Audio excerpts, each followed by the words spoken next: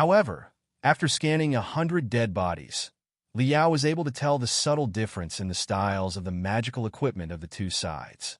For one side, the spiritual stripes were square and solemn, leaving the impression of perfection. Yet, they were a bit less rigorous and more rigid. The spiritual stripes of the other side preferred to employ waves and clouds. They were dispersing like supernova outbreaks, giving the feeling of energy and vigor, but they were sometimes chaotic and even excited. The species of the two sides in the primeval war were also clearly different from each other. The party with square and solemn spiritual stripes was all made of bizarre-shaped primeval species. Some of them had long tusks, some of them had 3 heads and 6 arms, and still some had the head of a human being and the body of a snake. Most of the primeval species were not as impressive as the member of the Quafu clan, who was almost 100 meters tall. But on average, they were still around 20 meters tall and deserved to be called giants in any sense. The party with vigorous and messy spiritual stripes mostly consisted of standard human warriors. They were wearing all kinds of war puppets competing with the deities that were far larger than themselves.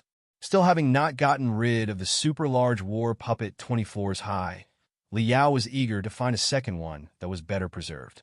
However, after searching for dozens of kilometers, although hundreds of war puppets were detected, most of them were around 20 meters tall. There was nothing bigger than that. It seemed that the super-large war puppets 70 meters tall were rare treasures even in the primeval era when the war broke out. It did make sense. Such super-large war puppets were produced for the purpose of slaying deities. Giants 100 meters tall, such as the Quafu clan, were the minority after all. Since most of the members of the Panga clan were around 20 meters, war puppets that were about the same height would suffice. In fact, such war puppets were certainly not easy to produce, either, because even war puppets 20 meters tall were rarely seen in the battlefield. Most of the warriors of human beings were still wearing thin armor that resembled crystal suits and fought the deities with their bodies of flesh and blood. Liao observed the warriors and their armor, which were about to turn into fossils. A lot of the armor gave him a contradictory feeling of both primitiveness and excellent design. They looked like immature experimental products and were even not fully enclosed. Although they adopted a lot of technology that Liao was unfamiliar with, their combat ability would not be too impressive based on their overall structure. Liao vaguely felt that some of the armor looked familiar. Thinking quickly, he realized what the problem was. The human beings were wearing basically the same armor as the warriors of the Panga clan did, except that theirs were much smaller in size. Their gears were some sort of counterfeits, but the problem lay elsewhere. The Panga clan boasted amazing techniques themselves based on their bizarre appearance. Naturally, their armors were produced in correspondence with such naturally endowed techniques. The simple duplication, despite the preliminary modification, of course, could not yield products that worked well with the bodies of human beings. An embossment-like picture that had been left on a cliff left Liao a very deep impression. The main character of the picture was a warrior of the Panga clan who was more than 30 meters tall. His head seemed to be made of metal, and 2 wings grew out of his ribs. Sharp bone blades protruded out of his hands and feet. Heavy armor made of countless scales was covering his body too. He was essentially a walking war fortress. Those who were fighting him, however, were not war puppets 20 meters tall, but more than 10 insignificant human warriors who were wearing thin armor. Even counting their foully made counterfeit armor, the human warriors were still less than 2 meters tall. There was an obvious gap between them and the warrior of the Panga clan. The flying swords in their hands were as funny as needles for the warrior of the Panga clan, too. However, with the needle-like flying swords, they stuck themselves to the warrior of the Panga clan. Even if the warrior opened his giant hand and crushed the bones of the human warriors into pieces, none of them retreated. They died together with the enemy and perished into the dust of history. For some reason, Liao suddenly felt that the human warriors wearing shabby armor were even taller, more magnificent, and more unwavering than the super-large war puppet 70 meters tall. However, human beings were not at such a disadvantage in every battle. Liao discovered the body of a human being that was deeply buried. There were not any enemies around the body.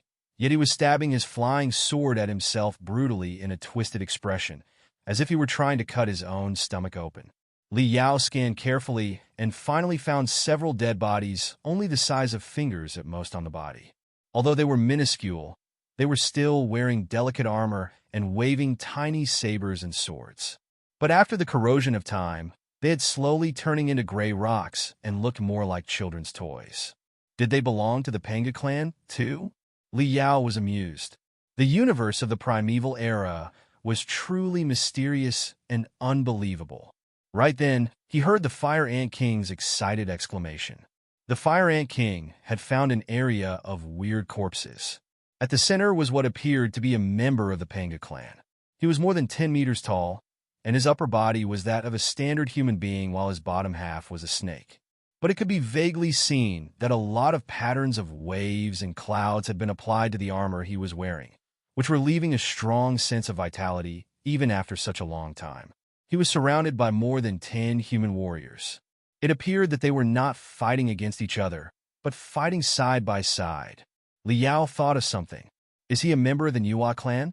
If so, the two parties involved in the primeval war that took place on Kunlun are obvious now.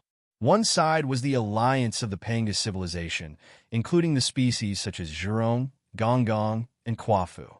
The other side was the Nuwa clan, which betrayed the alliance of the Panga civilization and human beings that the Nuwa clan created. It did make sense. After all, legend had it that Nuwa created human beings. The Nuwa clan was essentially the birth parent of mankind. If the Nuwa clan really ended on bad terms with the alliance of the Panga civilization, human beings definitely would have been on the Nuwa clan side. I'm not asking you to look at that. Here, look at this corpse. In delight, the Fire Ant King gestured Li Yao and Professor Mo Xian to look at one of the human beings. Li Yao observed and immediately noticed something wrong. The warrior was around 2 meters tall. He was also wearing vigorous armor of spiritual stripes and fighting side by side with other human beings and the warrior of the Nuwa clan. However, his appearance was different from his comrades. The flesh and blood had been corroded and broken apart, but the bones, after absorbing too many minerals, were preserved basically perfectly. It was obvious that his arms were much longer than the arms of regular human beings. There were also talons as sharp as sabers on the fingers. What was even more obvious was that his jawbones protruded forward and reduced in size in the front, forming a sharp triangle that reminded Li Yao of the beak of a bird. Also, the joints of his legs bent forward too, exactly like many birds. 2 branches could also be found on the 2 sides of his spine. However, the bones there were so weak that they had long perished. It was hard to tell whether or not they were organs such as wings. All in all, he was like a combination of a human being and a bird, not a regular human being in any sense. However, judging from the attitude of the human warriors nearby who were fighting side by side with him until they all died, they were all close comrades without any grudges with one another. Li Yao looked at the Fire Ant King suspiciously. Don't you understand? The Fire Ant King was almost crying. This is a demon warrior. Li Yao was greatly enlightened. Judging from the bone structure, he was definitely an out-and-out demon, and probably an ancestor of the modern Feather Clan. This explains a lot. I get it now. Professor Mo Xian pondered for a moment and said, Senior Bai Yinji retrieved a batch of divine water of Kunlun 40,000 years and created the first demons as we know. But in fact, since the divine water of Kunlun was passed on from the primeval era, there must have already been demons in the primeval era. Maybe it was the Nuwa clan who produced the divine water of Kunlun for the purpose of getting warriors of different units. Think about it. Cultivators are better at remote attacks with spiritual energy, while demons prefer to train their body with spiritual energy first and have melee combat later. Aren't they like 2 different units? The cooperation of different units matters most on a battlefield. The Nuwa clan created human beings first.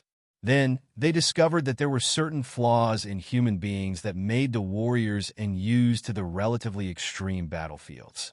So, they produced the divine water of Kunlun and transformed part of the human warriors into experts of melee combat, or a special force that was better adapted to a harsh battlefield, if you will. That must be the earliest origin of demons. The assumption made a lot of sense. With the integration of the Heaven's Origin sector, the Blood Demon sector, and the Flying Star sector, the idea could be publicized as a theoretical foundation of the new Federation. Since human beings and demons had fought side by side in the primeval era, it would only be natural that they joined hands again. Click, click. Liao took photos of the relic where primeval human beings and primeval demons fought together from various perspectives. It was not hard to imagine that the photos would be a hit when they were sent back to the three sectors. There are words here. Liao discovered that 2 words were carved on the left chest of the demon warrior's armor in the place of the heart. They were not spiritual stripes, but an ancient language. The heritage of a written language was much more stable than that of a spoken one. Every sector had a lot of different dialects. People might speak differently when they were only 10 kilometers away from each other. However, after words were carved on rocks and metals, it was difficult for them to change or vanish. Liao immediately recognized that it was an extremely ancient font named tortoise writing, which was used 40,000 years ago for facial and augury purposes. The 2 words were Thunderstriker. Thunderstriker? Liao repeated the phrase. Since it was carved on the chest of the armor, it did not seem like the name of the person, but more like the name of the troop that he belonged to. The armor of other human beings barely had any words on it, so this seemed to be a privilege of an elite troop. It appeared that Professor Mo Xian's guess was correct. The beak-mouthed guy was indeed from a special force of the primeval era named Thunderstriker. Liao and his companions could only take photos and videos of the relics, hoping to record the spiritual stripes on the surface of the armor and the magical equipment at least. The spiritual stripes boasted interfering and navigating functions on the spiritual and electromagnetic fields nearby. In other words, they could concentrate the natural spiritual energy, partly allowing the wearers to train anywhere and anytime, and partly serving as a natural spiritual shield. The function mechanism of such spiritual stripes was completely different from that of the modern spiritual stripes. They were a great inspiration for refiners like Liao and Professor Mo Xian. Other than that, while they were marching to the center of the concentric circles, they also found something very interesting. As it turned out, not just the army of the Nuwa clan had human warriors. There were a lot of human warriors in the army of the Panga clan whose spiritual stripes were square and solemn. At the same time, some bizarrely shaped warriors of the Panga clan were wearing passionate and vigorous armor and fighting side by side with the Nuwa clan and the human beings, attacking their own compatriots. It seems that the side of the civil war of the primeval era was not necessarily decided by species. After analyzing a relic where more than 1,000 corpses gathered, Professor Mo Xian reached that conclusion. There are relatively more human warriors on the Nuwa clan side, but those under the command of the Panga clan are not few either. Even the Panga clan and the Nuwa clan are not surely hostile to each other. They were somewhat mixed with each other. It seems that this was not a war of different species, but a war of beliefs that was fought for different ideologies, principles, and creeds. They were not fighting for their species, but for what they believed in. Of course, there should be human warriors on the Panga clan's side, the Fire Ant King reminded them. Don't forget Panga's covenant. Isn't the alliance of the Holy Covenant on the Panga clan side? At the very least, it appears so on the surface. They all chewed on the new finding for a while.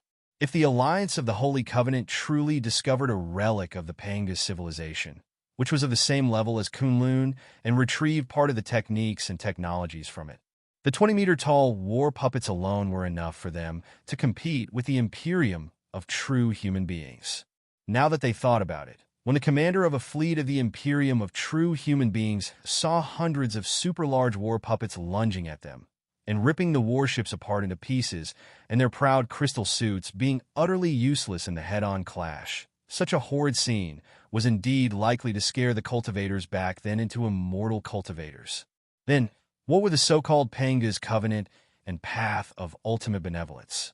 With those questions in mind, the three of them continued exploring. Neltharion got a general picture of the battle from the sky. The giant hole at the center of the concentric circles was more than 1 kilometer in diameter. According to the feedback of the mystic rays and the sound waves, It was more than 100 kilometers deep, suggesting that it should be a channel leading to the inside of Kunlun. It must have been an entrance of the planetary warship that led to the central area of Kunlun.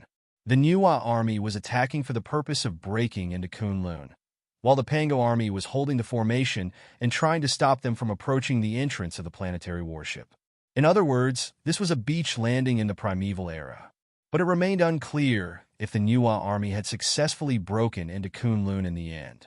The spiritual and electromagnetic environment inside was too complicated. Some of the traps and rune arrays might have been hibernating too.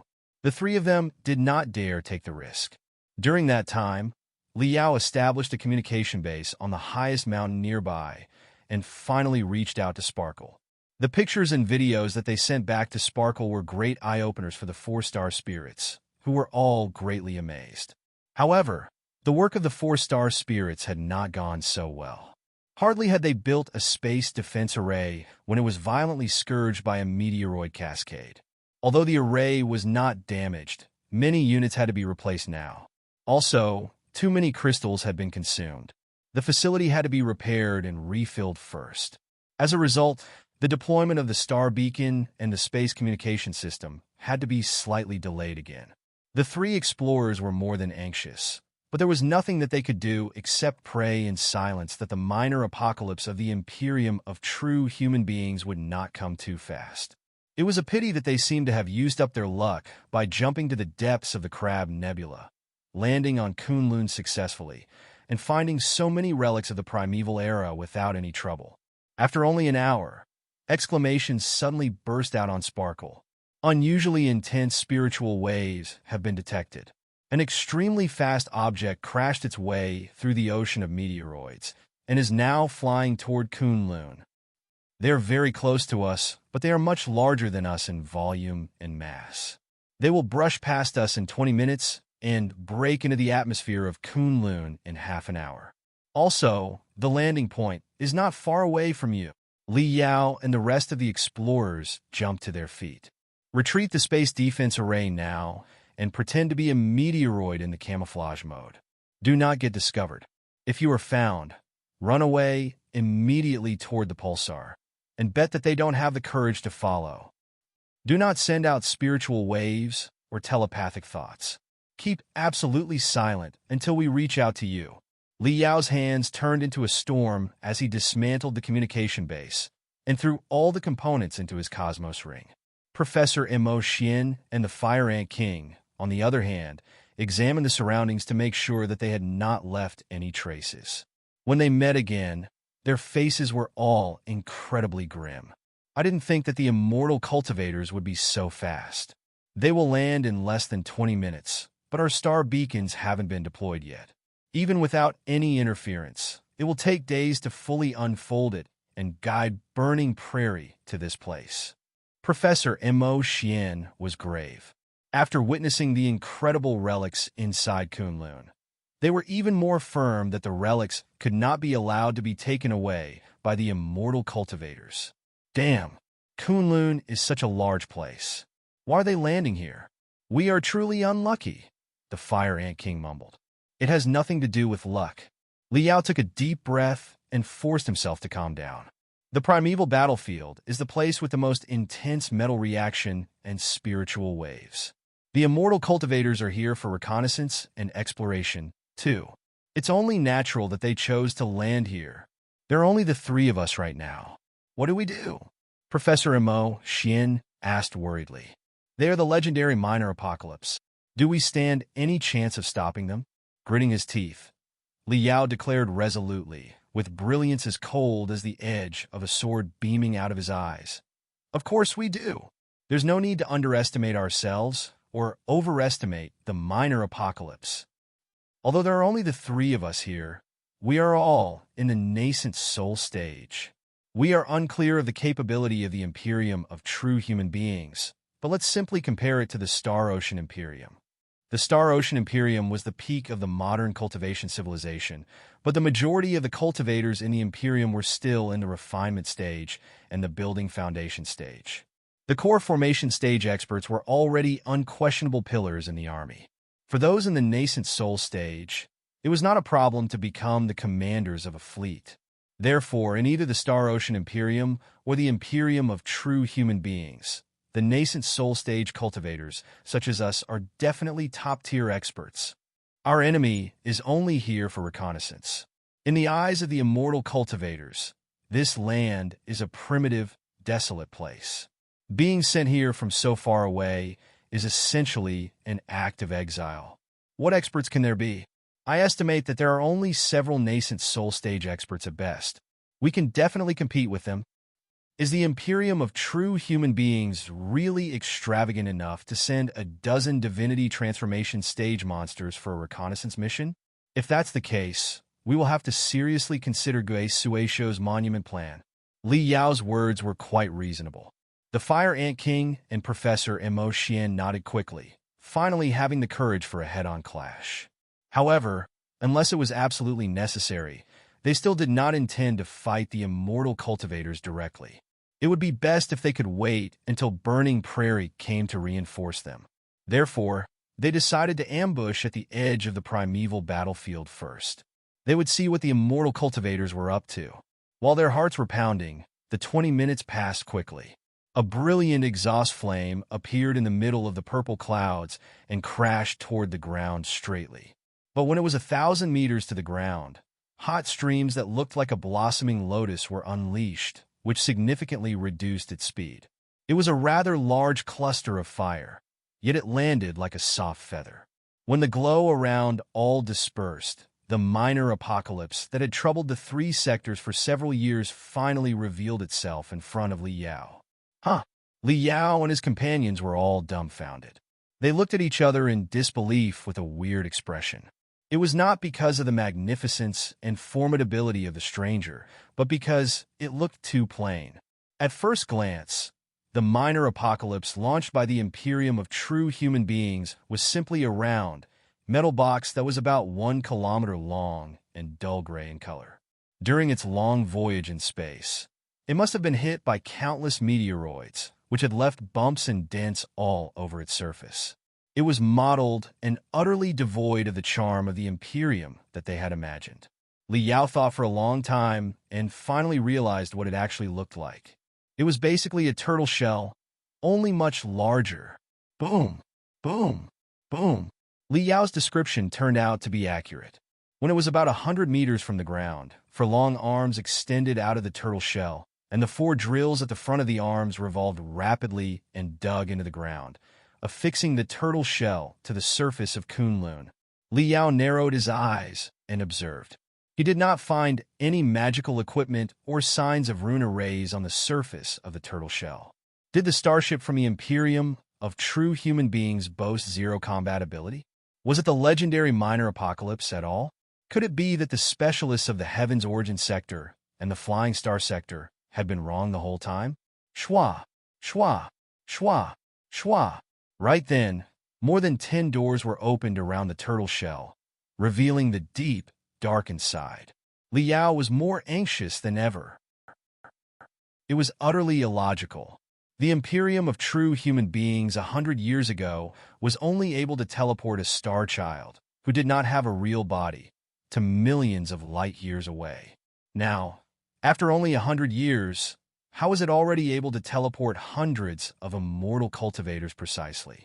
Were they not scared that the hundreds of immortal cultivators would perish in space if anything happened to the teleportation? Such a development of technology was too unbelievable. However, upon closer inspection, Li Yao immediately noticed something wrong. Those crystal suits were all about 1.5 meters tall, even shorter than ordinary people. Also, their limbs were narrow and long, and they were extremely slender. Unless the immortal cultivators were all dwarfs, it would be impossible for them to fit in such crystal suits. They were not crystal suits, but certain war puppets. There was no sign of life inside. No wonder such a huge batch of them had been successfully teleported all at once. Although they were lifeless puppets, their teamwork was quite immaculate. The 300 war puppets were like a well-trained army. They established defenses around the turtle shell and searched around, as if invisible strings were guiding them from behind. Li Yao thought quickly. Then lightning suddenly struck his brain. His eyelids cramping, he said to Professor Mo Xian in a low voice, "Grand illusionary soldiers?" The operational patterns of those war puppets were very similar to those of the Grand Illusionary Soldiers. No, they was even more advanced than the Grand Illusionary Soldiers, as if they were some sort of upgraded version. Very possible, Professor Mo Xian replied in a low voice. In the Flying Star sector, the Grand Illusionary Soldiers were the main force for the immortal cultivators in their rebellion.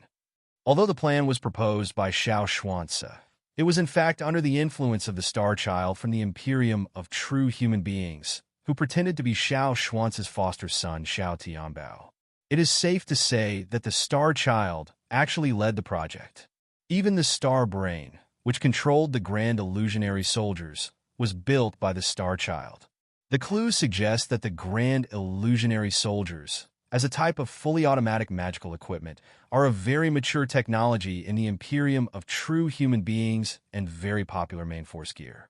To carry out an expedition mission where a long journey is involved, the Grand Illusionary Soldiers, lifeless, loyal, and unemotional, are the best choices.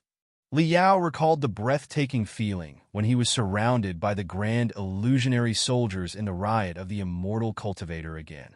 With a dull ache pervading his mind, he mumbled to himself, "I hate the Grand Illusionary Soldiers." Thankfully, the Grand Illusionary Soldiers as individuals were not very impressive. Their combat ability was based on their number, but there were only 300 Grand Illusionary Soldiers there.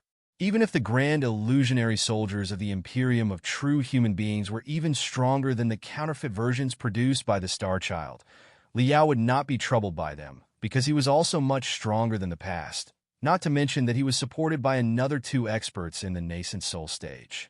But there was definitely more to the turtle shell. It was unnecessary for them to launch an assault yet. They could wait for Burning Prairie to deal with the enemy later. Swoosh! Swoosh! Swoosh! More than 10 Grand Illusionary Soldiers of the Imperium of True Human Beings flew over their heads. But they had hidden themselves with delicate camouflage in advance. They had buried themselves into crevices before they covered themselves with tremendous mud and rust. They looked exactly the same as the rest of the remains in the battlefield. The metal reaction and spiritual waves were so intense there that they were like a few drops of water that had melted into the ocean. Unless they were observed at a close distance, it was impossible for anybody to notice them. As they expected, the Grand Illusionary Soldiers detected no anomaly.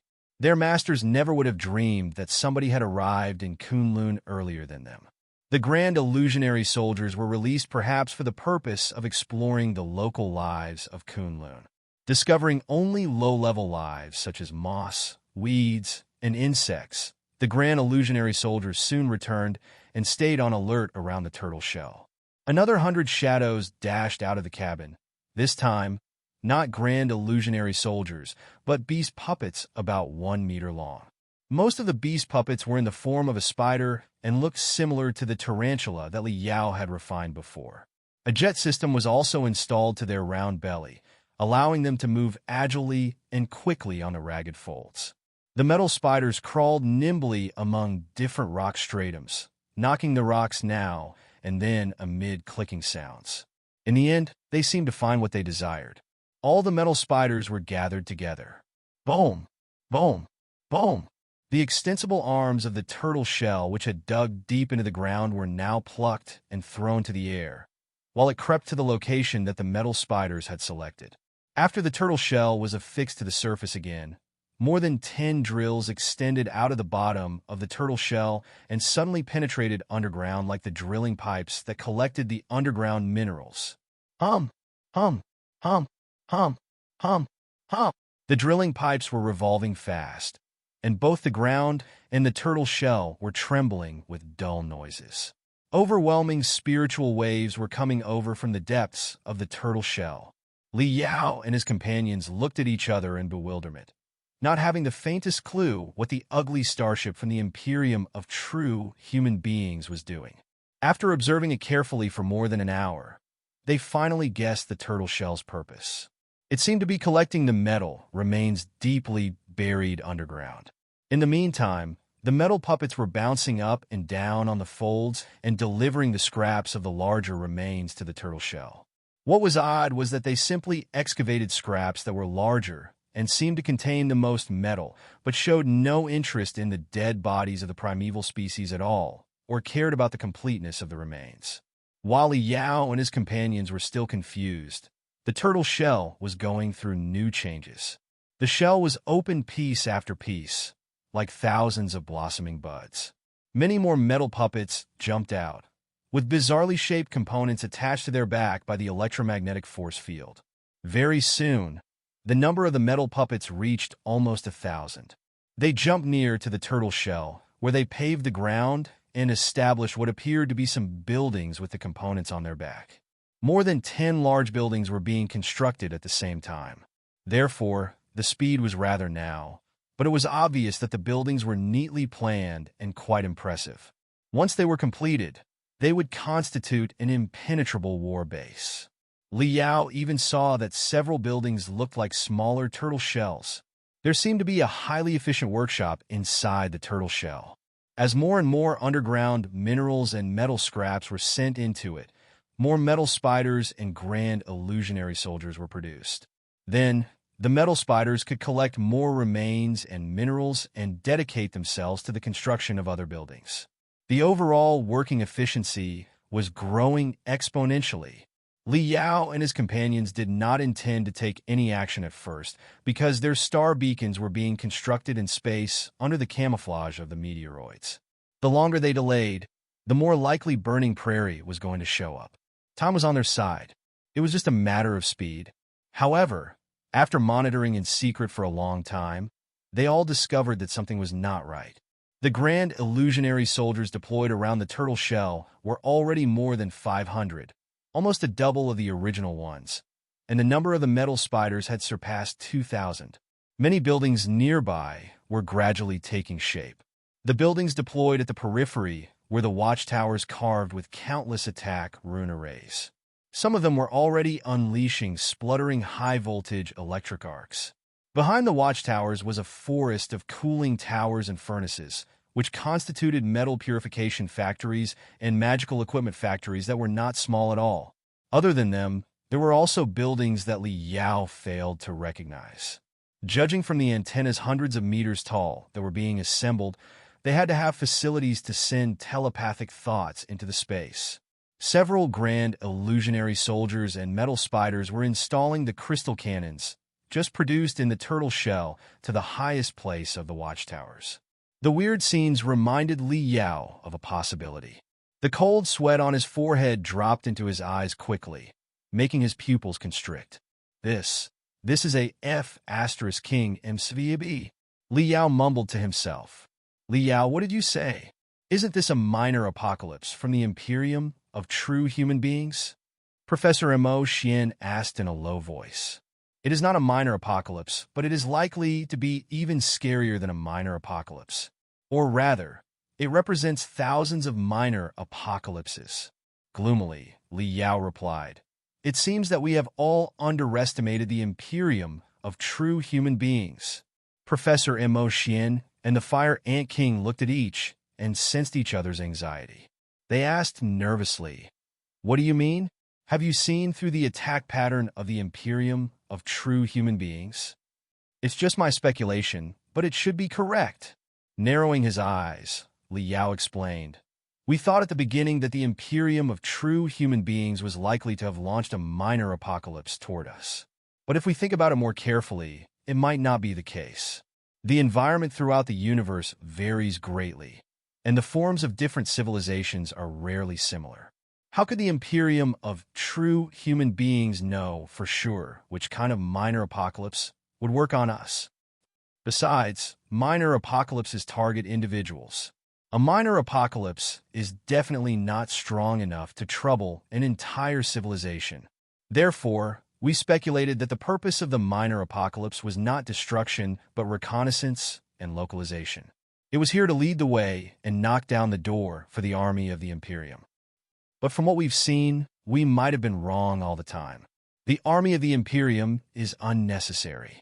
It is possible that the ragged starship of the Imperium is enough to destroy us and conquer the Heaven's Origin sector, the Blood Demon sector, and the Flying Star sector. Because it isn't an apocalypse at all, but a factory that can manufacture minor apocalypses. Short for Mobile Construction Vehicle, from Red Alert. It does make sense, Professor Mo Shin murmured. In a super long-distance expedition covering millions of light years, projecting an army or a powerful weapon is not a sensible choice at all. The larger an army is, the more resources it will consume on the way, and the more losses there will be should any accident occur. The strategical weapons that are as strong as apocalypses during their long voyage are vulnerable to radiation and cosmic dust. Their strength will gradually be reduced to nothingness. It is needless to mention the precision. Millions of light years away from each other, after dozens of space jumps in a row, and the target is hit precisely, that is too incredible and completely surpasses the technology of our civilization and even the Panga clans.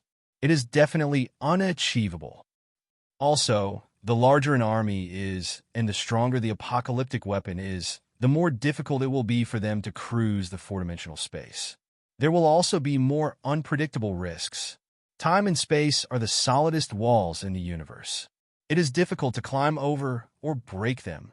With a grave face, the Fire Ant King remarked. Therefore, instead of teleporting an army or an apocalyptic weapon to the target to be attacked, they might as well teleport a factory or a base that can manufacture armies and strategic magical equipment. Such a base doesn't have to be huge, and few immortal cultivators are required. Just a couple of them are needed to supervise the situation at the critical moment while they are kept in the hibernation state when they are not needed. They don't even need to carry too many grand illusionary soldiers. As long as the safety and maintenance needs on the way are met, it will be enough. The most crucial thing is that the base must carry a mainframe crystal processor with an extremely high computational ability, a metal purification assembly line with a high compatibility, and a production line that can produce automatic magical equipment, such as grand illusionary soldiers and the beast puppets. Chances are that the designs of many other kinds of magical equipment are stored inside the mainframe crystal processor. With enough resources, countless pieces of automatic magical equipment can be manufactured incessantly. Such a base is like a swift dandelion that carries countless spores. When it is aimed at a certain direction and launched out, it will float on its own in the sea of stars. After it arrives in the vicinity of its destination, it will not explore or attack its destination directly, but find a planet with abundant spiritual energy and minerals around first. Once it finds such a planet, it will land and release the grand illusionary soldiers and beast puppets that it carries. They will be asked to collect resources, expand the base, and copy themselves. Gradually, more advanced buildings will be constructed, and more complicated grand illusionary soldiers and beast puppets will be produced. Then it is another circle. In such a spiral, more and more cutting-edge buildings and automatic facilities will be made, and what they really want will come out sooner or later. It may be a magnificent star beacon system. Li Yao's voice was mixed with freezing coldness. So magnificent that it is enough to lead the way for the army of the Imperium of true human beings and allow them to jump over instantly. It may also be a certain kind of mysterious magical equipment that can attack our planets directly, which will be incessant minor apocalypses. Or rather, the most straightforward approach may be building a swarm of grand illusionary soldiers and a few starships to accommodate them. That way, we will be easily drowned. After all, this place is not far away from the Heaven's Origin sector and the Blood Demon sector. Not too many advanced starships are required to cover the journey. As for exactly which pattern is adopted, it will probably be decided by the development level of the civilization in the destination. If it is an immense force with a large army and many core formation stage and nascent soul stage experts, chances are that they will establish star beacons and summon the army of the Imperium for the attack. During the process, they will also build certain strategic magical equipment and harass the target force in the form of minor apocalypses. They will bleed the enemy until the army of the Imperium arrives. If they discover that the local civilization is not developed and does not have many experts, chances are that they will build a swarm of grand illusionary soldiers and suppress the enemy on their way. The antennae on the Fire Ant King's head and the tentacles around Professor Mo Xian trembled. What a perfect mode of expansion! The Fire Ant King gnashed his teeth. Those sons of asterisk cheese. This is even more sordid than throwing a minor apocalypse at us. If a powerful minor apocalypse was really launched from the homeland of the Imperium of true human beings, covering the long journey in between, as the specialists of the three sectors estimated, it would definitely be resolved as long as the methods of attack and the operation modes were figured out. Even if the information was not figured out, the three sectors were unlikely to be destroyed by one minor apocalypse. However, with such a method, once the army of the immortal cultivators proliferated to a tipping point, they would expand faster and faster. Chances were that they would be able to produce more than 10 types of strategic weapons of different categories that were similar to minor apocalypses right there. We should have realized it earlier. Li Yao smashed his head hard, his voice turning hoarse. Expansion in the boundless universe certainly requires such a system that can automatically collect resources, reproduce, upgrade, command, and fight. Otherwise, if everything needed to be reported to the mother planet millions of years away while they waited for the instructions and reinforcements from their home, there would be no way to expand at all. The Fire Ant King is quite right. Such an expansion mode is truly impeccable and shameless. Think about it. Logically, the Heaven's Origin sector, the Flying Star sector, and the Blood Demon sector could not have discovered Kunlun, which was hidden deep inside the Crab Nebula at all, right? Even if we had the star map of Kunlun from Senior by Yenji, we wouldn't have found this place without the guidance of the Star Prior's house. If it weren't for the fortuitous collaboration of the Heaven's Origin sector, the Flying Star sector, and the Blood Demon sector, we wouldn't have known the first thing going on here. In that case, the base of the Imperium of true human beings would have been able to develop unhurriedly. It wouldn't have mattered if the process took 3 to 5 years. Eventually, an unparalleled force certainly would have been produced. By then, when millions of grand illusionary soldiers appeared in our atmosphere with dozens of minor apocalypses, we would certainly be caught unprepared because we never would have dreamed that the foreign intruders would crawl out from next door. Despite the lack of a nerve system, Professor Mo Xian shuddered hard. Looking at each other, he and the Fire Ant King both realized that the truce of the Heaven's Origin sector and the Blood Demon sector and the collaboration of the three sectors came right in time. If Li Yao had not stopped the war between the Heaven's Origin sector and the Blood Demon sector, there would not have been a victor at all. It was hilarious that the patriots, such as Lu Zue, were fantasizing over enslaving the demons and sending them to the Flying Star sector for mining. Before their great cause was pushed forward, an overwhelming army of the Imperium would have shown up in less than 5 years and annihilated the Heaven's Origin sector, the Blood Demon sector, and the Flying Star sector alike.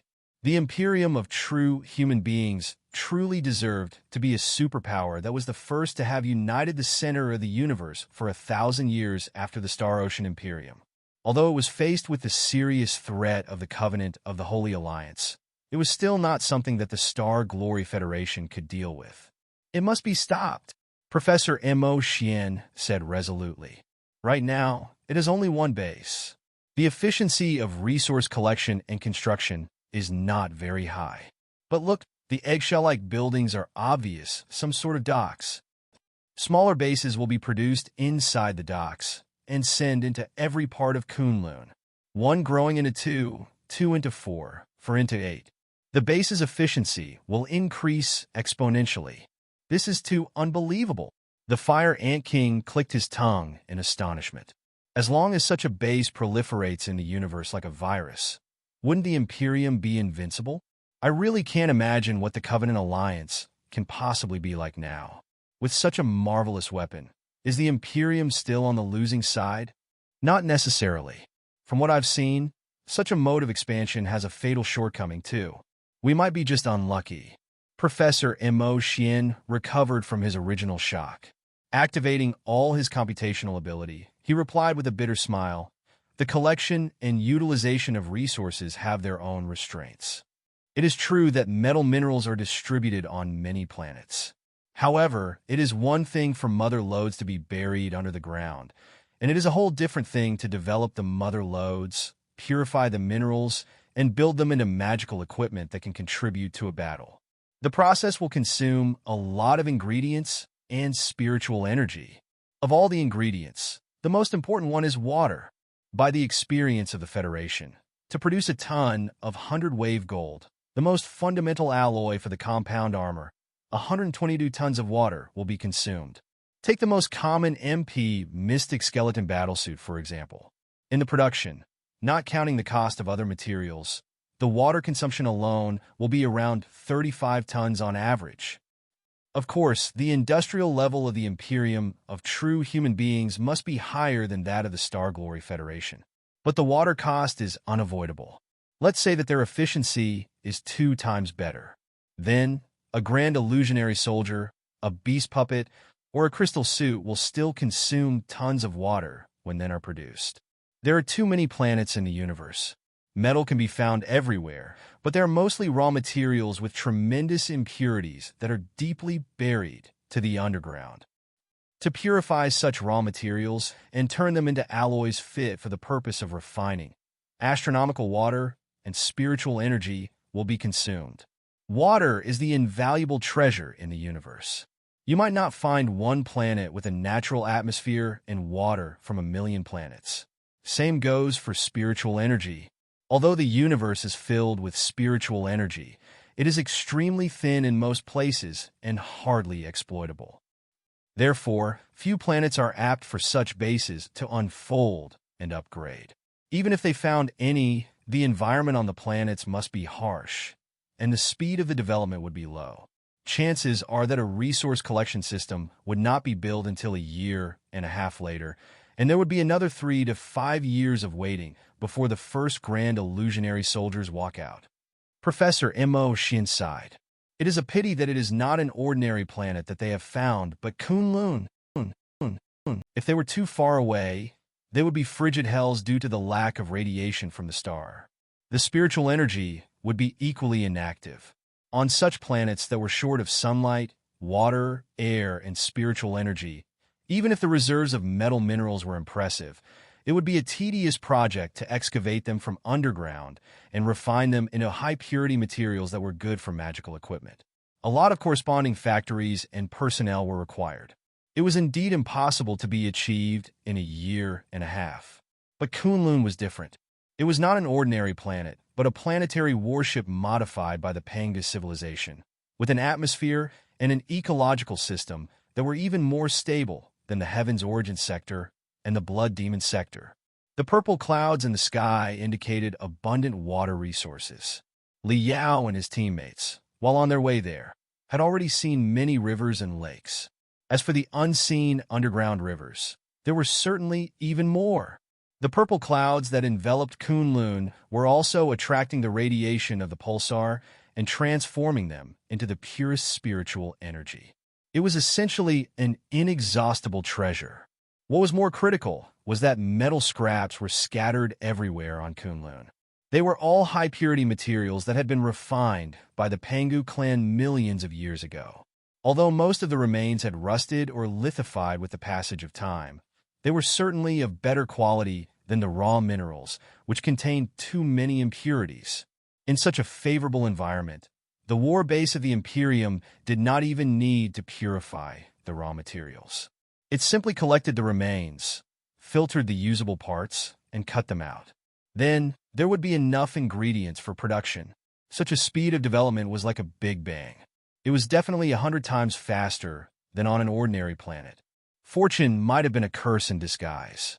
Kunlun, because of its closeness, naturally could bring tremendous relics, technologies, and techniques to the new Federation, but at this moment, it also turned into a catalyst that was pushing them toward the abyss of doom. According to my calculation, the production of the grand illusionary soldiers and the metal spiders is slowing down. Looking at the time on the lens on his retina, Li Yao said in a low voice, but the construction efficiency of the buildings has been significantly increased. Meanwhile, The entire base seems to be expanding. It is perfectly normal, Professor Emotion said. The Grand Illusionary Soldiers are not very advanced magical equipment after all.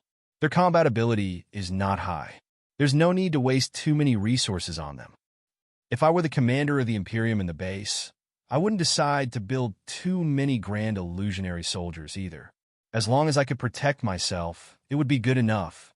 Most of the resources should be used to upgrade the base so that larger, tougher magical equipment could be produced sooner. Magical equipment stronger than the Grand Illusionary Soldiers? Liao licked his dry lips and felt that the tip of his tongue was hot. He could not tell whether he was excited or anxious. Have you noticed it? The Fire Ant King squinted and said, the Grand Illusionary Soldiers recently produced are modeled, as if they have patches all over their body. Also, their movement is a bit rigid, too, and not as swift as the first Grand Illusionary Soldiers. Liao and Professor Mo Xian observed carefully for a moment and nodded at the same time. I get it now. The materials that make up the Grand Illusionary Soldiers are not the refined, raw minerals but the scrap from the primeval battlefield. Or in other words, they are not produced but jumbled. Liao patted his head, somewhat in relief. There go my worries. How could it be so fast to build a complete metal collection and purification system? It is too appalling even for the Imperium. As it turns out, all of them are piled up with garbage. That makes much more sense. No wonder they are not producing more Grand Illusionary Soldiers. I assume that it is because the garbage nearby has all been collected. There are no materials now. Professor Mo Xian's voice was still tightened. However, if we leave them alone, they will build a real purification plant and a magical equipment center sooner or later. By then, walking down from the assembly lines will probably be the most elite Grand Illusionary Soldiers and the powerful magical equipment beyond our imagination. We must take over it. Li Yao's eyes glittered in greed. He licked his sharp teeth and said, the mainframe crystal processor of the war base must store countless designs of the military magical equipment of the Imperium of true human beings, as well as the bizarre buildings and the procedures to build them. If we can get this mobile war base, and even duplicate it on a large scale, our capability will certainly witness a huge leap. Magma-like brilliance flowed out of the Fire Ant King's eyes as he mumbled, yes. We are now developing the resources planets of the Flying Star sector on a large scale, and even hoping to look for more sectors beyond. With such a mobile war base, our efficiency will be more than 10 times higher. Professor, a few years ago, you swallowed most of the computational ability of the Star Brain and grew a deep understanding about the crystal processor system of the Imperium of true human beings. You've also developed several pertinent viruses targeting such crystal processors. Are you confident to sneak into the war base, steal its mainframe crystal processor, and turn it into part of yourself? Liao asked, full of hope. It's hard to say. Professor Mo Xian pondered for a moment and shook his head. There are two problems. Firstly, the star brain that I swallowed was made by the Star Child, who came from the Imperium more than 100 years ago. It means that the star brain represented the level of the Imperium of true human beings more than 100 years ago. We don't know yet when the war base was invented and which era the mainframe crystal processor it adopted belongs to. If it is the latest model with the most cutting-edge technologies, it won't be easy for me to hack and control it. Secondly, the mainframe crystal processor is surrounded by the war base and protected by so many Grand Illusionary Soldiers. Besides, real immortal cultivators must be supervising everything inside the base. We must think carefully about how to sneak in. Staring at the war base far away, the Fire Ant King asked resolutely, what if we create a distraction for you? It's not a good plan. Liao pondered for a moment and vetoed the idea himself. Right now, the enemy has stopped the production of the Grand Illusionary Soldiers and dedicated most of the resources to the expansion of their base. They must be making preparations for certain large magical equipment. The expansion and upgrade of the base will not be completed soon. During that time, the improvement of its overall combat ability will be limited. Before, we estimated that it was a scout sent by the Imperium of true human beings, and that there couldn't be too many tough experts on it. But from what we've seen, it is probably going to develop on its own and produce an army in silence. So, we must rectify our previous judgment. The immortal cultivators in the war base are not scouts, but some sort of commanders. They can't be weak. We only have 3 nascent soul stage cultivators.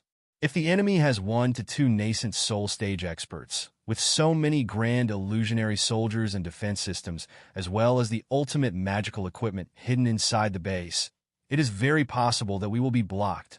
So, we will be alerting the enemy. The Fire Ant King and Professor Mo Xian realized that it did make sense. The Imperium had projected such a terrifying war base, in which a lot of critical technologies of the Imperium were stored from afar. If it could be occupied by 3 nascent soul stage cultivators easily, the Imperium would not have gone there for an invasion at all, but to commit suicide. There had to be tougher methods of attack deep inside the base that they could not compete with easily. Right now, the immortal cultivators are unaware of our existence, and they do not know that we have grasped much information about them. That's why they are not nervous at all, and have switched to the base expansion mode after only producing 1,000 grand illusionary soldiers. Li Yao's eyes were still as bloodshot as those of a hungry wolf, but his voice was extremely calm as he analyzed carefully.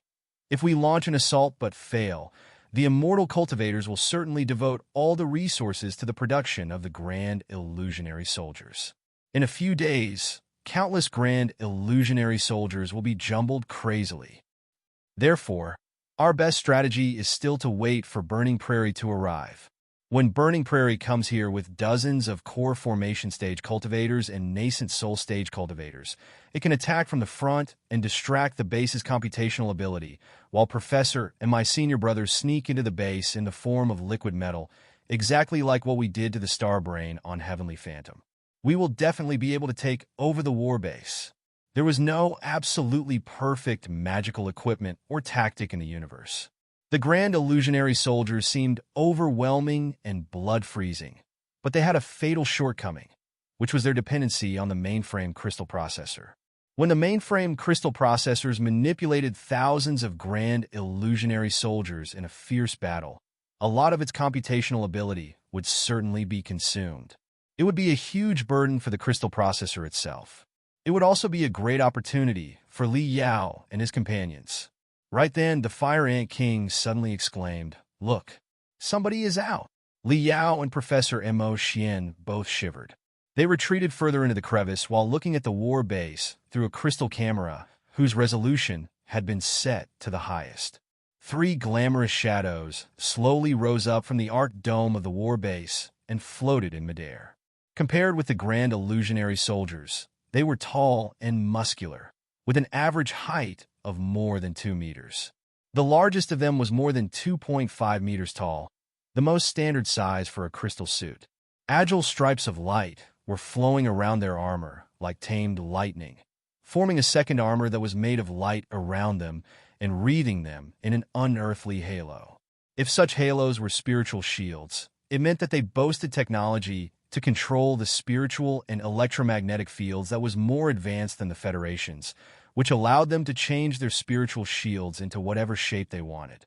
Judging from their glamorous armor, their swift movement, and their magnificent auras, they were definitely not grand illusionary soldiers, but 3 immortal cultivators. It's hard to say how advanced their crystal suits are, but based on their fabulous and delicate spiritual shields, their control technology of the spiritual force field is definitely more developed than ours. Chances are that any bullets we shoot at them will be blown away or even sent back to us. Li Yao was quite right. 3 immortal cultivators with so many grand illusionary soldiers are too much for the 3 of us. Even if they cannot defeat us, they will at least have time to retreat into the turtle shell. While Li Yao and his companions were whispering to each other, the 3 immortal cultivators in the distance took off their facial covers one after another and revealed their real faces, perhaps because they were confident about their own capability and believed that nothing on the planet, which had been dormant for so long, was a threat to them. The 3 immortal cultivators were made of 2 males and a female.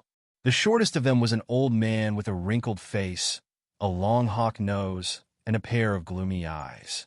The brawniest of them was a bald, middle-aged man with scars on his face and a mustache that looked like black caterpillars. The youngest of them was a female with a pretty face. She was also the least calm of the three. Looking at the primeval relics around, she was almost bouncing in delight. The three of them seemed to have just woken up from a prolonged hibernation. Their faces were all a bit pale, but they were reddening at a visible speed.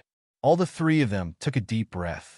With fascinated expressions, they floated in midair and patrolled in their new territory while they chatted with each other at ease. Li Yao and his companions were too far away from them, not having the courage to eavesdrop on the conversation with their techniques. They could only try to observe the immortal cultivator's lips and guess what they were saying. Because of the angle, they could not see very clearly, and they could only basically get what the strangers were saying after observing intermittently for about 20 minutes. The female immortal cultivator took a long breath at first and said, "It's been a long time since I last breathed such natural air."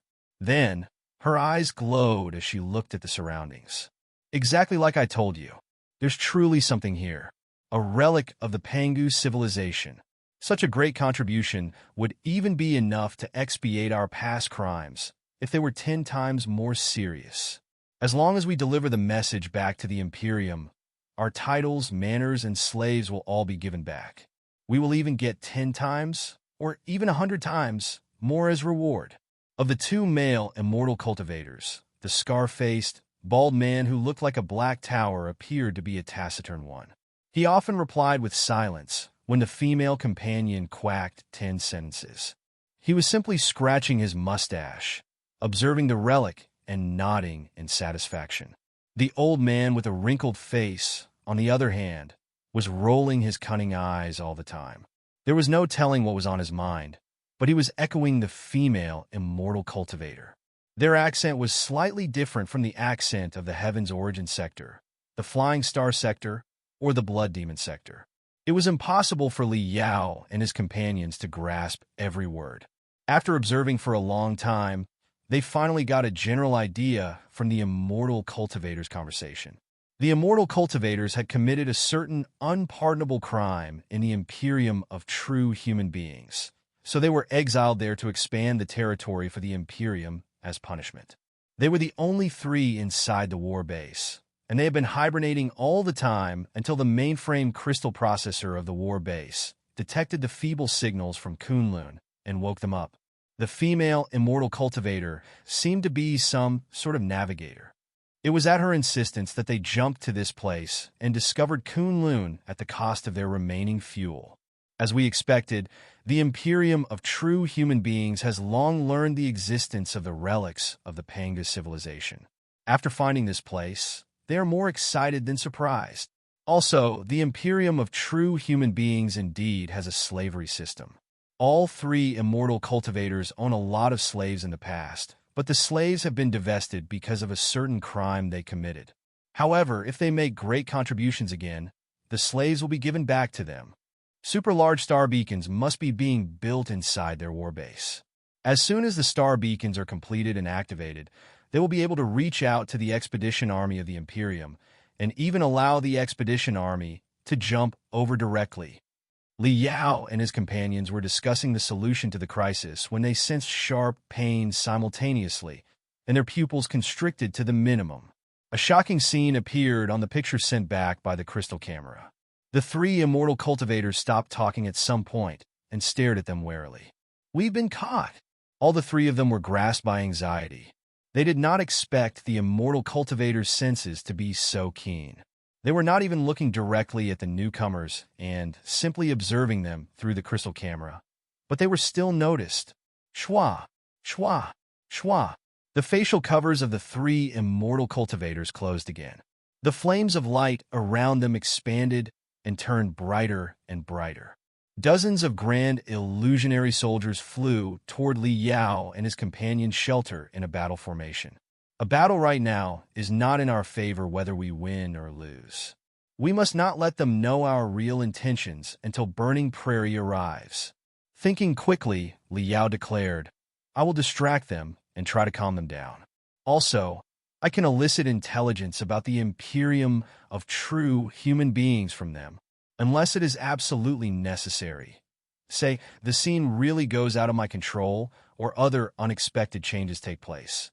Let's not communicate with each other. The dozens of grand illusionary soldiers arrived above them, and their crystal cannons had been activated. The immense spiritual waves shining around the barrels made the weapons look like colorful swirls. There being no time for any discussion, Liao took off his crystal suit and the mustard seed combat suit as quickly as possible. He then put on a well-worn fiber combat suit made of regular materials and the Rockman, a ragged, rusted engineering crystal suit that he had carefully prepared before the journey. Gritting his teeth, he dashed out of the crevice. Liao rushed here and there among the rocks and the debris, as clumsily as a rabbit whose leg was broken. He was waving his hands and legs crazily, and his every movement was only indicative of one thing: panic. He sensed clearly that the dozens of grand illusionary soldiers in the sky had locked onto him. Yet, they delayed their attack and simply surrounded him not far away. Shwa! Right then, a streak of seven-colored brilliance appeared in front of him as quickly as lightning. He crossed his arms to protect his chest out of natural instinct. An orange spiritual shield was condensed instantly, only to be crumbled 0.1 seconds later. He was blown out by an uncanny force into a rock, leaving a deep dent below him.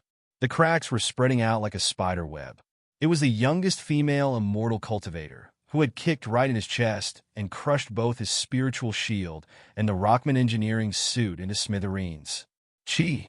Chi! Chi! Chi! Chi! Chi!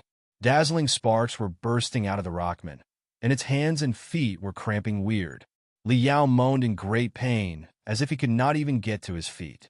The three immortal cultivators slowly landed, while the grand illusionary soldiers went back and searched Liao and his companion's shelter.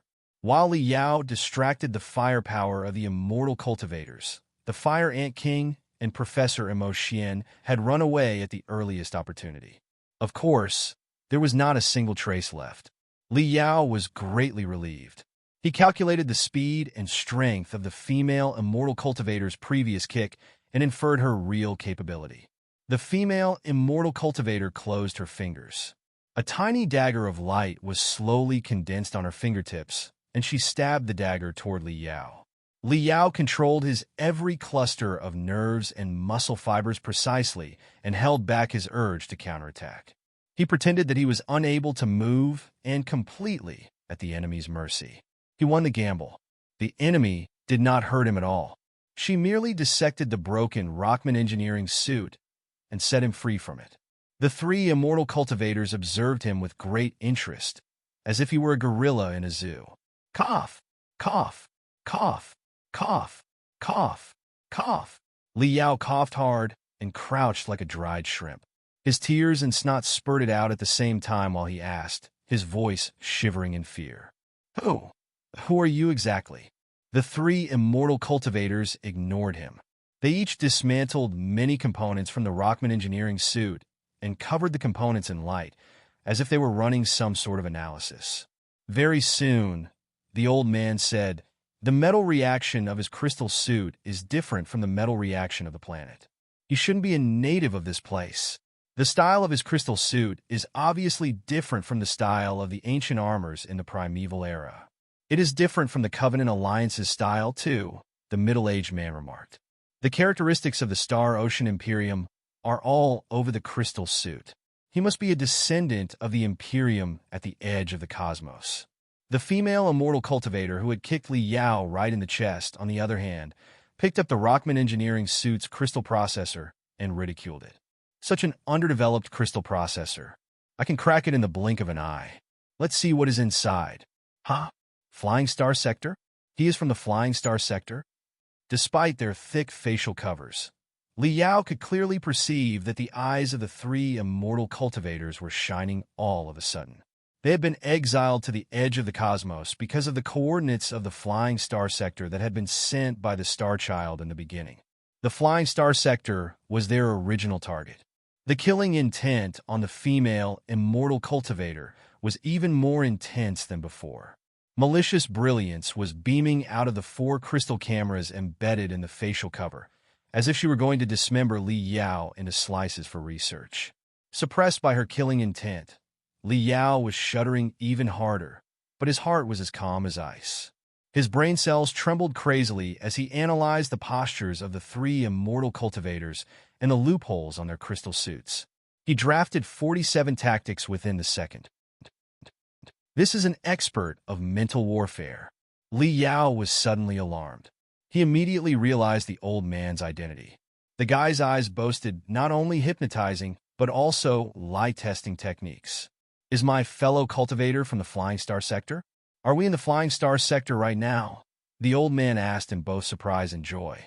Li Yao gave no answer. The muscles all over his body were still tightened. There was half fear and half alert in his eyes.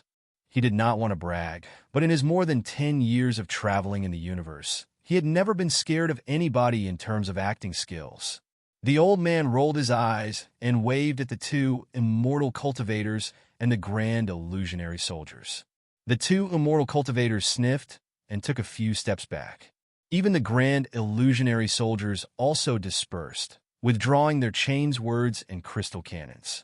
The old man helped Li Yao to his feet pretentiously and apologized. Fellow cultivator, do excuse us. We have only just arrived in this foreign land, and we were being a bit paranoid for fear of encountering evil creatures. We didn't know that it was my fellow cultivator who observed us, and we attacked too heavily. Please do forgive us, fellow cultivator. Cough, cough. I didn't know that you were human beings either. You were causing such a fuss. Of course, I had to take a look. Li Yao vomited a mouthful of blood and took a deep breath. Fear slowly faded from his face, replaced by curiosity. He eyed the war base far away and then the 3 immortal cultivators, before he clicked his tongue and remarked, "Your crystal suits are different from ours. Those puppets look rather similar to the grand illusionary soldiers of our Flying Star sector, though. Who are you exactly? Grand illusionary soldiers?" The 3 immortal cultivators exchanged a thoughtful look. The old man's smile was even sunnier as he replied mildly, "May I know your name, my fellow cultivator? What is this place in the Flying Star sector, and how far away is it from your mother planet?" "I am Li Yao, a cultivator in the building foundation stage. As for exactly what this place is, I don't have the slightest idea," Li Yao said pitifully. "I ended up in this place after my starship had an accident." "Oh!" The 3 immortal cultivators looked at each other in bewilderment. The old man said in a daze, "Misery truly loves company. We also ran into a storm in the Sea of Stars when we almost used up the fuel on the starship. We were forced to land in this place, but we didn't expect that we would run into a fellow cultivator from a different sector." Noticing that Li Yao was distracted by the war base far away, the old man said with a smile, "There's no need to fret, fellow cultivator Li. That is our starship, which is now self-recovering and refilling its fuel. As soon as the maintenance is done, we will be able to leave this place, with you, my fellow cultivator too."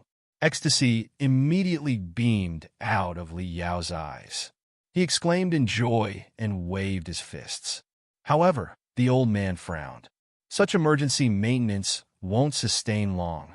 If we don't hurry to perform a full maintenance in a dock, it will collapse in space sooner or later. It will be easy if we return to the Flying Star sector. Leo Blurta. The Flying Star sector is adept at the maintenance of starships. Your starship is definitely going to be repaired there. How exactly did you end up in this place, fellow cultivator Li? Colorful brilliance shot out of the old man's eyes, and his thousands of telepathic thoughts crept into Li Yao's head through his pupils, decorating his voice with irresistible charm. "Right now, we are all trapped in this place. It's necessary to work together and get out of here. Fellow cultivator Li, your experience might help us localize the Flying Star sector's coordinates. Please do tell us everything without leaving out any detail. After we have the starship repaired, fellow cultivator Li, you will be able to go home." Li Yao sensed that the old man's voice and eyes turned into a weird force that were stimulating his cerebral cortex, especially the brain cells and clusters of nerves that were responsible for memories. If he were truly a building foundation stage cultivator, chances were that he really would have been hypnotized after only a few words and confessed everything. However, Liao's brain had suffered the blasts of Yezi, the mental devil, and many other weird forces. His brain cells were even more developed than a regular nascent soul stage cultivator's. Such petty tricks were naturally not a problem for him. My father is an elder of the Swooping Eagle sect. According to the rules of the Swooping Eagle sect, every disciple of the sect must train themselves for 3 to 5 years or even longer in the real world while concealing their identity. For me, I changed my name and went to the Thousand Sail Space Zone, where I applied to be a guard for a short-distance cargo ship named Sparrow. Liao pretended that his eyes were frozen while he said dumbly, Sparrow was a middle-sized carrier that often commuted among almost 10 space zones. The sailing routes were the most prosperous ones in the Flying Star sector. Nothing serious ever happened.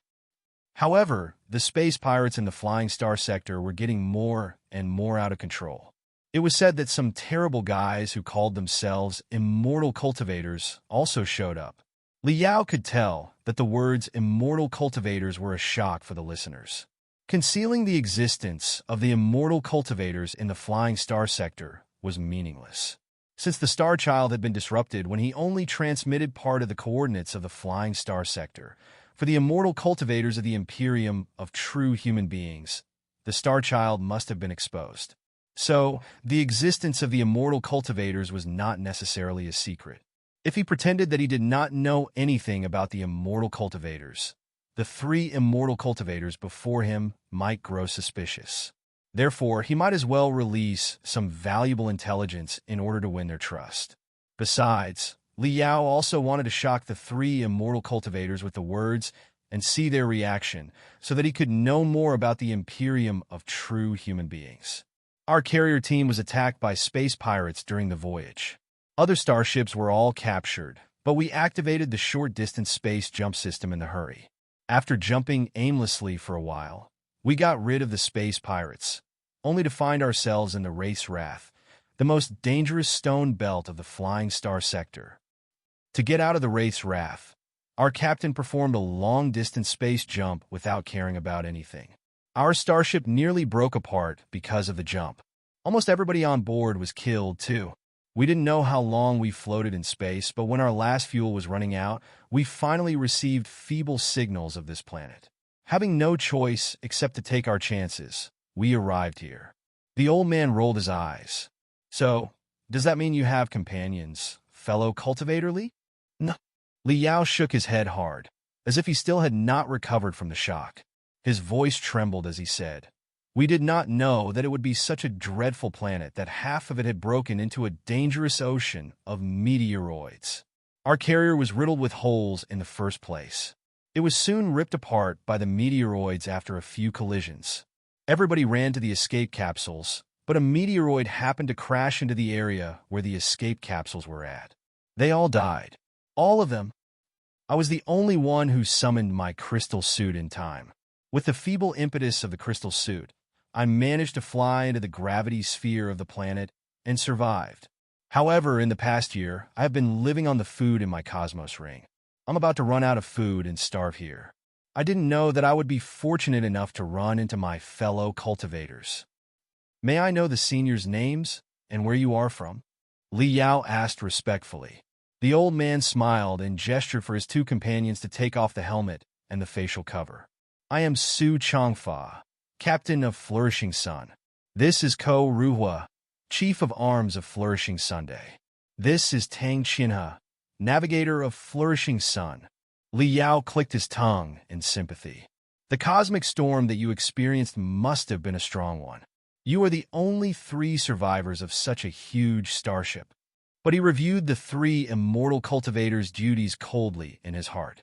Since Ko Ruhua, the bald, scar-faced man, was the chief of arms of the 3, he was probably the one with the highest combat ability. Should they be engaged in a fight, he should be dealt with first. However, the possibility of the CR*PPY old man, Su Changfa, tricking him could not be ruled out yet. One was often the opposite of their appearance. Chances were that the navigator Tang Qianhe, or even the old man himself, was the strongest of them. Everything was possible. He had to continue investigating. Su Changfa burst into laughter and waved his hands. Fellow Cultivator Li, you are kind enough to care about unknown fellow cultivators when you are in desperation yourself. But please rest assured, fellow Cultivator Li, we didn't lose any hands. When Flourishing Sun took off, we were the only 3 on board. Different from you, we are not from a sector nearby, but from the center of the cosmos after cruising millions of light years. The journey to break the void is too dangerous for us to bring too many people with us.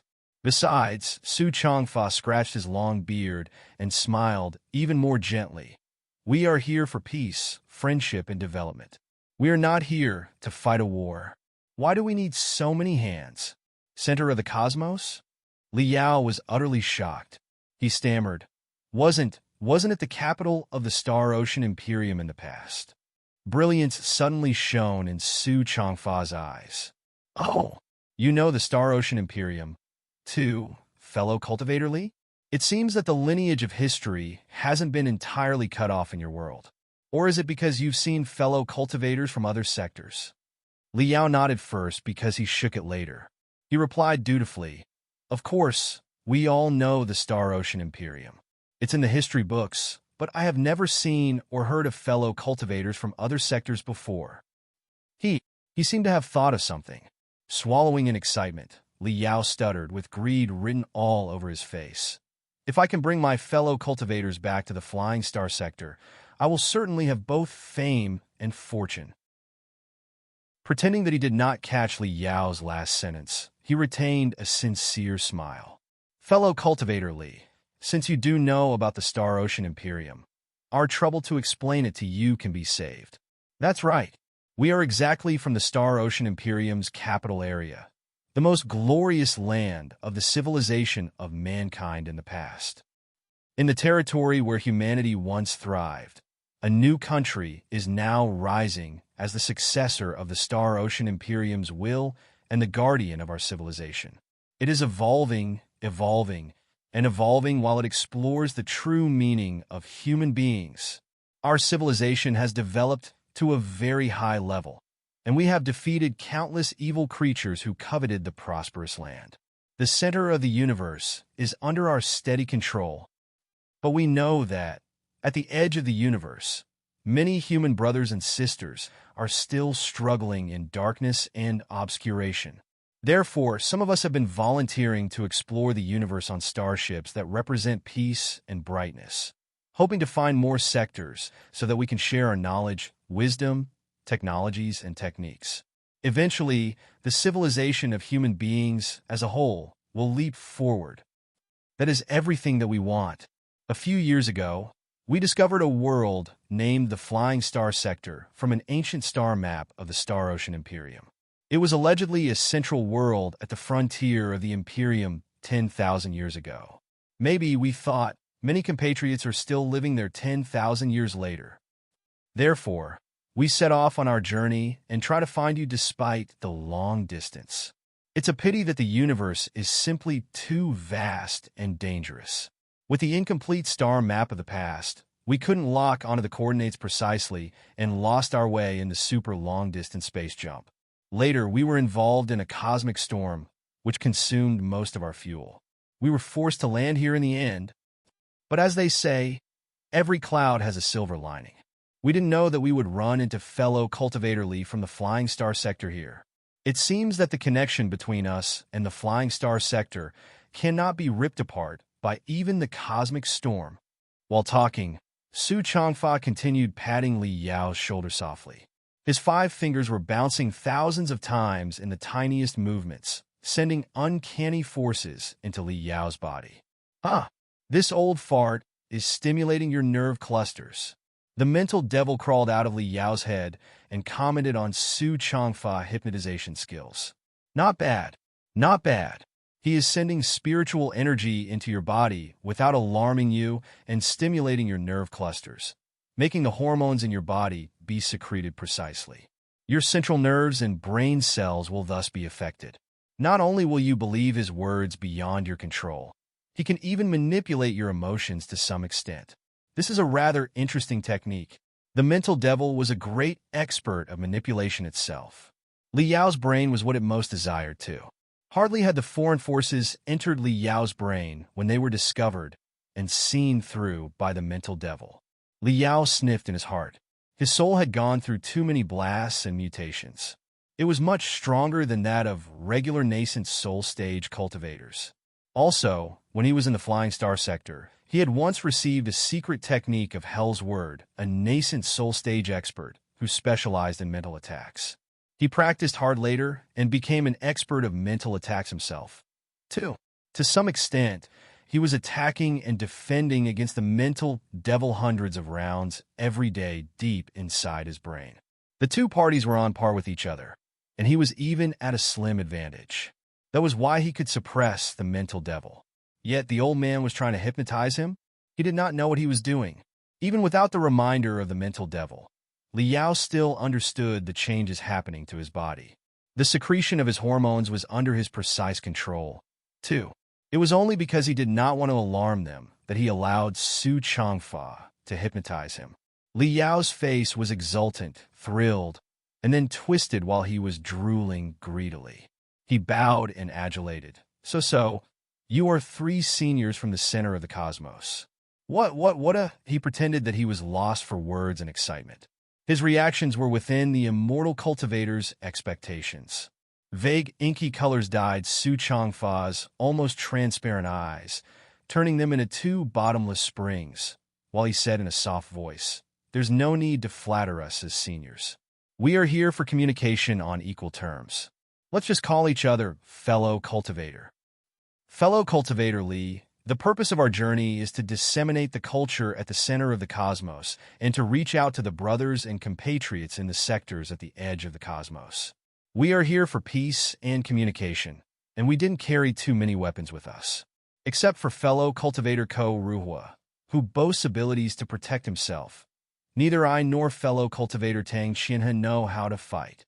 From what we've heard, the Flying Star sector is rather a dangerous place plagued by the space pirates and the immortal cultivators, isn't it? Would they threaten our lives if we go to the Flying Star sector? I know a thing or two about the space pirates. Bandits who travel into space and rob other people. That's all. But I wonder, what are the immortal cultivators? Li Yao sneered to himself. Do not know how to fight? Chances are that the most dangerous one of the 3 immortal cultivators is the old fox who is good at hypnotization and mental attacks. However, on the surface, he pretended that he was completely hypnotized and confessed everything he knew. The immortal cultivators are terrorists who have popped up in recent years. They established an organization named the Temple of Immortals, which has been complicit with the space pirates. The immortal cultivators are different from us cultivators. We cultivators always dedicate ourselves to the execution of evil and the protection of ordinary people. We won't hesitate to burn ourselves to illuminate the world. The immortal cultivators, however, consider ordinary people to be nothing but ants. They have no moral standards to achieve their purpose, and they can sacrifice tens of thousands of ordinary people without batting an eye. In the Flying Star sector, the immortal cultivators have launched too many terror attacks. Countless ordinary people have been killed by them. They are a major trouble for us. I didn't know that there were such shameless cultivators in the world, Su Changfa said in shock. Then, haven't the fellow cultivators of the Flying Star sector figured a way to eliminate them yet? Have your divinity transformation stage cultivators and nascent soul stage cultivators not taken action? In confusion, Li Yao replied, "Divinity transformation stage? There's nobody in the divinity transformation stage in the Flying Star sector. Even the nascent soul stage cultivators are only a handful, and only one of them is battle type. The Flying Star sector is too large a place. One battle type, nascent soul stage cultivator, is far from enough." Su Changfa, Ko Ruhua, and Tang Xianhe looked at each other, almost unable to hold back their derision and delight. Ko Ruhua, the tall and strong chief of arms, stepped forward and asked solemnly, "Fellow cultivator Li, I wonder, what's the population of the Flying Star sector? How many warships and worthy cultivators are out there?" It was quite a sensitive question, But Liao appeared inert enough to catch the killing intent entailed in the sentence. Tilting his head and thinking for a moment, he shook his head and said, "The population is about 7 to 8 billion, or maybe even 10 billion. I really can't tell." The Flying Star sector is a civilization based on starships. Most of the people live on starships that drift from space zone to space zone. There is not a central government.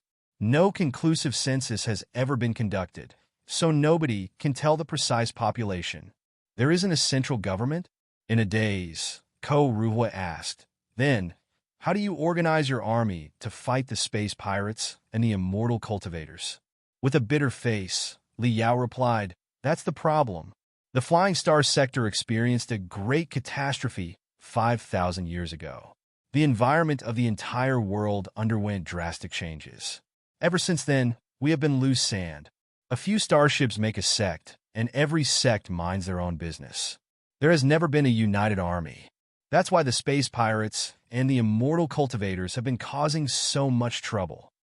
However, after the immortal cultivators showed up, all the sects finally joined our hands to build a piece of magical equipment named Grand Illusionary Soldier, hoping to exterminate the immortal cultivators. Tang Qianhe, the navigator and the only female immortal cultivator, asked with a smile, "Grand Illusionary Soldier? What is that?" Li Yao nodded at the Grand Illusionary Soldiers of the Imperium of true human beings in the sky. "It is similar to the metal puppets of yours. Such magical equipment can fight on their own without being controlled by a cultivator. All the Grand Illusionary Soldiers are manipulated by the Star Brain, a supercrystal processor. It is said that several million of them will be enough to settle the trouble of the space pirates and the immortal cultivators once and for all." That explains a lot. Su Changfa's deep, dark eyes rolled time and time again. "But I wonder, when did you end up in this place?" At that time, the final battle between you and the immortal cultivators had not begun yet, had it? Li Yao nodded. "We were ambushed by the space pirates 5 years ago. Then, we drifted in space for about 3 years before we found this place. It's been around 2 years since I was forced to land here. Since you were forced to land in your crystal suit, you certainly didn't have a starship to live in," Ko Ruhua said coldly.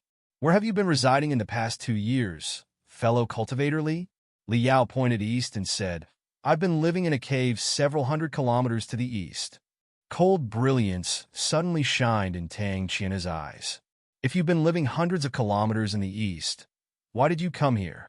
Sullenly, Li Yao replied, "I've been hiding in my cave, not daring to come out, fearing that some ferocious beasts might be lurking on this planet. But the food that I carried is about to run out. It's not like that I can feed on moss every day, right? Besides, my crystal suit hasn't been maintained for 2 years. So many components have already rusted. I detected a large-scale metal reaction in this direction. That was why I decided to risk coming over. Even if I couldn't find any food, I could at least find some fuel and metal components so that my crystal suit could be more or less repaired. After that, I would be able to hunt in the abysses. I'd found nothing of value after exploring for almost half a month until I noticed that my fellow cultivators landed today. I didn't know whether you were friends or foes, human beings or demons. That's why I was lurking and observing in the dark." Chapter 1234, Who's Being Hypnotized? From the perspective of a Mr. Nobody, Li Yao dutifully confessed everything that a regular cultivator in the building foundation stage should know, except that he underrated the Flying Star sector in some critical aspects, such as the size and firepower of the strongest warship of the Flying Star sector and the number of the nascent soul stage cultivators and the core formation staged. All in all, he described it to be a chaotic world where everybody fought for their own interests and whose security was supported by the Grand Illusionary Soldiers. The 3 immortal cultivators showed neither trust nor suspicion regarding his answers. After interrogating him for half an hour, they asked again exactly how he came to Kunlun, especially the times and coordinates of the short-distance space jumps that his carrier performed. Li Yao knew that they were trying to infer the relative distance between the Flying Star sector and Kunlun from the number of space jumps. With the distance and part of the coordinates of the Flying Star sector, it was possible for them to deduce the precise location of the flying star sector. Naturally, Liao was not wary at all. He carefully thought back for a long time and described a fake memory without pause. Occasionally, however, he hesitated and his eyeballs slightly shivered. Even his heartbeat and the secretion of his hormones also showed anomalies. The three immortal cultivators seemed to have noticed nothing wrong. After asking him more than 10 times, they finally nodded in satisfaction, and Su Changfa smiled. "Fellow cultivator Li, what you have said will be of great help for our escape. Now, we should all work together to overcome the difficulties. Why don't you join us and live on Flourishing Sun, fellow cultivator Li? Isn't it much better than living in the wilderness? Look, we have hundreds of artificial warriors here. Let's go to your residence and move your belongings to Flourishing Sun." Liao could not help but feel that he was lucky. He knew that the old fox did not believe what he said and intended to search his living place. Thankfully, the first thing that he did after landing on Kunlun was prepare such a residence. He had even prepared all the living traces, including excrement, in advance. It was a valuable experience that he had learned when he pretended to be a barbarian on Iron Plateau. Therefore, he agreed in delight. The four of them, together with 100 grand illusionary soldiers, flew all the way to the east. Very soon, they reached his residence, which was hidden among moss and bushes. "My residence is rather messy because I had little time for cleaning. Please excuse me, seniors," Liao said, blushing. "It doesn't matter. It doesn't matter. Fellow cultivator Li, you must be tired after such a long journey. Why don't you take a rest and let our warriors do the job?" Su Changfa patted Liao's shoulder again, but his hand slithered to Liao's neck like a snake and pecked the back of his head. Liao's eyes immediately froze and became covered in a layer of gray mist. He could not help but lean backward, only to be caught by a grand illusionary soldier. Then, soft snoring sounds came over. Su Changfa grabbed his wrist and sensed his pulse carefully for a moment. Then he nodded and said, "The breathing, heartbeat, and flow of blood are all very stable. He has entered the deep sleep state." Liao sneered in his heart, calculating again whether or not he should launch an attack right now.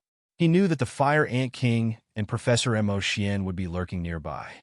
They had planted a lot of traps in advance. However, Su Changfa was obviously an expert of mental warfare, and he definitely had better methods.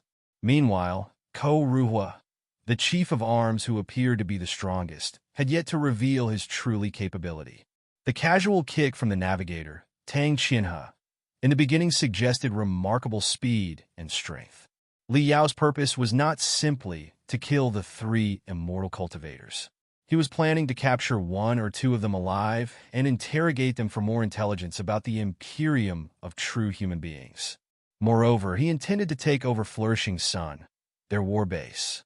If they activated a certain self-destruction device when they were caught in desperation and detonated the entire war base, it would be a great waste. Therefore, Liao did not move at all, but continued to stay sound asleep, while waiting for an opportunity. Judging from the speed of wind and the waves in the air, Liao sensed that the three immortal cultivators split apart and searched both in and out of the cave. Tang Qianhe, the short, female navigator, however, squatted next to him and groped from his hair to his heel, searching even the gaps of his toes.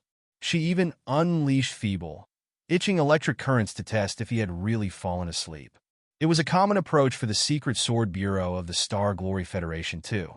In the past few months, Liao had been in a close relationship with Guo, and he had learned quite a few sordid, shameless moves and the corresponding countermeasures from the new director of the Secret Sword Bureau. Even if his nerve endings were being directly stimulated by electricity, he was still making the intuitional reactions fitting someone who was sound asleep. Tang Qianhe's hands went to a necklace on his neck. Liao's heart immediately tightened. For him, covering his identity was as natural as breathing. It was not difficult at all. What was really difficult was how to conceal the few most important Cosmos rings on him. The Cosmos rings stored the critical magical equipment, such as Mystic Skeleton Battlesuit, Dark Flame, Gold, and Black Wing. There was no way that Liao would let them be far away. Before he left, Liao had pondered hard how he should hide the few cosmos rings when he was forced to resort to his acting skills after an encounter with the immortal cultivators. He had thought for a long time and realized that it was not safe to hide them anywhere. Therefore, he simply chose the opposite approach. While hiding a few cosmos rings that he specially devised in the most conspicuous parts, he wore the cosmos rings that stored the mystic skeleton battlesuit, dark flame gold, black wing, and tons of crystals on his neck as a necklace. After polishing it into the most common appearance with the techniques of the 100 Smelting Clan and painting it with a layer of gold lacquer. Cosmos rings were invaluable treasures. Normal nascent soul stage cultivators usually only hand a handful of them, but Liao had put almost 10 on his neck, which formed a shining, gold necklace. Whoever saw it would be fooled by its appearance. They would never believe that such an eye-catching necklace was actually made of cosmos rings. Even so, Liao still sent telepathic thoughts to his every cluster of nerve ending. As long as Tang Qianhe grew even slightly suspicious, he would kill the woman immediately and attack the remaining 2 immortal cultivators together with the Fire Ant King and Professor Mo Xian. But luckily, Tang Qianhe was tricked. She groped on the inconspicuous parts on Liao's body for a long time, but simply ignored the thick gold necklace. After finding 4 cosmos rings, she sneered and patted Liao's face before she stood straight again. Liao was greatly relieved. The 4 cosmos rings had been designed for them in the first place. They could take the cosmos rings if they wanted, but he would have them back sooner or later with additional interest. Half an hour later, the 3 immortal cultivators gathered again to report their findings. "The guy has indeed fallen asleep," Tang Qianhe said. "I tested him with a secret technique, green bee sting. His nerve reactions were quite normal. However, I did find a lot of interesting stuff on him. I've searched both inside and outside," Ko Ruwa said. "Even his excrement has been examined. Some of it was left as least half a year ago. It seems that he has lived here for more than half a year. He wasn't lying about that. I've compared the logs in his crystal processor with everything he said," Su Changfa said. "Every item corresponds perfectly. Also, just now, we asked him countless questions about the history, politics, geography, and social form of the Flying Star sector repetitively. Those questions were carefully devised and correlated too. I have inputted his answers into the mainframe crystal processor for deduction. There are no major loopholes. It is indeed a world that exists in reality. He couldn't have imagined it based on nothing. If so, everything makes sense now." Tang Qianhe chuckled. "It seems that the Star Child, our senior from 100 years ago who went missing, indeed ended up in the Flying Star sector. However, this place was still controlled by the cultivators, and he could not occupy it directly. Therefore, with thorough and delicate plans, he transformed part of the cultivators into immortal cultivators in 100 years and produced the magical equipment named the Grand Illusionary Soldier, hoping to fully control the Flying Star sector. But in the end, some accident took place and rendered his endeavor a failure. He was not able to send the complete coordinates of the Flying Star sector back and vanished. It doesn't matter. What our senior failed to accomplish shall be continued by us. The result will be the same." "Wait," Ko Ruwa said coldly. "Are you fully convinced by the guy's words?" Tang Qianhe sneered. "Of course not. Whenever we asked how the guy ended up in this place, he stammered and tried to change the topic. He is obviously hiding something from us.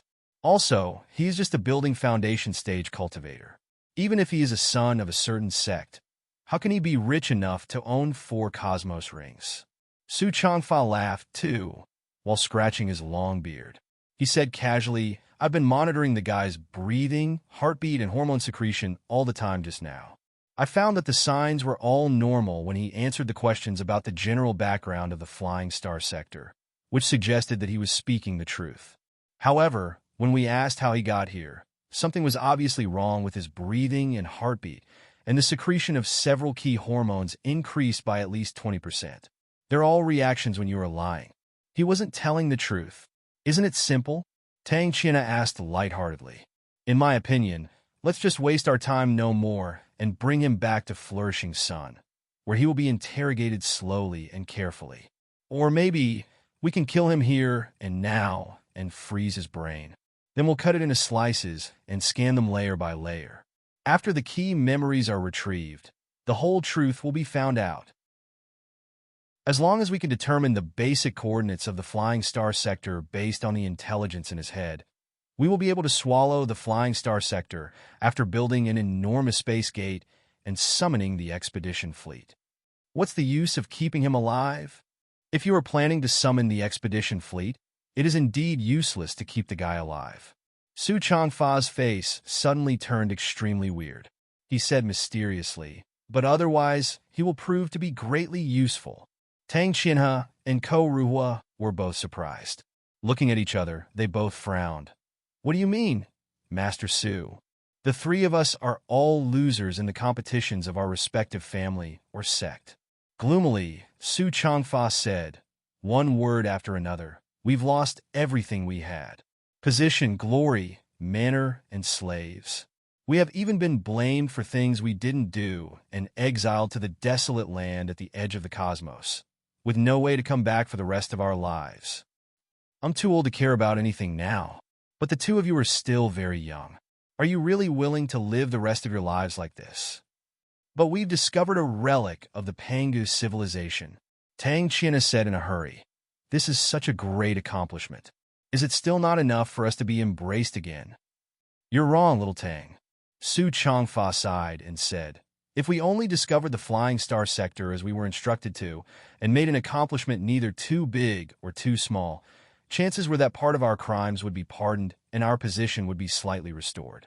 The enemy in our family and sect would not consider us a great threat. However, as for such a great accomplishment as discovering a relic of the Pangu civilization, is it bearable for the three of us? How will the guys who regard us as sworn enemies allow us to return with such an accomplishment, to take back everything that belongs to us, and even to seek revenge from them? Tang Qianhe and Ko Ruhua both fell silent. Moreover, don't you forget what the expedition army for this mission is made of? Su Changfa said coldly, the Black Wind soldiers of the Black Wind sector. The Black Wind sector is one of the most dangerous sectors in the territory of the Imperium. After years of battles with the Covenant Alliance and the extraterrestrial devils, the Black Wind soldiers are as ruthless as the Covenant Alliance and as bloodthirsty as the extraterrestrial devils themselves. They are as cruel to their enemy as they are to their allies. When they go crazy in the competitions of accomplishments and trophies, they will not hesitate to slaughter their allies. The Black Wind soldiers are a bunch of rabid dogs and locusts who do not understand rules in the first place.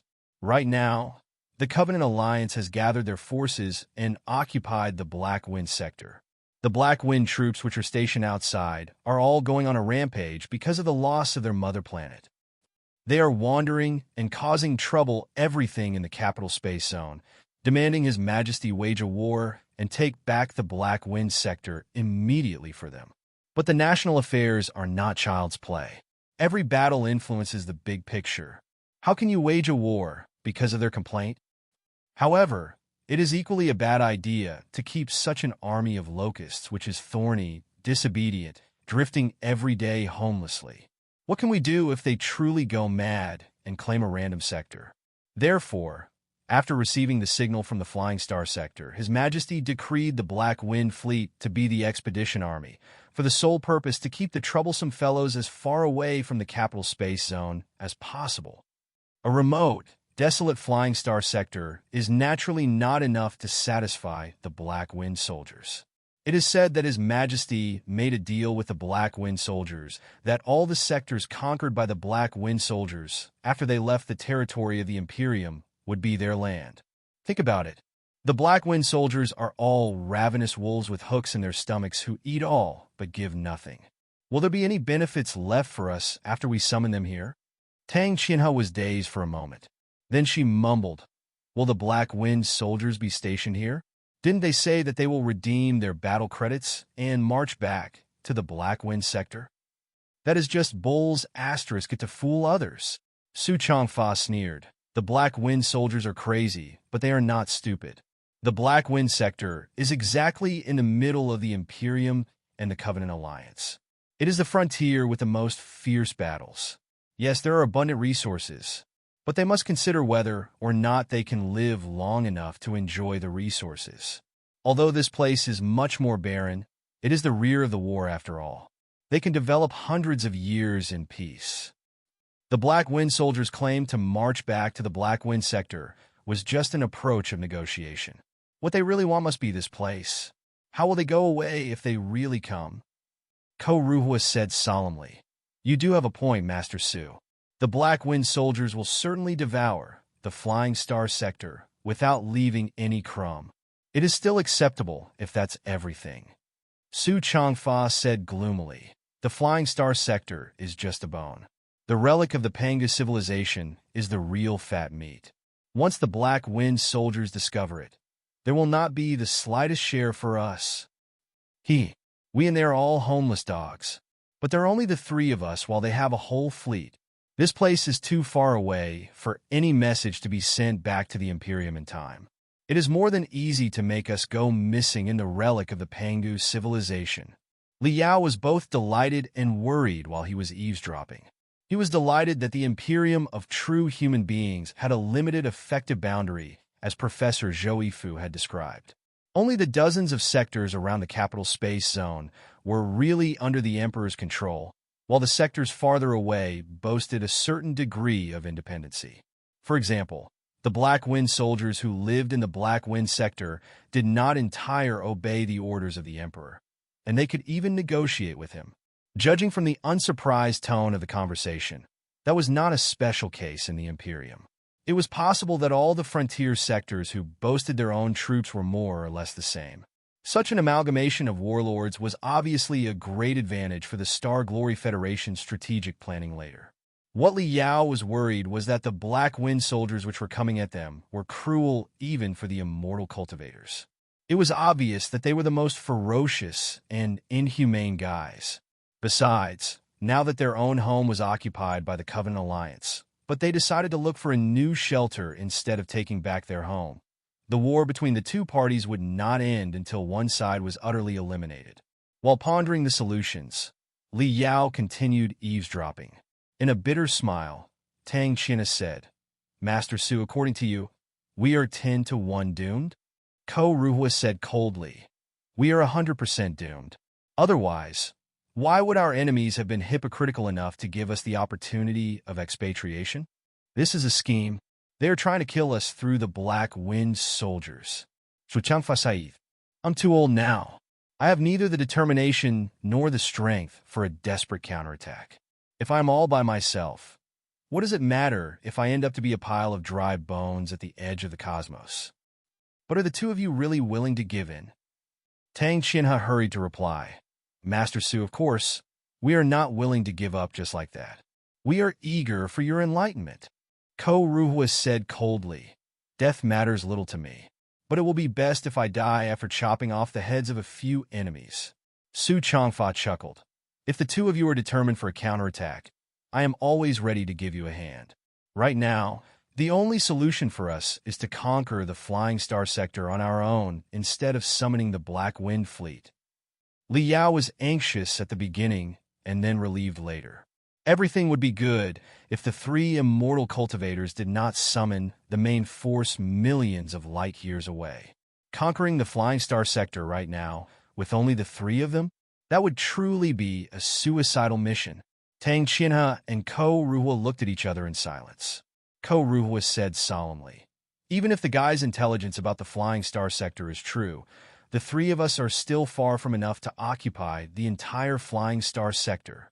It is a civilization based on starships with a sparse territory after all. Almost 1,000 sects are scattered in dozens of space zones. Even if they do not have many experts, how can the three of them take over all the land? Su Changfa smiled and replied unhurriedly, now, you must understand why I didn't destroy the guy's brain and soul in the beginning, don't you? Since he is the son of an elder of a local sect of the Flying Star sector, he might be of help if we keep him alive when we are conquering the Flying Star sector. Also, the relic of the Panga civilization is a planetary warship. The debris on the primeval battlefield on the surface is but a drop in the ocean. The real marvelous weapons and the primordial techniques must be buried deep inside the planet. If we can enter deep into the planetary warship and excavate the marvelous weapons of the primeval era, we will have some bargaining chips to live on. Tang Qianhe and Ko Ruhua both gasped. Entering the planetary warship? Exactly. Su Changfa's face suddenly turned extremely hideous. In the most excited voice, he declared, I, as a crappy old man, lost all hope when I was exiled to the desolate land at the edge of the universe. But now that I am blessed by the heavens to discover such an unparalleled treasury, it is impossible that I'm going to let it slip through my fingers. Even if I must die, I will die in the depths of the Panga's relic, which will be better than dying in the hands of the Black Wind soldiers or the laughter of my enemies. However, if we are fortunate enough to not get killed, but excavate infinite secret treasures from the relic. He, Tang Qianhe and Ko Ruhua both changed their face in Su Changfa's laughter that was full of hatred.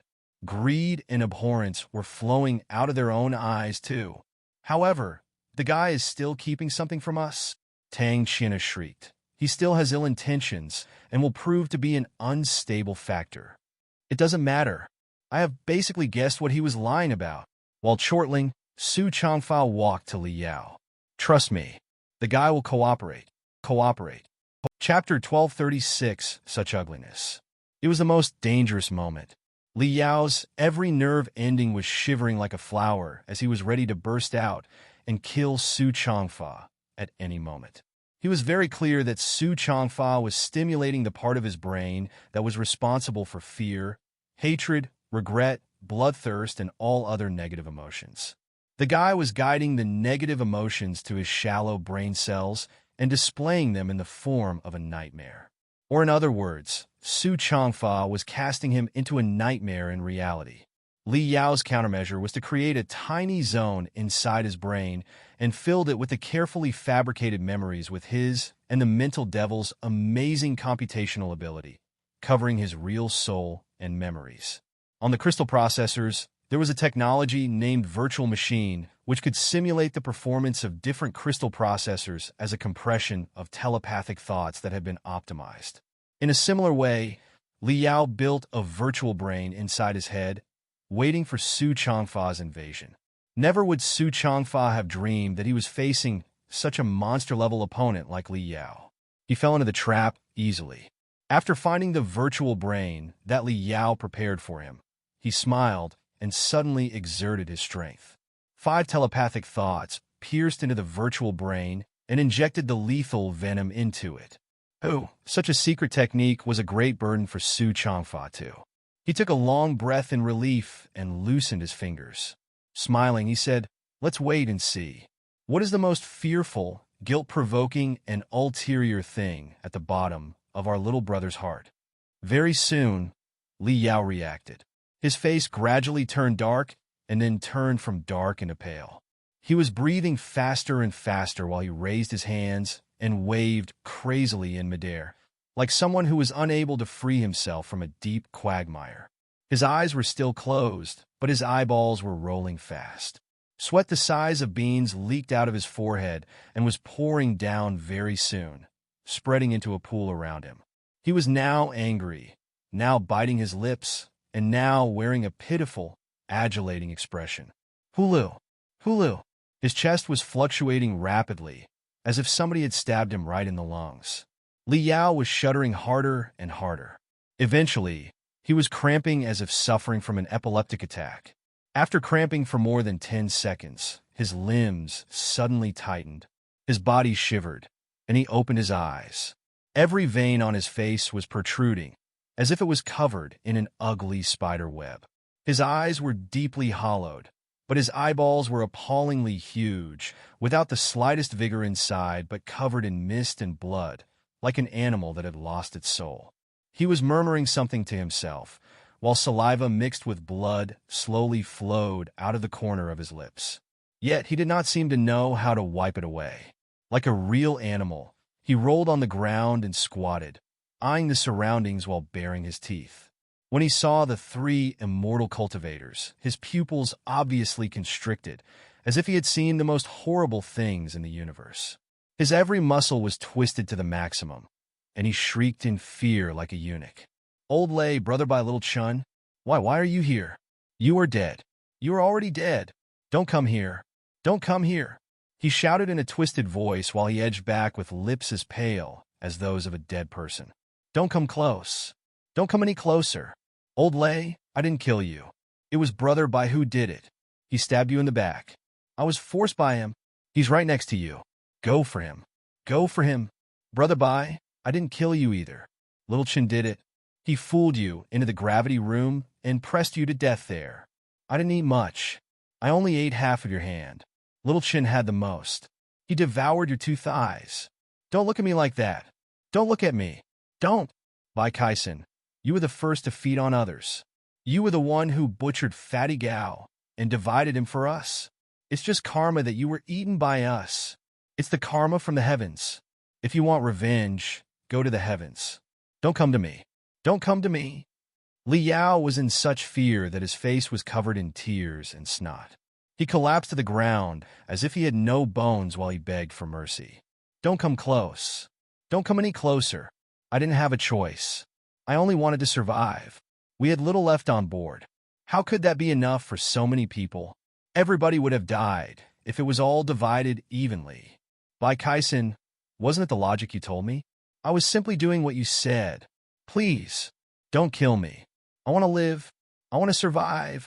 As long as you don't kill me and eat me, I can do anything for you, right? I know that 3 persons are hiding on board. As long as you don't eat, I'll bring you to them and eat them all. There's an old man, a woman, and a fatty. The fatty has a lot of meat. He probably weighs more than 200 kilograms. There will be enough food for days. They are all yours. Just leave a few bones to me, and I will be fine. I will be fine. The immortal cultivators had been observing coldly. It was not until this moment that they finally put on a disgusted look. The guy's memories are all mixed up. The 3 people that he mentioned are us, right? Tang China giggled. It never occurred to me that such an unattractive guy would be so shameless. No wonder he was carrying 4 cosmos rings. They must be trophies after cannibalism. The universe is full of disasters, and this is nothing unusual after a disaster, Su Changfa remarked casually.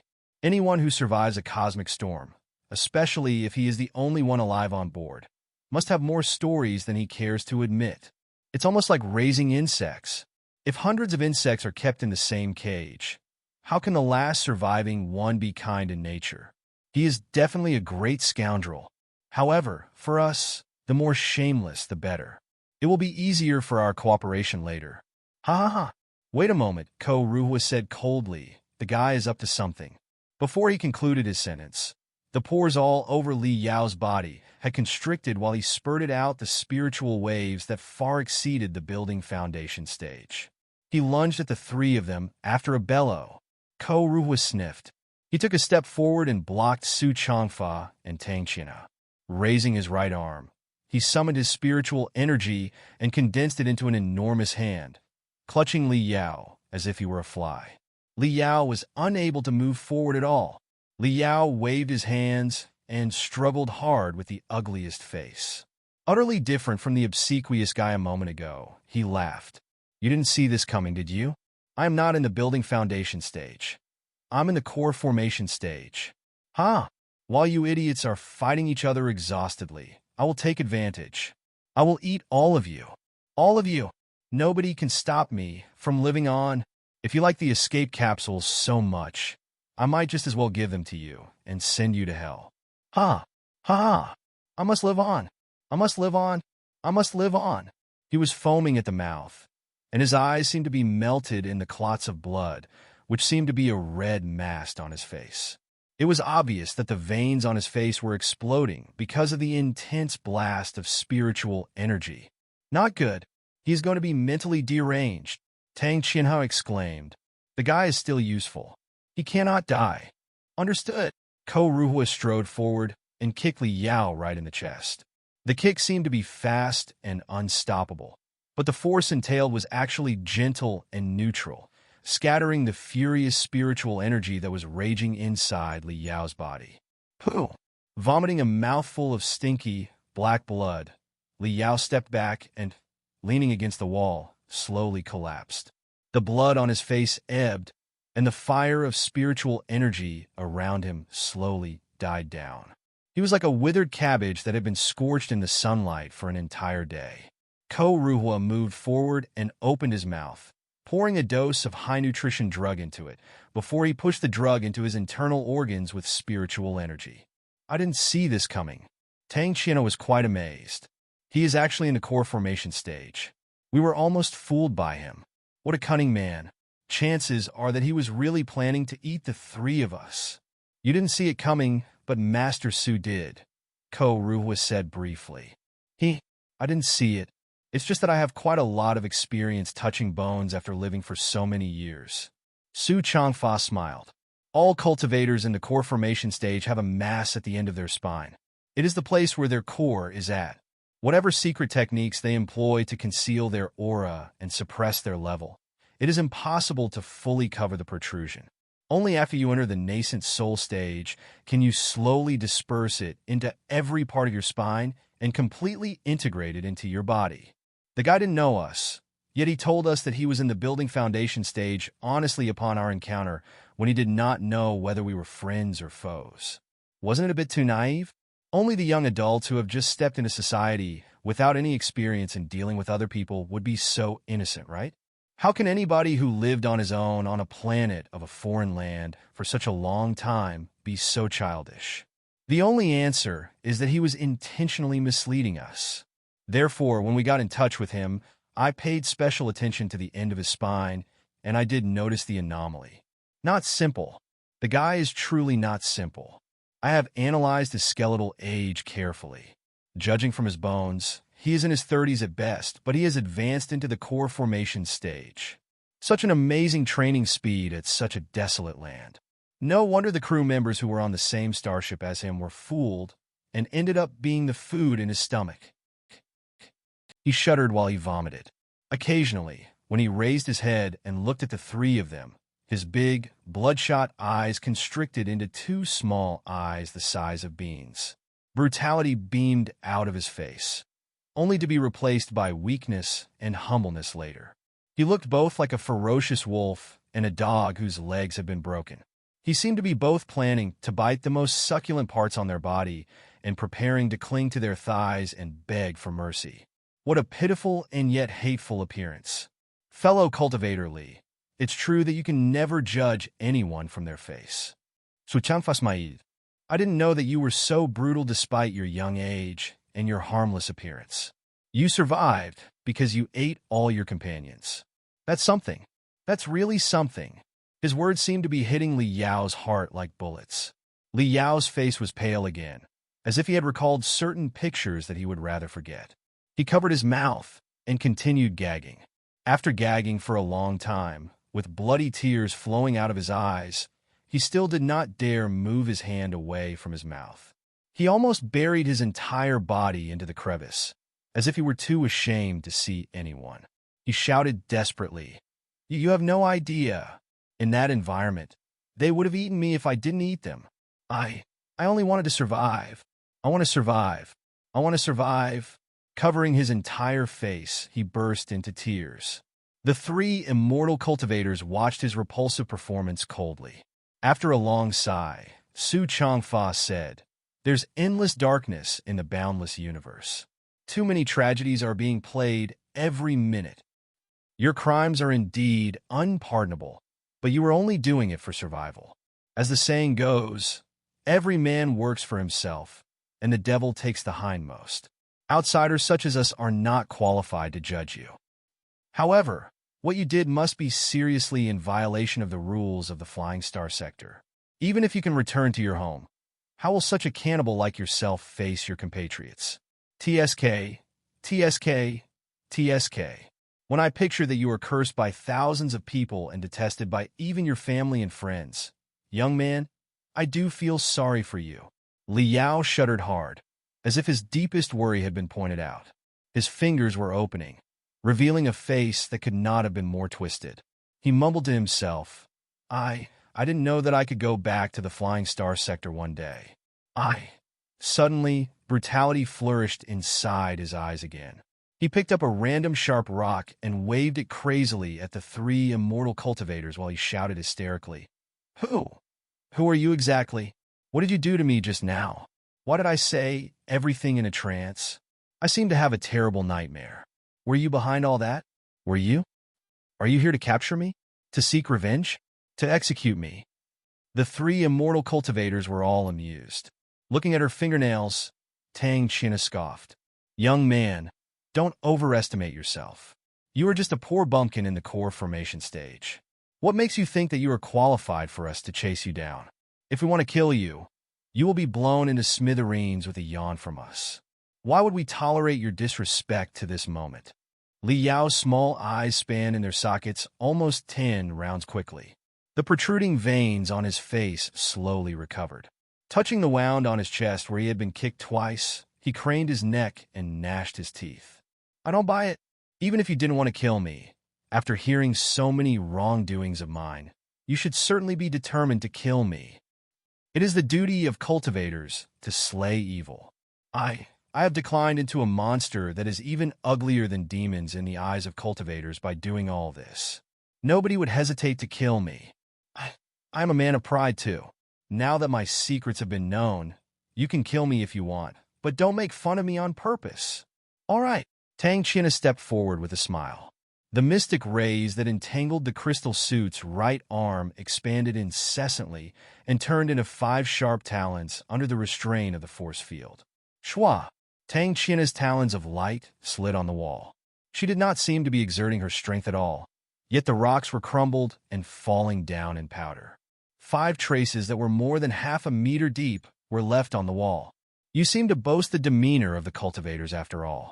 I will fulfill your wish then. Dankiang Bo Lao. The 5 talons were opened and snatched toward Li Yao's skull. Spare my life, senior. Li Yao's neck was almost retreated into his chest. He crouched on the ground and screamed like a pig being butchered. Don't kill me. Don't kill me. Please don't kill me. I knew it. Bored, Tang China sneered and retracted her talons before kicking Li Yao away. You don't look like a tough man at all. Why do you have to act like one? Li Yao was grimacing in pain as his back hit the protruding stalagmites. He touched his back and yet did not dare to scream. Seeing that the 3 of them showed no intention of killing him, he put on a baffled expression. After a long daze, he asked carefully, Do you 3 seniors not plan to kill me? Tang Xinhe didn't even bother to look at him. She mocked. If you continue wasting our time, chances are that I will indeed cut you into 20 pieces when I'm pissed. No, please don't. Li Yao was overjoyed. With a sunny smile, he bowed to the ground. Thank you for your mercy, seniors. Your kindness to me is essentially giving me a second life. I will not be able to return 1,000th of your favor, even if I work for you dutifully for the rest of my life. Who dares to ask you to work for us? Won't we be scared that you will find an opportunity to eat the 3 of us now that you've tasted the flavor of human meat? Li Yao blushed and came up with nothing after stammering for a moment. With suspicion in his eyes, he hesitantly said, You 3 seniors are as marvelous as deities. For you, killing me is as easy as squashing a bug. I wouldn't dare offend you seniors, even if I were 10 times more audacious. But I wonder, why did you spare me, seniors? I thought that all the cultivators would draw their swords and kill me the moment they heard such a thing. Tang China raised her eyebrow and looked at Su Changfa. Su Changfa coughed lightly for a moment. Then, with a feigned smile, he said, My young friend, who says that we are cultivators. We are immortal cultivators. Ah? Greatly shocked, Li Yao looked at the 3 of them in devastation. He then took a few steps back, with terror, confusion, and even a hint of hope on his face. What's that face? You dare look at us like that any longer, and I'll cut out your eyeballs. Tang Xinhe declared brutally. Shameless enough to eat your friends and companions on the same starship as yourself, you are worse than animals. Do you think that you are qualified to judge the true path of immortality? No, I'm not. Sweating hard, Li Yao's eyes shuddered, his lips trembling. He stuttered. I was too ignorant to realize that it was 3 deities who had shown up. I wasn't, well, he was lost for words. Unhurried, Su Changfa said with a smile. Fellow cultivator Li, it appears that you have misunderstanding about the true path of immortality that we the immortal cultivators believe in. But it's understandable. The universe is too vast a place. Many great ideas deviated off track and degraded into rumors during the dissemination. Then, with the vilification of the ill-intended fellows, they gradually turned into their opposite, until everybody unaware of the truth would fear the ideas as they feared scorpions.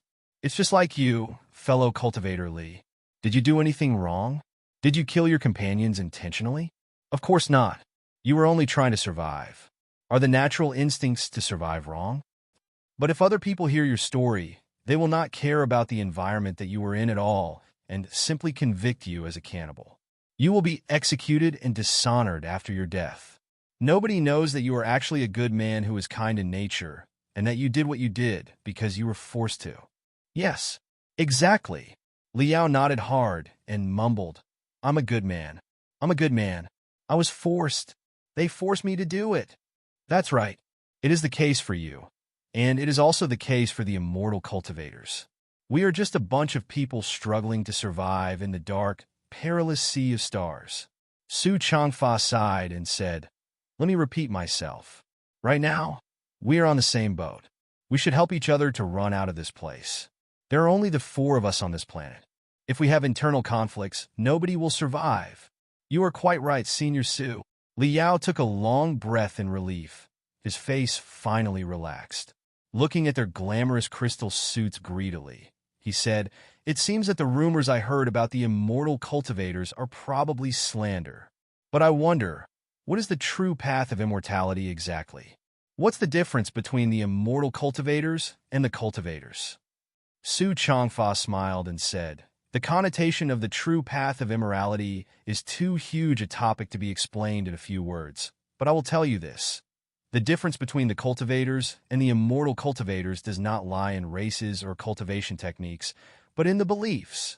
As long as you change your belief and get rid of your past shackles, when you observe the universe and mankind from a higher altitude, every cultivator can be an immortal cultivator in order to shoulder the real responsibility for the civilization of mankind. It's like you, fellow cultivator Li. You have committed unpardonable crimes in the eyes of the ordinary people.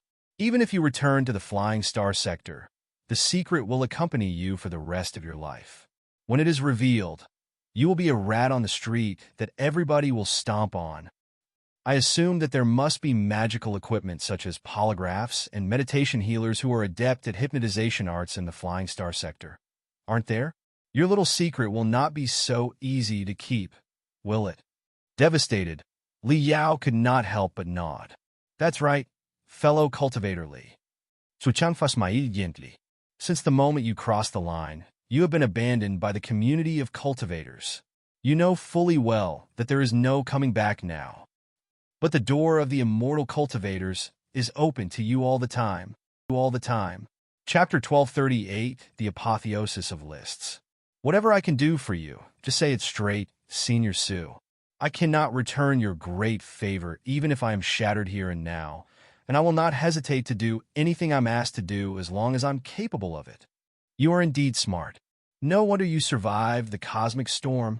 With a hint of praise, Su Changfa said, half for real and half faked. I'm starting to appreciate you, fellow cultivator Li. All right, now that we are aware of each other's identity, there's no need for any further ado. Let's just get to the topic. Fellow cultivator Li, you may not know this, but the planet that we have been forced to land on is actually an ancient relic. You may have seen countless bizarre bodies and fossils on the ground, but they are just the tip of the iceberg.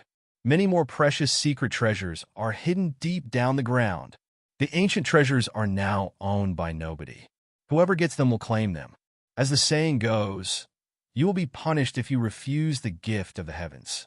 Now that we have the privilege of discovering the relic, of course, we have to explore it well. The 3 of us as well as the war puppets are still a bit insufficient. Since fellow cultivator Li is in the core formation stage, 2, we can explore the relic underground and see exactly what is inside together. If any secret treasures are found, you will have your fair share, fellow cultivator Li. Li Yao swallowed hard and gnashed his teeth. How? How do I know that you are not lying? I've seen too many such things. A treasure is found, but it is heavily protected by traps and guards. So, a fool will be sent first to try all the traps. It's easier if the fool is killed by the traps, but if the fool passes all the traps without getting killed, he can always be killed in order to keep his mouth shut later. How is it possible that you would really give me my share? Fair enough.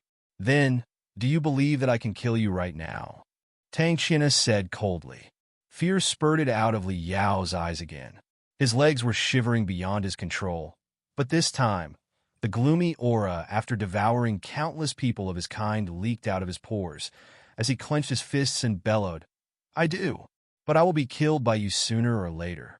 What difference does it make? I don't want to die. I want to live on. Please let me live on. Fellow cultivator Li. Su Changfa patted Li Yao's shoulder hard and said solemnly, Your worries are completely reasonable. However, whether or not one can live on ultimately depends on one's own instead of mercy from others. It's true that we are manipulating fellow cultivator Li and hoping that you can scout for us. But on the other hand, aren't you trying to escape from this place through us, fellow cultivator Li? People always manipulate each other. If anybody is not of any value to be manipulated, they will be not qualified to live on. Therefore, if fellow cultivator Li really desires to live, you may think carefully about what parts of you are still of value to be taken advantage of. Dig deeper and find it out. You will survive if you can. Li Yao was lost for words for a long time. He stammered, I. Su Changfa smiled even more hideously. I'm going to give you a hint, fellow cultivator Li.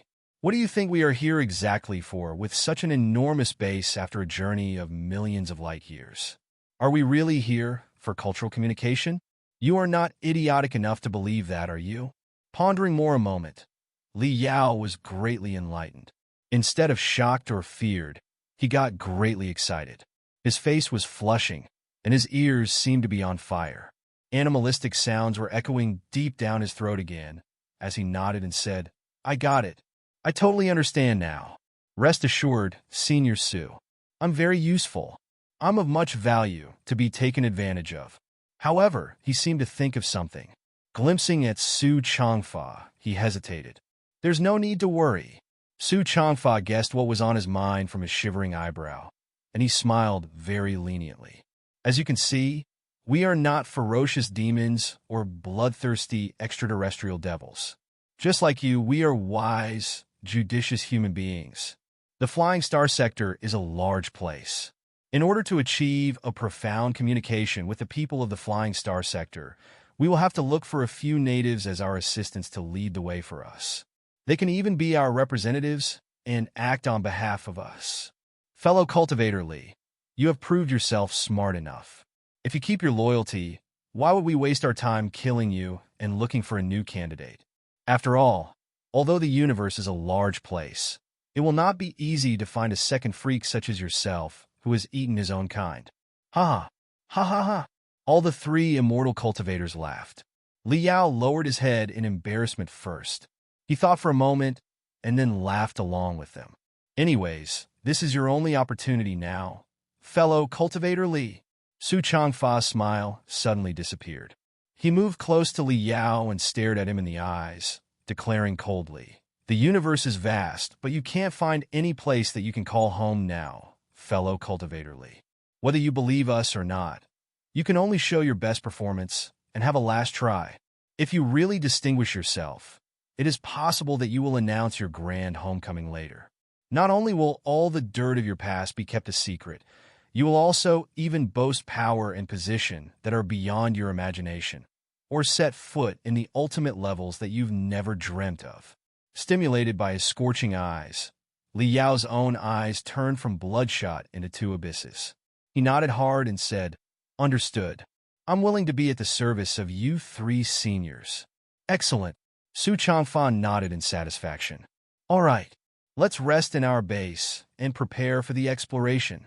The four of them left the cave for the war base. Only several hours passed, but the relationship between them was greatly different now. Liao rubbed his fists and jumped up and down, acting as if he did not know how he could demonstrate his value, even if he meant to. Noticing that nobody paid any attention to him, he scratched his hair and approached Su Changfa, asking respectfully, "Senior Su, if I may ask, what is this ancient relic exactly? I can tell that the corpses and puppets here are quite old. Are they from the era of ancient cultivators 40,000 years ago?" 40,000 years ago? Su Changfa was amused. He shook his head and said, "It doesn't hurt to tell you now, foolish boy. This relic dates back to far beyond the era of the ancient cultivators. It is a battlefield of the God-Sealing War in the primeval age." The God-Sealing War? This time, Liao was truly dazed. It was a strange word that was not mentioned at all, even in the memories of Oyezi, the master of refining in the world of ancient cultivators 40,000 years ago. It appeared that there were indeed benefits to hanging around with the immortal cultivators. His eyeballs shuddering fast, Liao blurted out, "What is that?" As its name suggests, it was a war to seal all the deities and devils in the universe. Ambition was leaking out of Su Changfa's body and interweaved in a fire of spiritual energy while he scratched his long beard. In the primeval age, when the deities were in their heyday, everything in the universe was dominated by divinity. However, human beings are the essence of all creatures. We are the strongest, most excellent, and most advanced species in the sea of stars. How could we accede to the reign of the deities generation after generation? Nothing is ever qualified to crawl over our head. It is our destiny to slay all the deities and devils, should they be standing in our way. The God-Sealing War was a war between deities and human beings, divinity and humanity. The outcome of the war was that all the deities in the universe were sealed. Divinity declined, and humanity thrived. That was the beginning of our dominance over the 3,000 sectors. Although he had made a similar judgment earlier, Liao still could not help but feel shocked when it was confirmed by the immortal cultivators. The God-Sealing War. Even the deities could be sealed. How audacious, unstoppable, and magnificent human beings in the primeval age were. Listening to their conversation, Tang Qinhe, the female immortal cultivator, could not help but interject. "Master Su, the planetary warship here is large and splendid enough in my eyes. Do you think it is possible to be the legendary Wild Shepherd?" "I wouldn't go that far." Su Changfa pondered for a moment, but shook his head. The legendary Battle of Wild Shepherd was a decisive battle at the last phase of the God-Sealing War. It was in this battle that countless human beings who were under the control of the Panga clan were awoken and launched a critical strike at the Panga clan from behind. That was why humanity defeated divinity. The planetary warship here is fairly large, but it is far from qualified to be the main battlefield for the Battle of Wild Shepherd. Glancing at Liao, Tang Qinhe asked rather mysteriously, "Then, do you think it is possible at all that we can discover the thing here?" Liao was rather embarrassed. He wondered whether or not he should keep listening and was worried that unexpected changes might happen if he eavesdropped on their secrets. But Su Changfa simply smiled and said frankly, "Fellow cultivator Li is on our side now. What must be kept a secret from him? The thing is common sense in the Imperium, and even little kids know of it. Besides, everybody will have to work hard and excavate it together. Fellow cultivator Li strikes me as a man of luck. Chances are that he will find it for us." Liao scratched his nose and asked awkwardly, "Senior Su, Senior Tang, what are you talking about exactly?" "It's a thing named Book of Revelation," Su Changfa said. According to legend, at the end of the God-Sealing War, the experts of the Panga clan inferred the outcome that divinity would decline, and their reign would fall. So, with the unbelievable techniques, they condensed the essence of the civilization of the Panga clan, even including their genes and heritage, into an enormous treasury of information. They essentially saved their entire civilization into it. The treasury of information in which the entire civilization was saved was named Apotheosis of Lists. It was divided into 8 volumes, and it has also become known as the Book of Revelation. How did the Imperium of true human beings know of the apotheosis of List's existence? Did several of the 8 volumes of the Book of Revelation fall into the hands of the immortal cultivators? Li Yao was more curious than ever. He felt that 10,000 ants were crawling on his heart and almost couldn't wait to ask. However, he somehow felt alarm deep inside his brain. Thinking quickly, he was almost having cold sweat. The old fart was truly cunning. To this moment, Su Changfa was still not entirely convinced by Li Yao. He raised the enticing topics intentionally in order to test him for the role that Li Yao was playing. Even if he knew the existence of Pangu and Nuwa, he should be regarding them as the figures of legends. If they were talking about the war between human beings and the Pangu clan matter-of-factly. But Li Yao showed no surprise at all and simply pursued the whereabouts of the apotheosis of lists. Something would be seriously wrong with him. It would suggest that Li Yao had known part of the truth about the primeval war, which was contradictory to his identity. Thinking that through, Li Yao applauded Su Changfa's sleaziness in his heart while he put on a dumbfounded expression again and stammered, Pangu? Isn't it our ancestor in the legends? Does the so-called God-sealing war mean sealing Pangu? Su Changfa narrowed his eyes and observed Li Yao's face without leaving out any muscle. Failing to find any loopholes, he smiled and said in disdain, Is the Pangu clan in any way qualified to be our ancestor? Human beings have only one ancestor, the Nuwa clan. Pausing for a moment, he continued the previous topic. The 8 volumes of the Book of Revelation are divided into 2 parts. The reason it is given such a name as weird as apotheosis of lists is believed to be that what is stored in the civilizational treasure are the names of the unparalleled experts in the Pangu civilization. They are like 8 rosters. But of course, what is etched in the apotheosis of lists are much more than simple names. Behind every name is everything about the expert, including their genes, memories, techniques, cultivation arts, and research products. When countless experts of countless fields are listed together, they represent the peak of their civilization.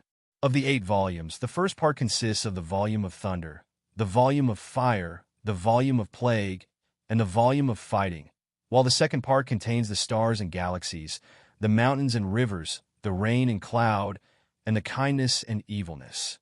Among them, the volume of thunder and the volume of fire both elaborated on the arts of the manipulation of spiritual energy and the transformation of different classes of spiritual energy. Whoever gets either of them will become the absolute authority in the studies of spiritual energy. The volume of plague, on the other hand, is about the mysteries of genes, viruses, and biochemistry. All the research products on biochemistry and virology of the Pangu civilization are saved in this one. The volume of fighting stores the blood, genes, experiences, and memories of the strongest warriors and most distinguished commanders of the Pangu clan, as well as all the military theories and the battle formations of the Pangu civilization. Whoever learns and grasps the volume of fighting will become the most excellent strategist in the entire universe. The Stars and Galaxies is about the research products in astronomy of the Pangu civilization, including their profound understanding about the universe, the navigation maps of infinite space zones, the ways to absorb spiritual energy from a star or to build star beacons, and so on. The mountains and rivers, as well as the rain and cloud, are both focused on the modification of planets, how to build a man-made atmosphere, how to generate a synthetic ocean, and how to realize a self-circulating ecological system, and so on, together with the biochemical and genetic technologies recorded in the volume of plague. A planet that was cold and dark in the beginning will be transformed into a natural paradise that vigorously absorbs spiritual energy and stellar radiation and provides an environment for infinite creatures. The kindness and evilness is the most sophisticated and mysterious volume of all. It is said that all the knowledge of the Pangu civilization about the soul is stored inside. But what is kindness and what is evilness? What exactly is the soul? Is there anybody smart enough to answer the questions? Li Yao was so thrilled that his mind almost flew back to the primeval age millions of years ago. Volume of thunder, volume of fire, volume of plague, and volume of fighting. The stars and galaxies, the mountains and rivers, the rain and cloud, and the kindness and evilness. The Panga civilization had left such an enormous treasury. He could not wait to get a volume of the Book of Revelation and see what kind of amazing knowledge and techniques were stored inside. While talking, Su Changfa glanced at everyone's face. He sneered and said, "The Book of Revelation is the ultimate treasure in the universe. The Supreme Emperor in the past only got 3 volumes of them, and he already led the renaissance of humanity and established the once prosperous Star Ocean Imperium. How could such an ultimate treasure be easily found by us? Even if we did, it is not something we could decrypt or understand. It would definitely raise a storm of blood and even get us killed. Let's not overthink it.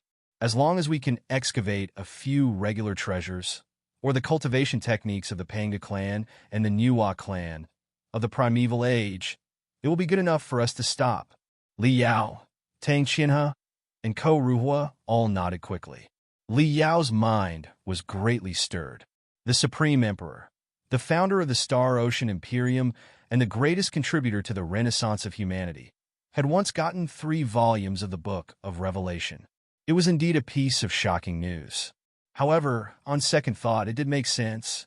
Before, when Li Yao read the history where humanity revived and the Star Ocean Imperium rose 10,000 years ago, he had always felt that something was off. It was true that at the last years of the Demon Beast Empire, the internal strife within the demon race was already untamable, and they were far weaker than in their heyday. However, the feat of a centipede would be cramping even after it was dead. The demon race was an absolutely overwhelming civilization that had reigned the universe for 30,000 years, during which time they had savaged and exploited the ordinary people while eliminating and suppressing the cultivators, trying to weaken the strength of mankind as best as they could. They had also established a stable, hierarchical society with the 4-pillar system. The bottom-level demons were mostly paralyzed, and an enormous regular army was at their disposal. At that time, human beings did not have a regular army at all, and the cultivators were anything but strong. It was an unbelievable miracle that the Supreme Emperor had been able to lead mankind to rise in only 1 century and conquer countless space zones without experiencing major setbacks. All the history books attributed the accomplishment to the degeneration of the Demon Beast Empire itself, the charisma of the Supreme Emperor, and the devotion and sacrifice of the human experts. Sometimes, it was even ascribed to the ungrounded fate. The historians believe that it was the will of fate that the demon race declined and mankind rose again. After ascending to the nascent soul stage, Li Yao found his head much clearer than before. When he reviewed the history, he had brand new judgments and realized that there was much more to it. Other than everything else, how could mankind have developed such marvelous techniques and technologies while everybody was struggling to survive in the 30,000 years of suppression? Like a big bang, the Star Ocean Imperium had invented crystal processors, crystal suits, planetary warships, super-large star beacons, and countless kinds of other super magical equipment in only several hundred years, not to mention the incredible techniques. A lot of the magical equipment and techniques were far more advanced than their counterparts today. For example, the Heaven's Origin sector, the Blood Demon sector, and the Flying Star sector could not produce a planetary warship even today, but the Star Ocean Imperium already did 10,000 years ago. Techniques and technologies all required accumulation. How could the Star Ocean Imperium have established a mature system of magical equipment and techniques in only hundreds of years? It was an uncannily high mountain in the history of the civilization of mankind. Before, Li Yao could not figure out the reason at all. Were the cultivators today really so much dumber than the cultivators of the Star Ocean Imperium? What the cultivators 100 years ago developed were sometimes hardly understandable, much less duplicable for their counterparts today after studying for almost 1,000 years. If everything that Su Changfa had said was true, the Star Ocean Imperium's rapid rise would be quite explainable. Most of the techniques, magical equipment, and technologies of the Star Ocean Imperium were not invented from scratch, but based on the Book of Revelation. No wonder the Star Ocean Imperium's capability expanded exponentially and crushed the demon race. If the Star Glory Federation has access to one volume of the Book of Revelation. Liao was fantasizing again and swallowed hard. Rest assured, Master Su. We know what to do, Ko Ruhua said solemnly. The Book of Revelation is a curse rather than a bliss. It was a scheme that the Panga civilization left the book. Although the Star Ocean Imperium in the past rose with the help of the Book of Revelation, it collapsed as quickly as it rose and could not avoid its inevitable doom at all. Even worse, on the dead body of the Star Ocean Imperium, such a monster as the Covenant has been born. We will be very careful. Even if we do find anything, we will not repeat our predecessor's mistake. Li Yao's heart was pounding. What was the meaning of that? The word that Ko Ruhua kept to himself was obviously alliance. He seemed to be suggesting that the Pangu civilization left the Book of Revelation for a big game and that there were endless more mysteries to the establishment and decline of the Star Ocean Imperium and even the birth of the Covenant Alliance. It seems that I have to participate in the journey to Kunlun now. Liao had been curious about Kunlun in the first place. He simply did not dare take the risk while the main troops were not there yet. However, the three immortal cultivators, including Su Changfa, apparently had a much deeper understanding about the relic of the Panga civilization than he did. It was not a bad idea to go down and take a look first with the three tour guides. Liao calculated the capabilities of the enemy quietly. Judging from the fact that Ko Ruhua kicked on his chest casually and yet blew apart the furious spiritual energy of the core formation stage inside his body without any trouble, the guy must be greatly above the core formation stage, which meant that he was a battle-type immortal cultivator in the nascent soul stage. Chapter 1240 Parasitic Wasps and Incubators. The middle level of the nascent soul stage and skilled at the secret techniques concerning the soul. He would prove to be a tough enemy in a fight. Tang Qianhe was the only one who seemed weaker, but she would not be lower than the middle level of the core formation stage and was probably at the peak of it. Two in the nascent soul stage and one at the peak of the core formation stage. A vanguard made of such personnel seemed rather appropriate. The war base was a treasure of the Imperium of true human beings after all, where countless advanced techniques and technologies of the Imperium had been stored. If a few mediocre crew members were deployed to pilot it, it would very likely be taken away by the enemy. If so, they would not be a vanguard but a logistics team. At this moment, the comparison of the capabilities of the two parties was as followed. On the Imperium side, two in the nascent soul stage and one at the peak of the core formation stage. On the Federation side, one battle-type nascent soul stage cultivator, one research-type nascent soul stage cultivator, and one battle-type demon emperor. Also, they had the advantage of intelligence. Lurking in the darkness, they could launch an unexpected assault at any moment. Judging from the data, the Federation had the edge. However, Liao had observed the crystal suits of the three immortal cultivators carefully. It was hard to tell how advanced the suits themselves were, but the spiritual shields covering the suits were generations more developed than their counterparts in the Federation. After analyzing the thickness, color, and frequency of the spiritual shields, Liao concluded that such spiritual shields for crystal suits could provide a defense ability almost equal to that of many crystal warships in the Federation. They were extremely sturdy and almost impenetrable. The squad of the Federation boasted the advantage on the offensive and could launch an assault at any moment. However, the Imperium was enhanced by countless grand illusionary soldiers and a war base. Should a battle break out, it was unknown which side would win in the end. Liao calculated in secret for a long time, but still decided to not attack until Burning Prairie showed up. If everything went well, and the star beacons were unfolded in space perfectly, Burning Prairie, accommodating dozens of core formation stage cultivators and nascent soul stage cultivators, would arrive in a couple of days. After all, judging from the information that Liao had overheard, the three immortal cultivators did not intend to summon the main troops, but were planning to act purely on their own. It was obvious that they would not be able to produce too many grand illusionary soldiers in only a couple of days. Besides, they had absolutely no idea that a monster like the Star Glory Federation was drawing close. They thought that they had plenty of time for preparation and focused their attention on the relic of the Panga civilization for now. Of course, Li Yao would not hesitate to see them off to the other world. After briefly introducing the content of the Book of Revelation, Su Changfa seemed to feel that the topic would be too sensitive if he talked more. Thus, he shut his mouth and walked in silence. Li Yao still wanted to exploit more secrets about the immortal cultivators and the imperium of true human beings from the few authentic immortal cultivators. Therefore, he brazenly sidled up to Tang Qianhe. The female immortal cultivator was the youngest and the weakest. She was neither as clever as Su Changfa nor as taciturn as Ko Ruhua. Although she had been trying to act tough, she was almost as hilarious as a grimacing rabbit in Li Yao's eyes. Senior Tang, with a big smile, Li Yao rubbed his hands and said, "There's something that has been bothering me. I hope you can give me some enlightenment, Senior." Pouting, Tang Qianhe looked at him without giving a reply, both in despise and in wariness.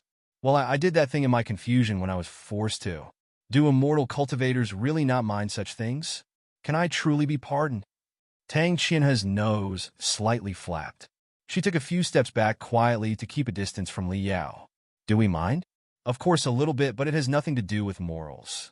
It is just an intuitional, psychological reaction. For us, what you did was nothing more than feeding on your excrement in order to survive when you were forced. It is not unpardonable, but it is nonetheless disgusting. Therefore, rest assured, just keep away from me. Don't aim your stinky mouth at me. Also, behave and help us complete the task. We won't bother you if you cooperate." On the other hand, the Imperium has a large territory. The hundreds of sectors each have their own culture and customs. In some of the places, people like you are not rejected but greatly embraced. I'm told that in the worlds with extremely harsh environments, the sector masters gather people like you into an army known as the Ghoul Troop or the Ogre Troop. It is said that such elite troops are often deployed to carry out the most ruthless tasks that cross all the lines. If you are interested, I can send you to them someday. I guarantee that you will have a lot in common with the ghouls and ogres. Ha ha! Li Yao shuddered hard and shook his head quickly. Thinking for a moment, he asked, "Imperium? What Imperium?" "The Imperium of true human beings." Every pore on Tang Qianhe's face was glowing. She held her head high and declared proudly, "The rightful successor of the Star Ocean Imperium, the only guardian of the civilization of mankind, and the strongest country of human beings in the Sea of Stars. A nation made of real human beings." Li Yao did not understand why she stressed a nation made of real human beings. Upon pondering briefly, he realized the reason.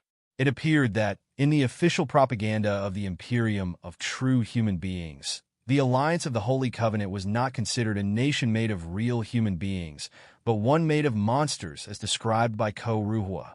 Thinking for a moment, Li Yao continued pretending to be in shock and asked in fear, "I am determined to join the Imperium now. However, I have committed felonies after all. Am I not going to be punished by law for my actions?" Law? It was obvious that Tang Qianhe had never been through this before.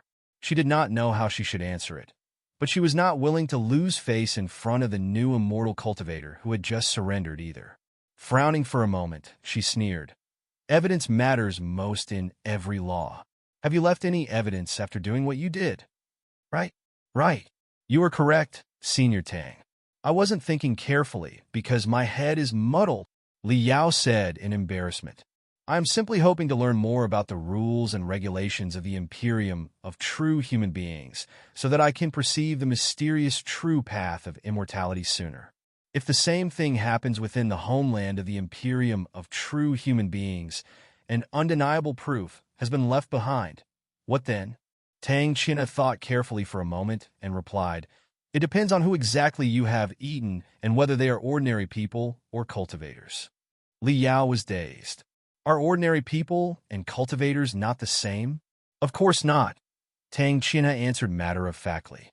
If the victims are ordinary people, we will see if they have owners. If they turn out to be the slaves of a certain immortal cultivator, you will have to pay a large sum as compensation and even rarely seen materials or magical equipment, depending on the position and cultivation of the owners. in order to stop them from making trouble for you. If the victims are unowned free folk, the compensation will be greatly reduced. Li Yao clicked his tongue. Compensation? That's all? Or what? Ordinary people are not human beings at all, but creatures slightly more advanced than livestock. In urgent situations, you are forced to kill a few goats to feed yourself when you are starving. What's the big deal about that? Is compensation not good enough? Besides, most immortal cultivators have bought expensive insurance for their slaves. If a few slaves are killed, the insurance companies will pay for the financial losses. What you are actually compensating for is the defamation. Livestock, Li Yao mumbled, with an expression that indicated that his outlook and worldview had been shattered instantly. Staring at him coldly with more and more despise surfacing in her eyes, Tang Qian scoffed. Listen, boy. Now that you have abandoned darkness for brightness and embarked on the true path of immortality, the first thing that you need to do is to get rid of the banal dogmas that you formed while you were in the world of cultivators in the past. You must throw away all the hypocritical, self-righteous ideas. Let me repeat myself. Listen to me carefully this time. Ordinary people are not human beings. Ordinary people and cultivators whose spiritual roots have awakened are two kinds of creatures that appear identical. But the similarity in our appearances does not suggest anything. Nowadays, as the genetic technology is thriving, we can modify a gorilla into the appearance of a human being through surgery. So what? Does looking like a human being make it a real human being? Dumbfounded, Li Yao stammered. I don't understand. How can ordinary people be the same as gorillas? In the flying star sector, many cultivators are born by ordinary people and have been ordinary people themselves until their spiritual roots are awakened. Have you ever heard of parasitic wasps? With a smile, Tang Qian said, as if she were reciting a textbook. The parasitic wasps are a very unique insect. After capturing some of the larger prey, they will paralyze the victims with special venom and enzymes. Then, they will implant their eggs into the bodies of the prey. The nutrition of the prey will feed the eggs and the larvae until the larvae grow mature and crawl out of the bodies of the preys. During the process, the larvae of the parasitic wasps will even devour part of the genes of the hosts, which allow them to display part of the features of the hosts. Therefore, the parasitic wasps are in weird forms, and their society is ever-changing. Many parasitic wasps look exactly like their hosts. For an observer who is unaware of the truth, the hosts seem to give birth to the parasitic wasps. But can you claim that the hosts are parasitic wasps? Of course not. They're just a bunch of incubators. That would be the competition of beliefs between the Federation and the Imperium. It was too great an opportunity to let go of. Li Yao was very interested in how the immortal cultivators brainwashed themselves into such an evil and yet complacent ideology. Solemnly, he bowed to Tang Qianhe and respectfully asked, I feel that I'm onto something, but I'm still confused about some of the critical parts. I wonder, can you enlighten me with the real meaning of the true path of immortality, Senior Tang, including the relationship between the ordinary people and the cultivators?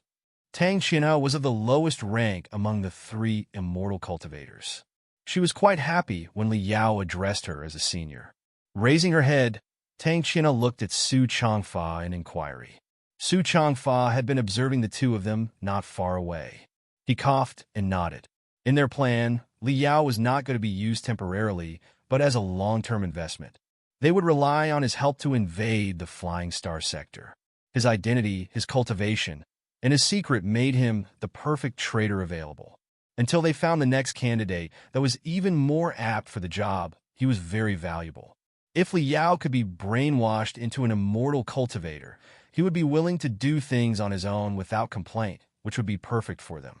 Having received the permission from the captain, Tang Qianhe said with a smile, All right, now that you've made up your mind to thoroughly reform yourself, of course, we would like to give you a hand. Let me ask you a question first. Which one do you think is more critical for a human being, the body or the soul? Li Yao blinked, not sure which answer fitted his current role better. Before he replied, Tang Qianhe spoke again. Or maybe, let's start with a simpler question. Are there spectral cultivators in the flying star sector? The ones whose souls persist after their death and are attached to some magical equipment or puppets. There are Leonudda. Spectral cultivators are common in the flying star sector. Nobody feels strange about them. They are regarded as our own kind, too. That's right. Tang China clapped her hands. The spectral cultivator is under a metal shell and thinks with a crystal processor, while a human being is in a body of flesh and blood and thinks with their brain cells. The two existences that look vastly different are considered to be the same kind. Let me give you another example. Do you know an evil art known as the soul transference technique in the world of ancient cultivators 40,000 years ago? Such a technique could transfer a human being's soul into the body of an animal and swap it with the animal's soul. Imagine that, one day, you are captured by a strong cultivator for experiments. You are locked with a monkey, and your soul is swapped with the monkey's through the soul transference technique. Then, your soul will be confined inside the monkey's body, and the monkey's soul will be confined in yours. If so, between you and the monkey, which one do you think is more qualified to be called a human being? Me, of course, Li Yao blurted out. Not just the body of a monkey. Even if I'm in the body of a cow, a goat, or a pig, I am still a human being. That's right. I agree with you. This is the only conclusion after thousands of years of debate in the world of the immortal cultivators. Tang China said with a smile.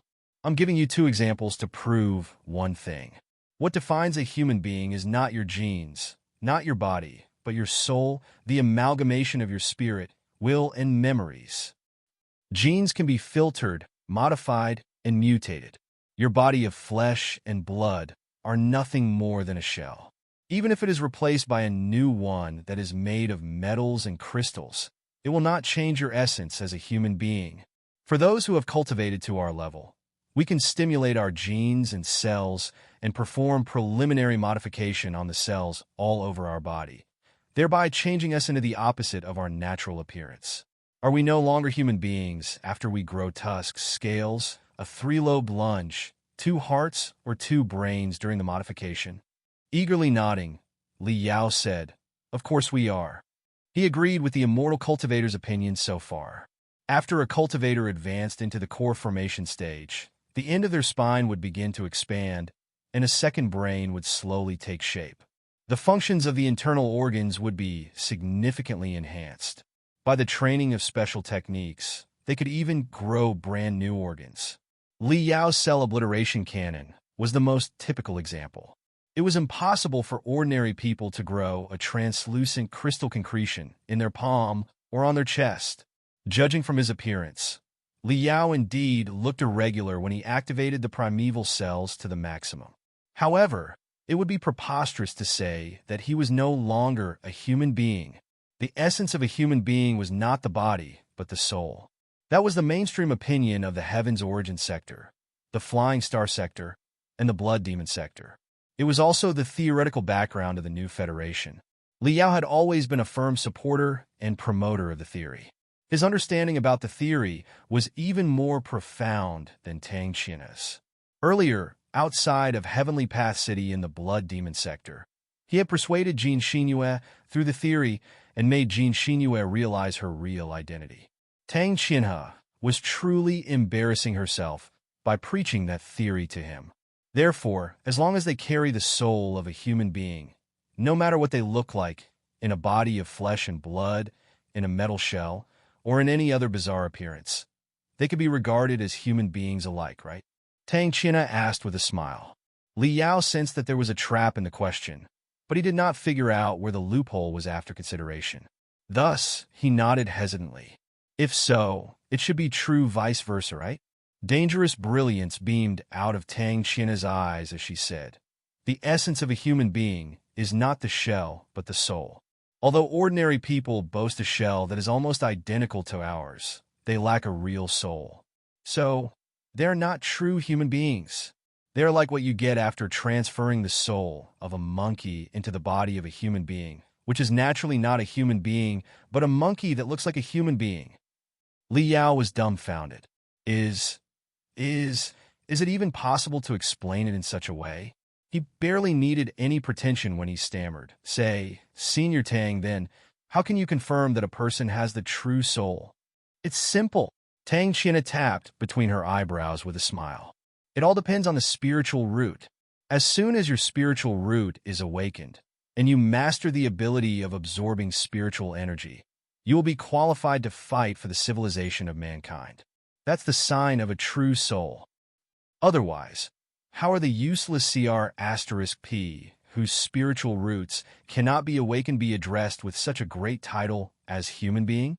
Do you still remember the example of the parasitic wasp? In many cases, the eggs of the parasitic wasp and the eggs of the host are kept and raised together. Even their larvae look very similar, but they are essentially two different species. It is also the relationship between us and ordinary people. When our body is just born, we have to go through the period where our spiritual root is not awakened, which is like the eggs that the parasitic wasp planted into the host. At first glance, we are truly identical to ordinary people. However, after receiving harsh training, some of us will eventually distinguish themselves.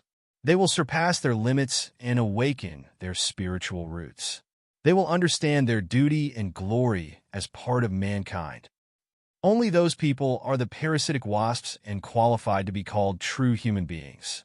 It is also where the name of the Imperium of true human beings comes from. In the Imperium, everybody is divided into two kinds. Cultivators whose spiritual roots are awakened, such as you and me, are addressed as true human beings.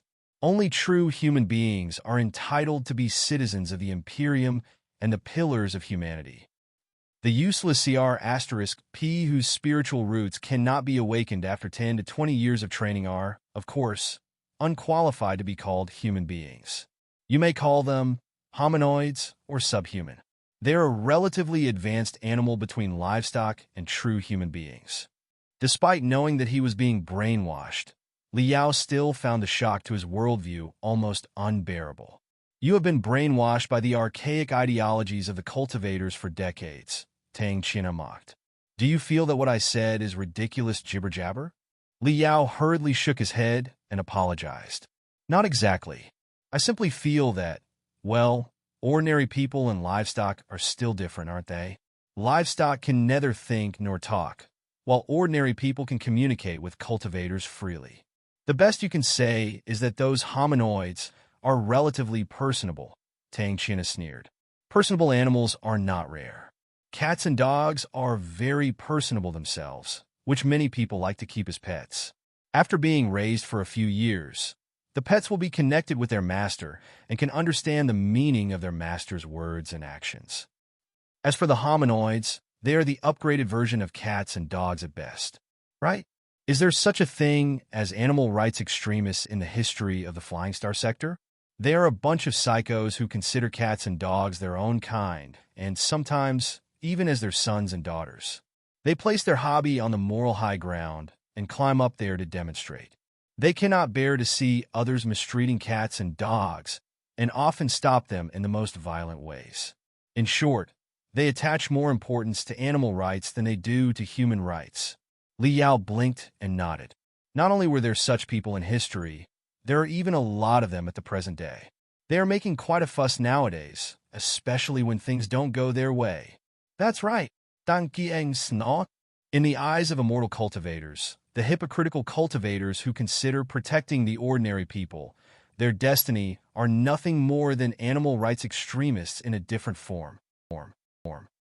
In the Imperium of true human beings, there was a very famous sociologist and psychologist named Ma Tianluo, who proposed theory of the hierarchy of needs, Tang Xinhao explained.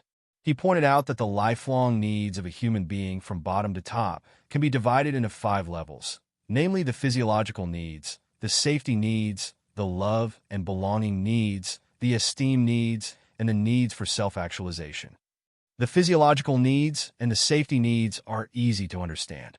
Warm, fed, comfortable, unharmed from enemies. They are desires that even animals will have. The love and belonging needs are not difficult to understand either. Human beings are a gregarious species. One always hopes to be enveloped in love, friendship, romance, and all other positive feelings. Even saints cannot fully cut off their emotions. As for the esteem needs, if we get to the bottom of it, it means one's yearning to be of a certain position in a society and to be acknowledged, respected, and even worshipped by others. Once such needs are met, one will feel confident and perceive the value of one's existence. The needs for self-actualization are the needs of the highest level. It refers to the maximal achievement of one's dreams, ambitions, and creeds, and the implementation of one's belief. The cultivator's actions are very easy to understand if analyzed with Master Ma's theory of the hierarchy of needs. The protection of ordinary people can satisfy the love and belonging needs of the cultivators, make them revered and admired by the general public, and carry out their principles and beliefs. So, the three higher levels of needs in the hierarchy are met at the same time.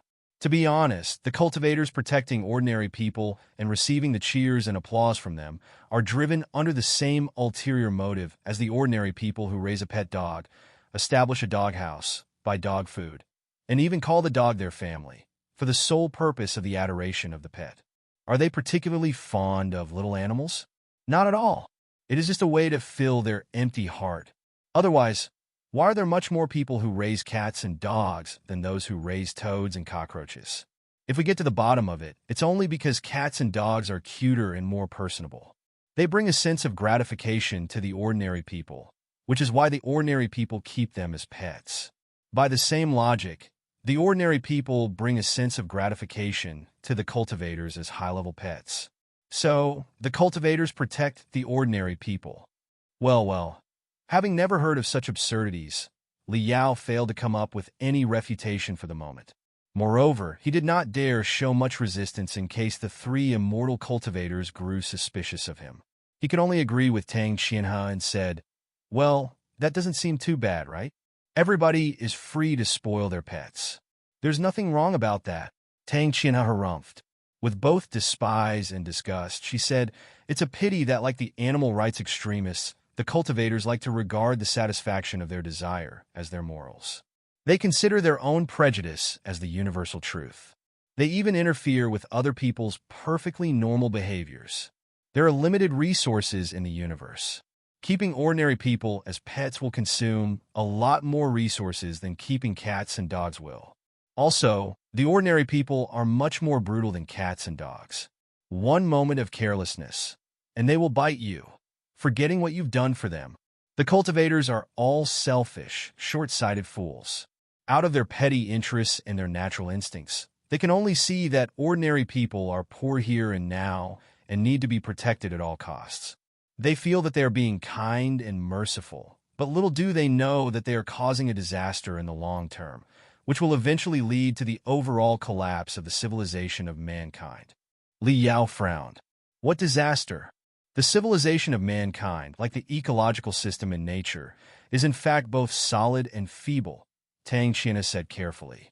They are solid because the natural rules that they entail allow their self-adjustment and self-balance, and they can purge themselves and evolve under the restraint of the seemingly cruel rules. On the other hand, they are feeble because, once human beings, as the wisest of all creatures, grasp the ability to modify certain rules, and if they do modify them driven by their self-proclaimed leniency, the eventual collapse is almost unavoidable. Fellow cultivator Li, you've heard of the ecological equilibrium before, haven't you? Li Yao nodded. The ecological system of the great nature is a piece of balanced and impeccable artwork. Let's imagine a prairie where there are a few wolves, hundreds of rabbits, and boundless fields of grass. Together, they constitute a simple ecological system. The rabbits feed on the grass, and the wolves feed on rabbits. The rabbits are lovely and can provoke anyone's sense of pity. The wolves, on the other hand, are hideous and brutal, and it is quite gory when they hunt the rabbits. At first glance, it is very tempting to define rabbits as good and wolves as bad. Then one day, some omnipotent human beings arrive at the prairie. Seeing the bloody scenes where the wolves hunt the rabbits and enjoying the bunnies cuddling them in their arms, the newcomers make up their minds to beat the bullies and help the poor. They kill and drive away all the wolves. The only creatures left are furry, chubby, gentle, lovely rabbits. Will the prairie be a paradise henceforth? Of course not.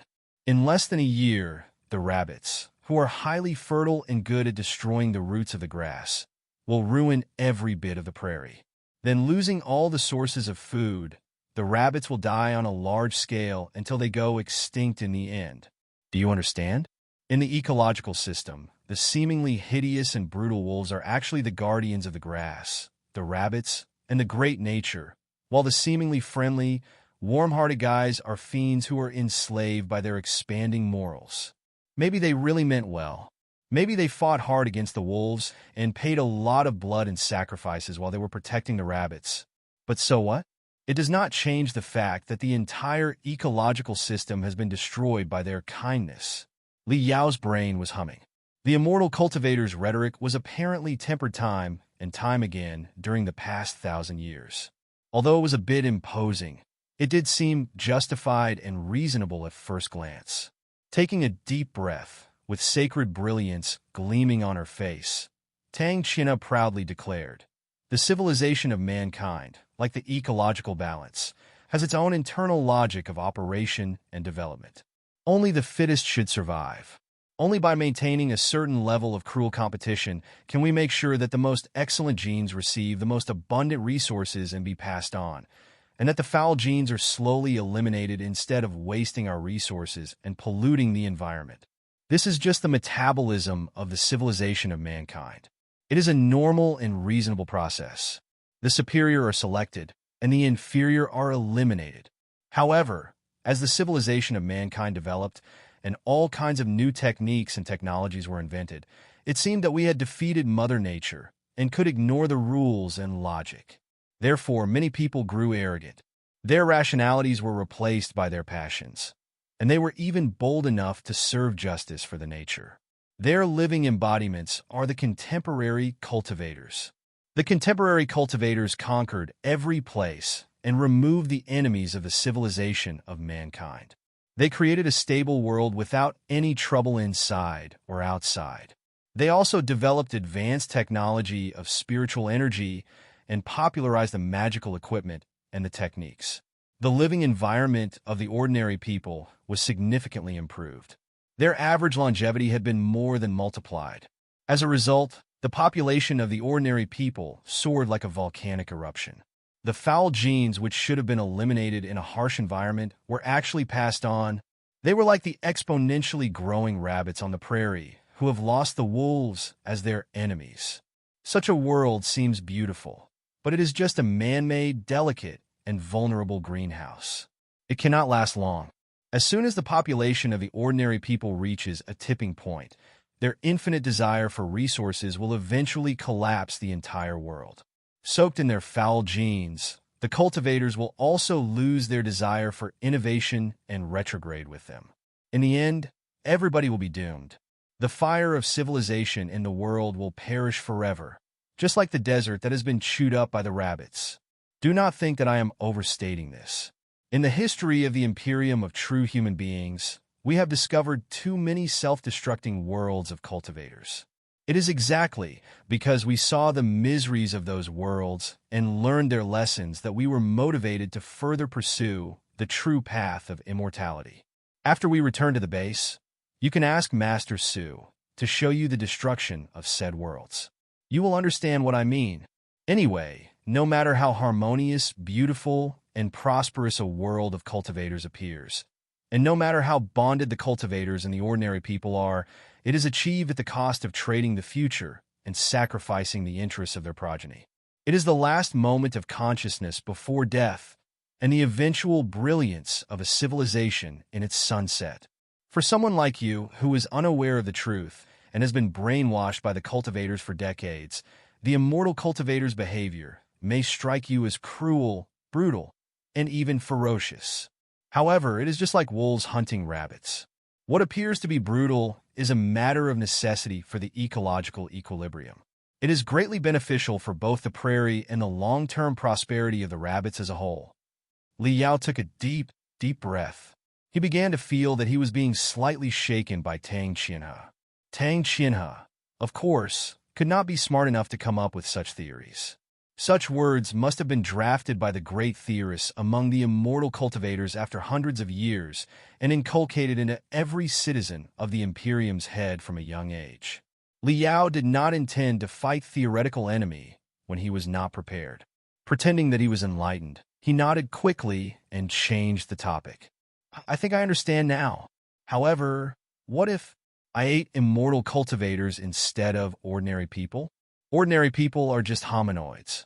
It doesn't matter because they are special, high-level animals. But what will happen if I really hurt people of my own kind? Li Yao was dazed. Unjustifiable self-defense? Insulting bodies? Exactly, Su Changfa replied confidently. The Imperium boasts a vast territory. Thousands of starships are cruising in cosmic storms every day. Naturally, a lot of accidents have happened. We are very experienced in dealing with such issues. Based on the experience of the Imperium in the past, nobody is innocent in such an extreme environment. Once realizing the limitation of resources, anybody can be an attacker, and anybody can be a victim. It's just that some of them take action earlier than others do. Fellow cultivator, what do you think?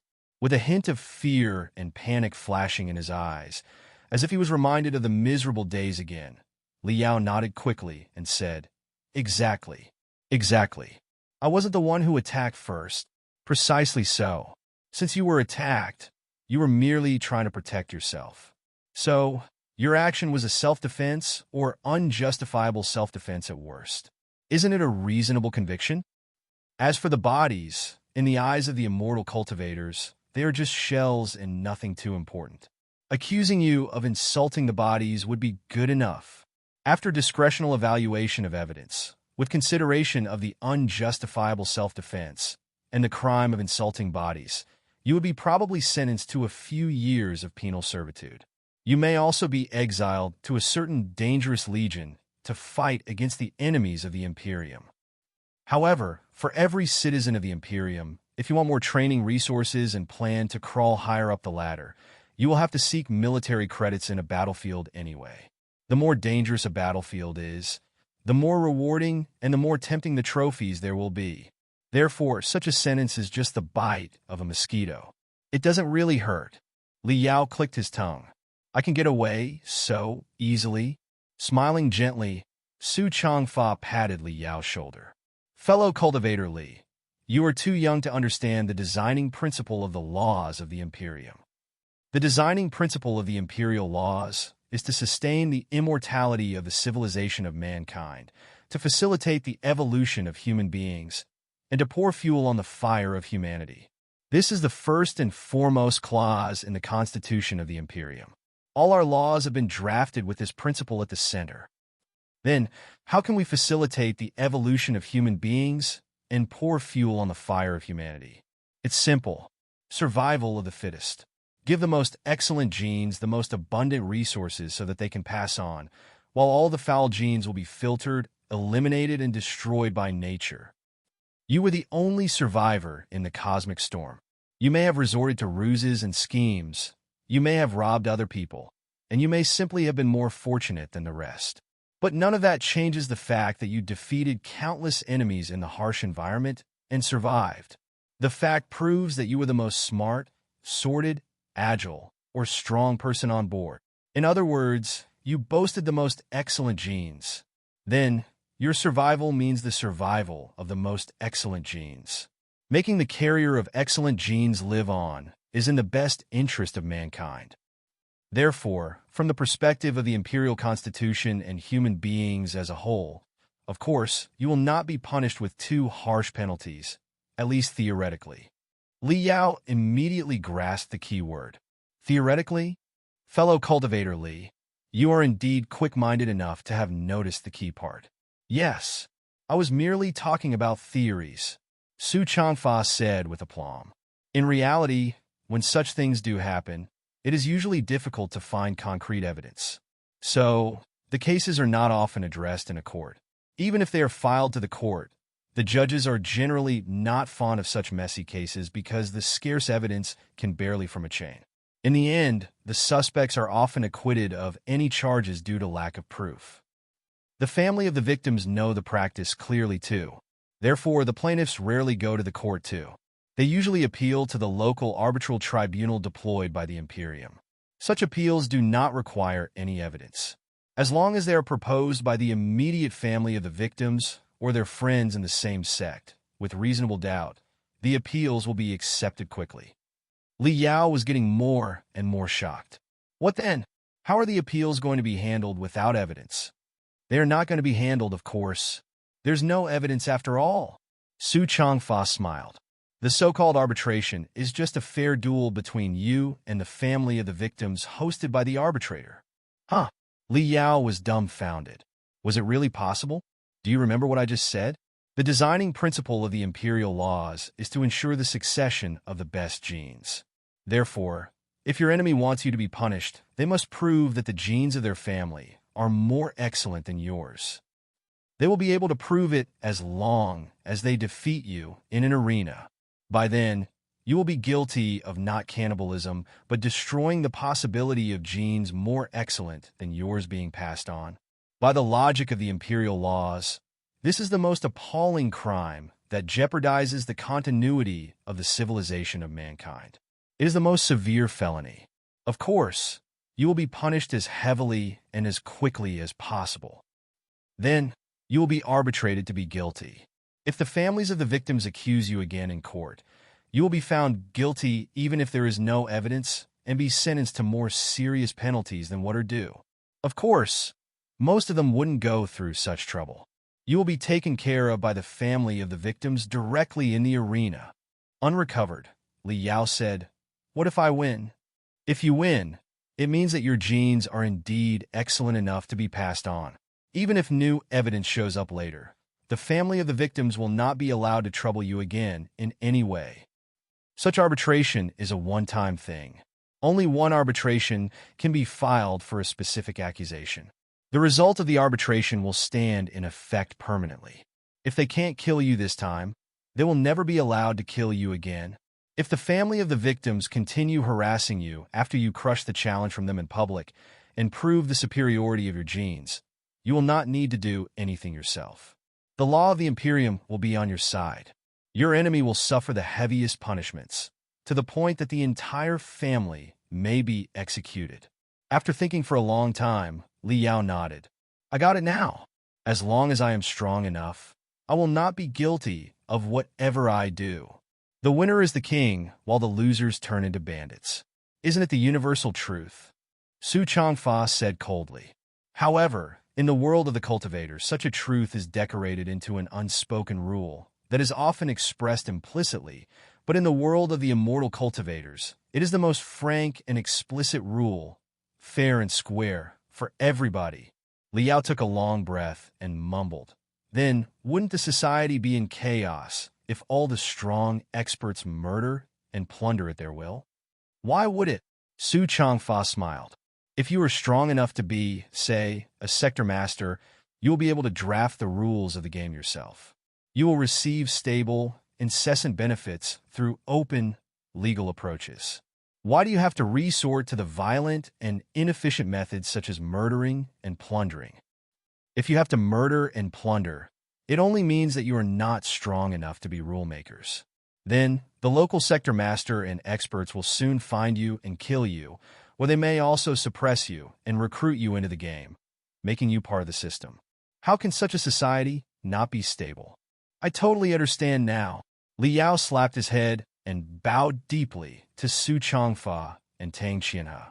Delighted and fully convinced, he said, "Thank you for your enlightenment, seniors. Your words have been a great eye-opener for me. I feel that I have found a brand new world. It's like that I've been living in a smothering case for decades and never found the real world until I broke out of the shell today." However, rolling his eyes, Li Yao hesitated. "I seem to have one last question that I cannot find an answer to." "Please speak, fellow cultivator Li." Su Changfa smiled. "This is far from enlightenment. We are simply discussing and exchanging ideas with each other." "All right, this is my confusion. Your amplification on true human beings and hominoids is truly spectacular and instructive for me. However, on second thought, I seem to notice that the true human beings are not necessarily born by true human beings, are they? And their offspring might not be true human beings either, right? It is the case in the flying star sector anyway. Many cultivators' parents are not cultivators, and although their children have higher chances of becoming cultivators, not every one of them can awaken their spiritual root. If a true human being or an immortal cultivator has parents and children that are all hominoids, doesn't it mean that the parents and the children are different species? Isn't it a little bit inexplicable? What's inexplicable? Tang China sneered. When a horse and a donkey mate, they give birth to a mule. The horse and the donkey are parents, and the mule is the child. Are they the same species? Li Yao was immediately rendered speechless, his neck reddening. Chapter 1244 Demagogism. You are not wrong to say that the true human beings and the hominoids are two different species, Su Changfa explained. According to the precise categorization of biology, technically speaking, they are two different genera in kingdom Animalia, branch Vertebrata, class Mammalia, order Primates, suborder Anthropoidea, species Hominidae. Although the two genera have no reproductive isolation, and they are even free to communicate and transform between each other, they are essentially different. However, although the hominoids are deemed a special, high-level animal and a proximity of blood to ours, and the slavery system is still operating in the Imperium, the system has been perfected after 1,000 years of development. It is certainly not as bloody and chaotic as you imagine. The hominoids are the providers of our genes and the incubators. They are much more agile, sturdy, and automatic than any kind of artificial puppets. They are perfect, indispensable tools to build the civilization of mankind. Therefore, the hominoids boast a higher position in the Imperium than regular animals. Legally speaking, they are also equal to the rare animals that are about to go extinct. The rare animals that are about to be extinct are protected by the Rare Animals Protection Act. As for the hominoids, their essential benefits are protected by the Hominoids Protection Act, too. See? We don't entirely refute the protection of animals. What we object to is just the obsessive, extreme methods. Protecting animals is protecting ourselves. How can we not understand such simple logic? All in all, although the hominoids cannot become citizens of the Imperium, as long as they demonstrate talents in a certain aspect or their value to the Imperium, they can also live a relatively comfortable life. Even if they are slaves, they will be the property of their owner and be protected from the scourge of the alien species and the natural disasters in the universe. Their survival rate and average longevity are much higher than in the chaotic world outside of the Imperium. As for the hominoids who have blood relationships with the immortal cultivators, such as the immortal cultivators' parents and children, their days will be even better. There's nothing to be ashamed of.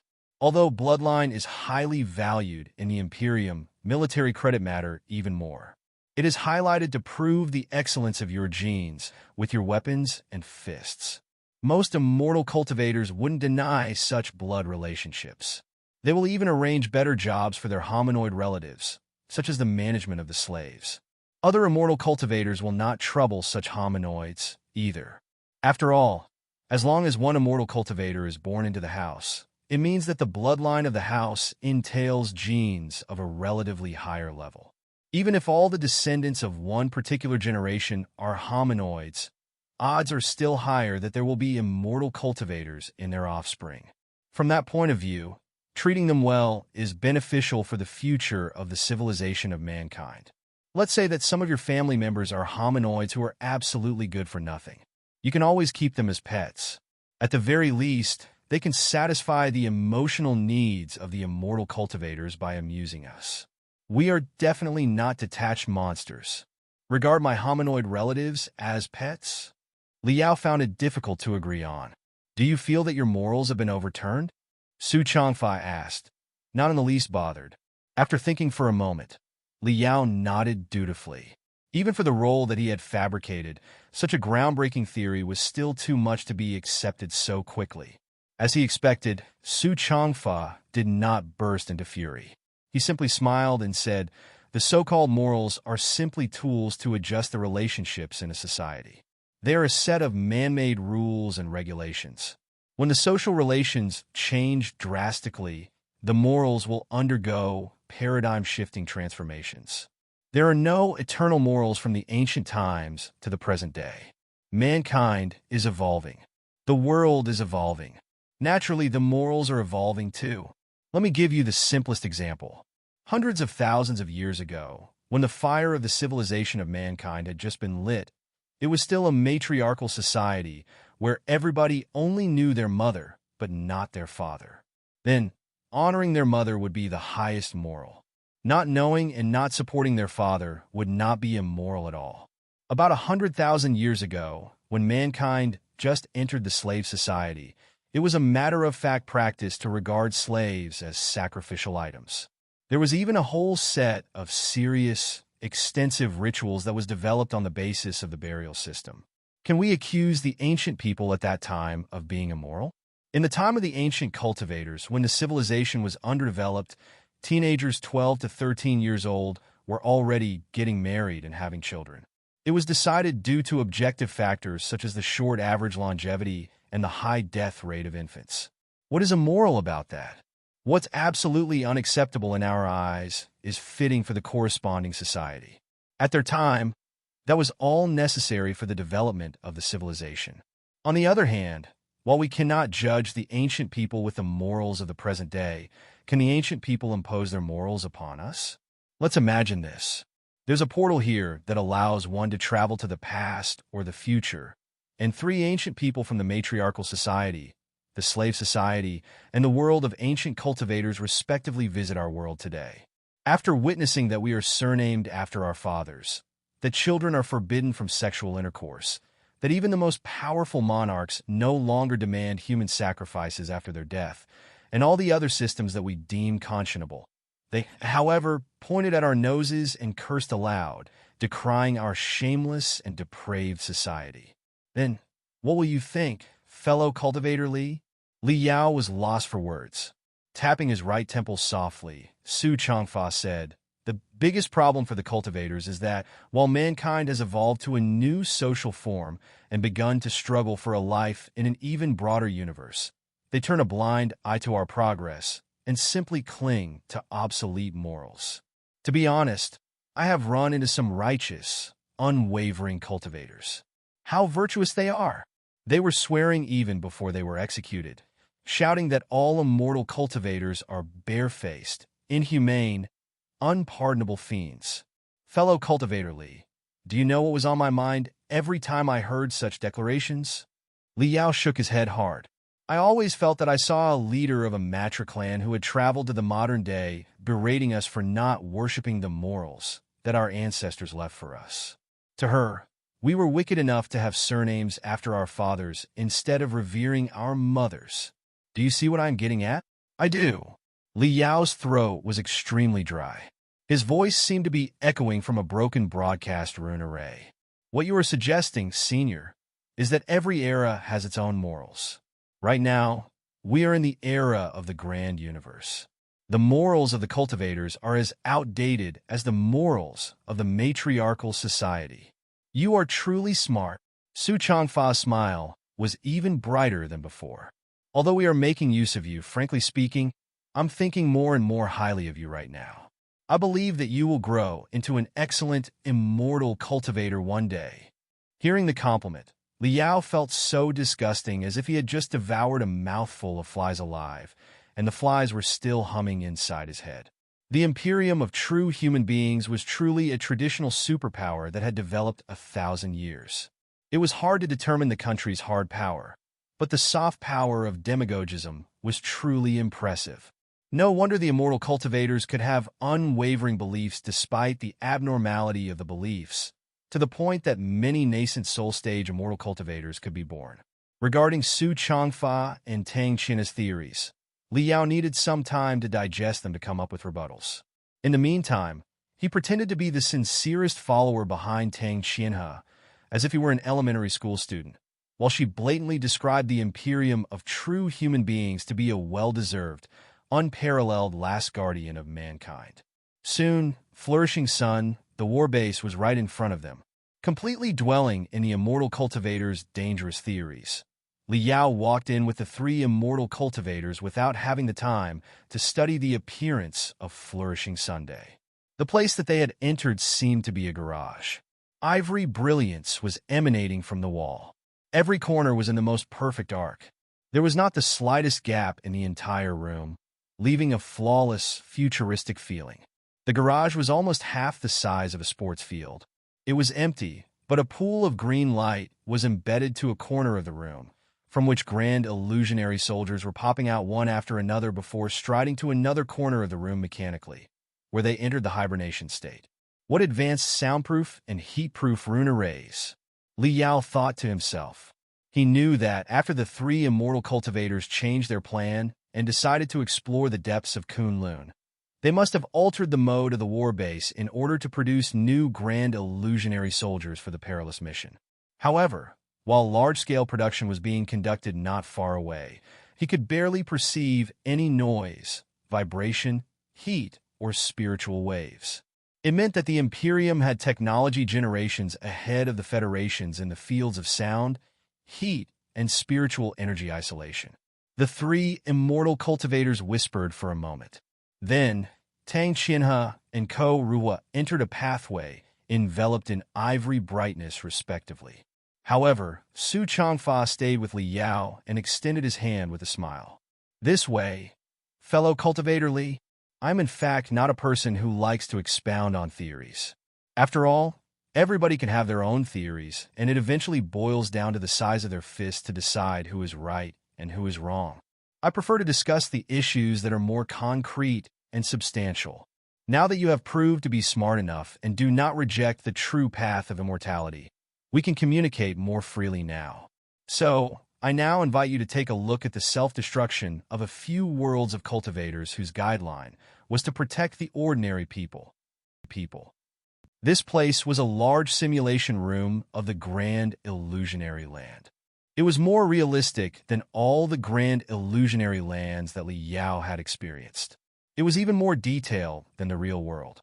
He could vaguely sense that information streams as boundless as oceans were raging behind the light and shadow. Li Yao found it rather peculiar. Every gram would be a heavy burden for a super long-distance space jump. Tremendous spiritual energy had to be consumed to teleport it over. Therefore, every gram of weight would be calculated carefully for a starship that was about to perform a super long-distance space jump. Nothing useless would ever be brought. But why was Su Changfa's flourishing sun carrying a simulation room of the grand illusionary land, which appeared to be useless? Thinking quickly, Li Yao immediately realized what was going on. This was a brainwashing room. The three immortal cultivators came from far away. It was necessary for them to develop their own kind in the new world and raise their loyal representatives so that the influence of the Imperium of true human beings could be expanded. The traitors who were allured by power and benefits were all vile, undependable scumbags. They could be transformed back with higher power and more benefits at any time. Only by brainwashing the traitors could they become real, immortal cultivators and work for the Imperium of true human beings dutifully and diligently. That would be the better approach. Therefore, a brainwashing chamber was definitely necessary for their starship in order to deeply brainwash the key persons such as Li Yao. Li Yao estimated that they would decide the value and the possibility of betrayal of the targets first before they coerced the targets into join their side. After the targets joined them, they would test the targets with the carefully woven rhetoric. If the targets were not firm believers, it was very possible that their worldview would be shattered. Then, they would bring the targets here and re-establish a worldview that was completely different from the past for them, through the more vivid tales from history. For cultivators below the nascent soul stage whose beliefs were not firm, after such a triple strike, it was indeed possible that they would believe in the new ideology in their dizziness and end up being immortal cultivators. Li Yao sniffed in his heart. Now that he had advanced into the nascent soul stage, his belief and his soul had melded together. He was now one of the most stubborn diehards. It was impossible that he would be brainwashed by a few words. Therefore, he simply watched what else the immortal cultivators could offer. In front of Li Yao, the yellow and brown planet grew larger and larger still. He could tell that it was the fourth planet of a certain star, boasting an atmosphere and abundant ocean resources. The picture slowly passed through the atmosphere and descended. Every detail of the planet was displayed. It could be seen that this was a planet with a highly developed civilization. Honeycomb-like cities were everywhere on the vast continent. They were connected to each other via certain translucent tubes. All the cities were brimming with coruscating skyscrapers. Many of the cities were even larger than the capital city of the Star Glory Federation. However, all the cities were empty and lifeless. Even the most splendid buildings were full of rust and dust. They were like countless monuments standing together and telling the glory of the past in silence. What left the deepest impression on Li Yao was a statue almost 100 meters tall at a city square. It was a young man with one hand on his hip and the other hand pointing at the sun. From the vigorous face and the muscular body, it was not hard to envision the fearlessness of the civilization in its heyday. It was a shame that the statue was now rusted and covered in bird feces. His smile was covered by dust and stains, and a lot of vines had also swallowed it inch by inch from the bottom. The previously shining gold statue had turned brown, red, and green, nothing more than a pile of mottled garbage. Su Changfa's deep voice echoed behind Li Yao. Now, fellow cultivator Li, I will tell you the stories of 3 sectors.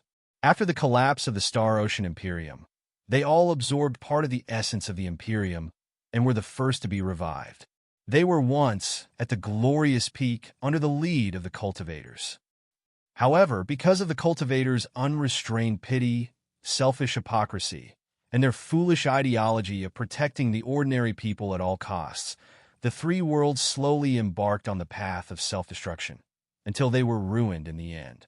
Their doom was not because of the invasion of the alien species, not because of natural disasters or apocalypses, and had nothing to do with the Imperium of true human beings. In fact, one of the worlds of cultivators had already self-destructed before the Imperium of true human beings was born. What they left for us was just a heap of dead bodies, a monument, and a profound lesson. This is the first world, the Curly Dragon Sector. The world around Li Yao slowly shivered before the map of the Curly Dragon Sector was fully displayed. Like the Flying Star Sector, the Curly Dragon Sector was a world spread over dozens of space zones, but with a small population. It was not far away from the capital ring of the Star Ocean Imperium in the past. As a prosperous world, not too seriously scourged by the war, it was slowly revived in the second millennium after the Star Ocean Imperium's collapse. The picture flashed. It could be seen that many human beings in bizarre clothes were excavating relics, exploring the foreign planets, and reconstructing their civilization. Although the environment was extremely harsh, everybody's face was glowing with hope and happiness, as if a torch was burning in their chest.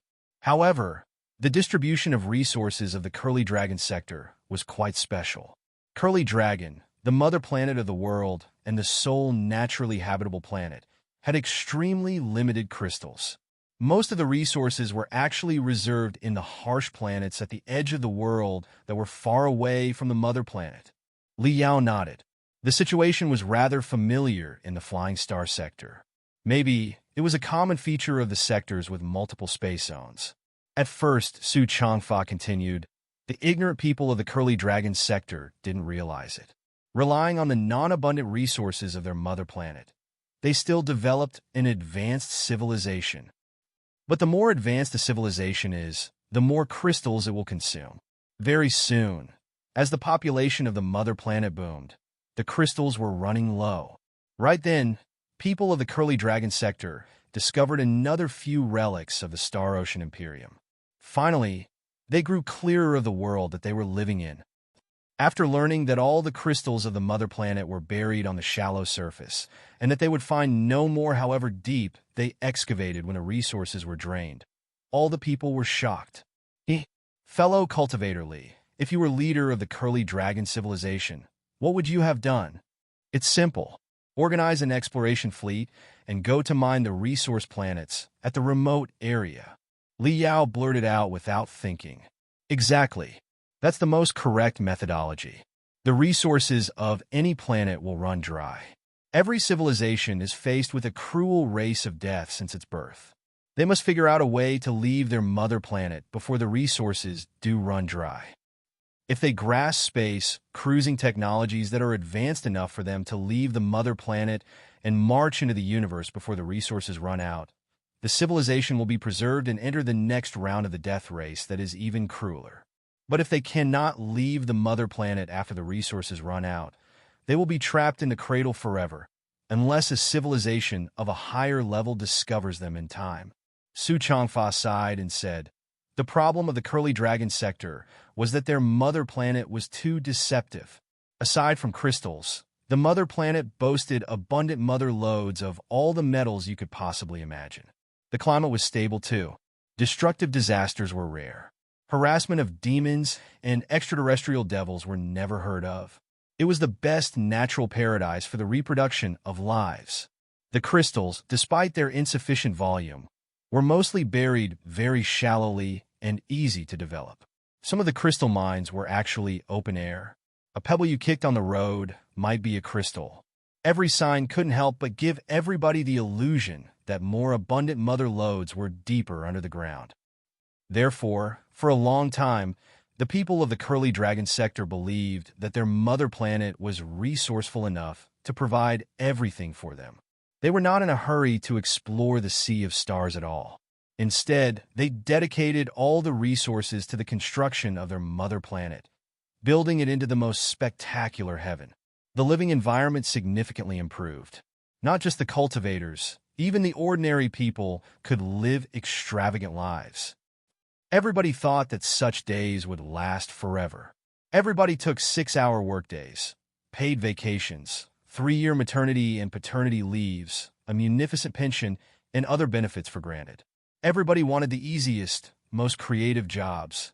The entertainment business, the lottery business, and other third industries thrived. Nobody was interested in the fundamental work that was in the slightest exhausting. The workers of such trades often went on strike for violation of human rights, demanding fewer work hours, better working conditions, and better wages and benefits. Such a carefree life lasted 300 years with no problem whatsoever on the surface. The Curly Dragon sector almost became the epitome of harmony between cultivators and ordinary people, and a paradise where human rights were absolutely ensured. However, good days came to an end eventually. All the crystals on the mother planet were running out. After parsing the map of resources of the Curly Dragon sector from the Star Ocean Imperium, they got a good piece of news and a bad one. The good news was that the Curly Dragon sector was not barren. There were still enough crystals for the coming thousands of years. The bad news was that all the reserves were in the most remote space zones of the Curly Dragons, which had harsh environments that were absolutely unfavorable for human beings. With such a prosperous mother planet, the people of the Curly Dragon sector had never thought it necessary to develop space cruising technologies in the past hundreds of years. Thankfully, their civilization was already rather developed, and a lot of relics of the Star Ocean Imperium were available. After excavation, analysis, and duplication, they finally boasted the preliminary abilities for space voyage and resource collection. However, after thorough analysis, the specialists of the Curly Dragon sector reached the conclusion that, with their current technology, tremendous sacrifices were unavoidable to mine in the remote space zones. Countless miners were bound to be killed miserably in the dark, cold, foreign stars because of various factors. The death rate would be proportional to the yield of crystals. If they wanted resources, they had to trade lives for them. From their preliminary estimation, every ton of raw crystals meant the possible death of 3 to 5 miners. After all, without crystals, it would be practically impossible to escape the planet and the galaxy. Everybody would end up trapped on the mother planet one day. The Flying Star sector is different from the Curly Dragon sector, as Senior Sue described. Iron Plateau, our mother planet, was struck by an apocalypse 5,000 years ago. The environment there is harsh in the first place, dominated by the aggressive chi trainers who dislike foreigners. Therefore, we do not have a resourceful mother planet that we can count on. We must get everything on our own. Having to struggle for a life in the rigorous sea of stars, the cultivators and the ordinary people of the flying star sector are not as delicate as those of the curly dragon sector. I believe that they wouldn't hesitate to sacrifice when necessary. Moreover, I believe that the high death rate is just temporary. After the environment of the resource planets is improved, the excavation and purification magical equipment advances, and everybody's experience in mining grows more abundant, they will certainly figure out a set of effective approaches to reduce the death rate to an acceptable level. Su Changfa smiled and said, "It appears that the civilization of the flying star sector is still in the rising period, and not entirely rotten yet. The civilization of the curly dragon sector, however, was too sick to be treated. The people of the curly dragon sector lived comfortable lives on the resourceful mother planet without doing anything for too long. Hundreds of years of such a carefree lifestyle corrupted the resolution, doggedness, ambition, devotion, and all the other noble spirits in their hearts.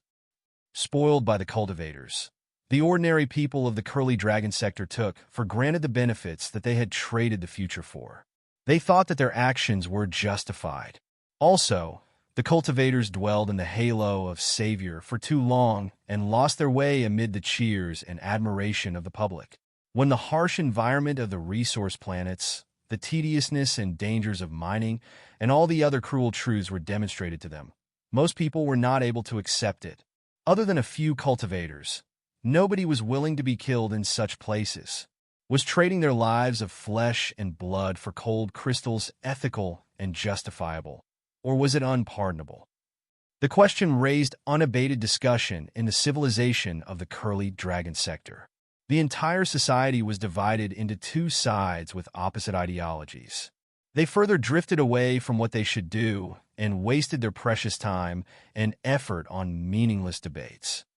The discussions lasted decades, during which whatever was left of the crystals on the mother planet were still being consumed rapidly, but not a single mining starship was sent to the resource planets. Decades later, perhaps because of the stimulation of the alarming stock of resources, the curly dragon sector finally managed to reach a consensus. The crystals had to be excavated, but nobody could be killed. Not just death. Even the relatively more exhausting work was in violation of human rights and the core principles of the civilization. Therefore, they wasted precious resources, attempting to build an absolutely safe and comfortable mining system. In the mining system, the mining starships were as extravagant as space yachts, and the mining bases were even more enjoyable than luxury hotels. Most of the dangerous jobs were completed by the spiritual puppets. All the miners had to do was sit in the bases and tap on the light beams while drinking their beverages. Even so, few people were willing to mine on the resource planets. The miners who agreed to work in the frontier all believed that their sacrifices were too huge. They greedily demanded higher pay, better benefits, and better working environments time and time again. In the end, the package of a miner was several times higher than that of a professor on the mother planet. The yields of the mother lodes, instead of being transported to the mother planet, were dedicated to the modification of the mining resources lavishly. Instead of improving the efficiency of mining, they constructed a lot of entertainment facilities unrelated to the work in the mining bases under the guise of building a humane working environment. They also reduced the working hours to 5 hours per day, and they went on a strike every once in a while. You can't have all the best in the world. Is it possible to excavate crystals so easily? Because of their follies, the cost of excavation and transportation soared. They could barely make ends meet in the end. Every ton of raw crystals would waste more resources than the value of the crystals. Of course, such a system was not promising. Finally, some cultivators who couldn't stand it any longer proposed a reform, but it was too late. The miners and part of the administration on the resource planets had established a powerful labor union. As an enormous interest group, they united and negotiated with the mother planet.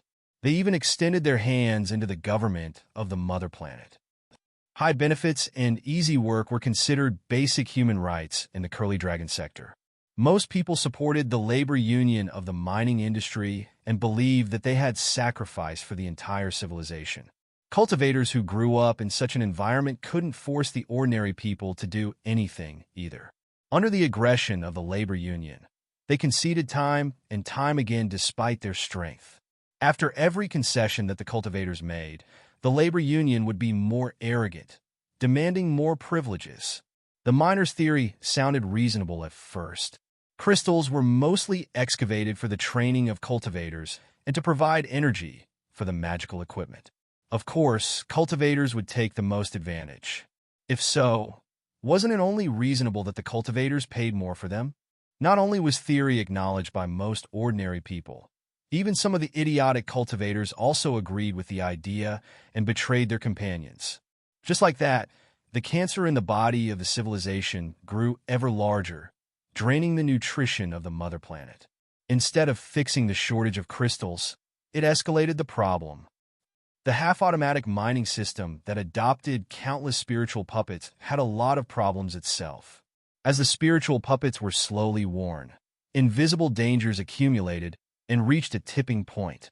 Finally, on a resource planet named Bloody Dragon, a cosmic storm disrupted the communication between the spiritual puppets and the mining bases, and the chips of the spiritual puppets happened to have a fault that escaped the attention of the miners responsible for security. In the end, an unprecedented disaster was caused, in which more than 1,700 miners were killed. The gory accident made the Curly Dragon sector question the safety and legitimacy of mining on the resource planets. Is it really reasonable and justifiable to trade lives for cold crystals? If a civilization must be sustained by the deaths of ordinary people, what is the worth of such a civilization being sustained? Blood crystals. What the cultivators are consuming are the blood crystals traded with the ordinary people's blood. Such voices spread virally under the freedom of speech. Meanwhile, the high compensations rendered 5 insurance companies and the mining group bankrupt, raising a huge economic crisis in the world. The labor union of the mining industry took the opportunity to attack. All the miners returned from the resource planets to the mother planet for demonstrations against the cultivators. They demanded better working conditions and safety measures. In their delirium, they proposed unrealistic terms. With the technology of the Curly Dragon sector at that time, their demands were simply fantasies that could not be satisfied. This time, the cultivators truly had no choice. However, even at the moment of life and death, the cultivators were still unwilling, unable to deal with the labor union. Instead, they built a mining team exclusively made of cultivators, hoping to address the resource problem by themselves. How is it possible? Cultivators were much fewer in number after all. Also, mining on the resource planets was a simple, repetitive, low-intelligence job most of the time. They were wasting their lives by going down the wells in person. Just like that, the resource collection system of the Curly Dragon sector managed to keep functioning at an extremely low efficiency. In the following hundreds of years, the number of cultivators grew smaller and smaller. It was mainly caused by 2 factors. Firstly, with the mother loads on the mother planet being exhausted, the spiritual energy on the surface was thinner and thinner. It was essentially a small age of doom. Of course, the number of newly awakened cultivators plummeted. Secondly, the resource planets were highly perilous.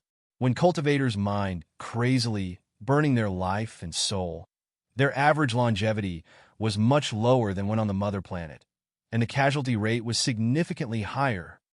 Also, after dedicating most of their time and effort to the meaningless mining work, they had barely any time to train themselves and could not advance. In the end, one death meant one fewer cultivator. The ordinary people didn't notice anything wrong about that. It was because the labor union of the mining industry had already berated the cultivators during the competition with the cultivators. Crystals are excavated mainly for the enjoyment of cultivators. For ordinary people, we can live an excellent life even without crystals. Most of the people of the Curly Dragon sector were fooled by such a claim.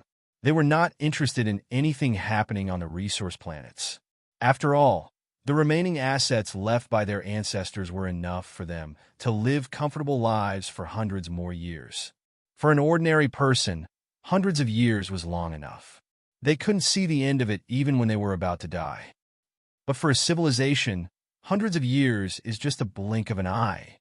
Just like that, after hundreds of years of fuss, the brilliant and glorious civilization of the Curly Dragon sector finally embraced its unavoidable doom. The number of the cultivators hit rock bottom and was not enough to sustain the functioning of the resource collection system. All the mining bases fell into states of disrepair. As the crystals ran dry, the last transportation route between the mother planet and the resource planet was cut off. The Curly Dragon sector finally lost the ability of space cruising, collection, and transportation for all eternity. Thousands of years later, the civilization of the Curly Dragon sector is no more, Su Changfa said casually. Not many files are left for our reference. We can only make basic speculations.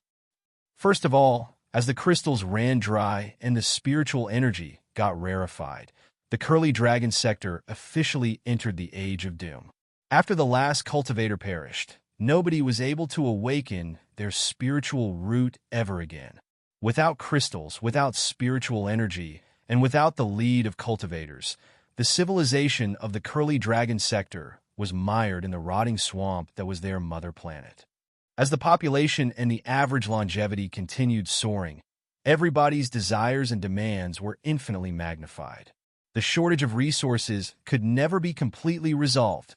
Yes, there were still high reserves of coal and petroleum on the mother planet. Other kinds of chemical energy and the nuclear energy were available too. However, spiritual energy is the purest, strongest energy form in the universe. Neither chemical energy nor nuclear energy are remotely close to the spiritual energy. The starships powered by chemical energy or nuclear energy can never surpass 1/100th the speed of light. Not surpassing 1/100th the speed of light disapproves the possibility of a mature and stable space cruising, collection, and transportation system. Just like you can never hope to conduct trades across the ocean with a few canoes that are riddled with holes. Besides, the coal and petroleum resources are exhaustible, too. Just like that, in the several thousand years after the crystals were extinct, coal, petroleum, and other resources were exhausted, too. At that time, people of the Curly Dragon sector finally realized the importance of marching into the Sea of Stars. But how was it possible for them to achieve that with their canoes powered by nuclear energy and chemical energy? Without energy, the civilization declined as a matter of course. The civilization of the Curly Dragon sector did not collapse abruptly, but walked to its doom step by step. One may say that it died of old age. Schwa. The picture in the grand illusionary land flashed. The forsaken cities vanished, replaced by naked, short people whose skin was extremely pale. They were no taller than dwarves, but their limbs were rather proportional and slender, like many versions of normal human beings. They were wearing naive, if not moronic smiles. Their big eyes, which almost occupied half of their faces, were blocked by a translucent membrane, but there was not the slightest spark of wisdom or humanity in them. Their movements could not have been slower. Even the simplest movement of stretching out their arms took them quite a few minutes. Looking at the weird mini-people, Li Yao could not help but recall a creature, sloth. They are the natives of the Curly Dragon sector after their civilization has degenerated for thousands of years, Su Changfa explained. After landing on the mother planet of the Curly Dragon sector, the exploration team of the Imperium discovered the remnants of the civilization in the complicated sewer system of the abandoned cities. To adapt to the world without energy, their bodies and habits have mutated to the mode where heat is the least consumed. In their entire life, they spend most of the time lurking in the darkness below the ground, not moving at all. The heat they consume is a fraction of what a normal human being would. By sucking part of the residues of the civilization of the past, they will be able to live on. Li Yao shuddered hard and mumbled, "Where are the descendants of the Curly Dragon sector right now?" Still in the Curly Dragon sector, Su Changfa said unhurriedly. "We have established quite a few natural reserves of rare hominoids on their mother planet to protect them. Such reserves are open to all citizens of the Imperium. The history of the civilization of the Curly Dragon sector is the best lesson of patriotism. It is also a reminder to all immortal cultivators that we must not repeat the mistake of the cultivators. If you are interested, fellow cultivator Lee, you can visit the descendants of the Curly Dragon sector in the Curly Dragon Natural Reserve someday in person. You will understand by then what a sensible choice you are making today by abandoning darkness for brightness. Liao took a deep breath, and he could not help but ask, his voice shivering. You have caged human beings and exhibited them? Are you not listening, fellow cultivator Li? Su Changfa raised his voice. They are not true human beings. They are hominoids. Hominoids. Hominoids. Hominoids are not humans, but a bunch of short-sighted and sluggish creatures, animals, beasts that are hopelessly driven by natural instincts. You must not spare any mercy on the cattle. As long as you show them the slightest kindness, they will be insatiable. Eventually, they will ruin the entire civilization as well as themselves. Only by treating them as cows, goats, pigs, and dogs, and discipling them with strict rules can they expect to contribute whatever value they have to push the civilization of mankind forward. The cultivators of the Curly Dragon sector were too lenient and concessive.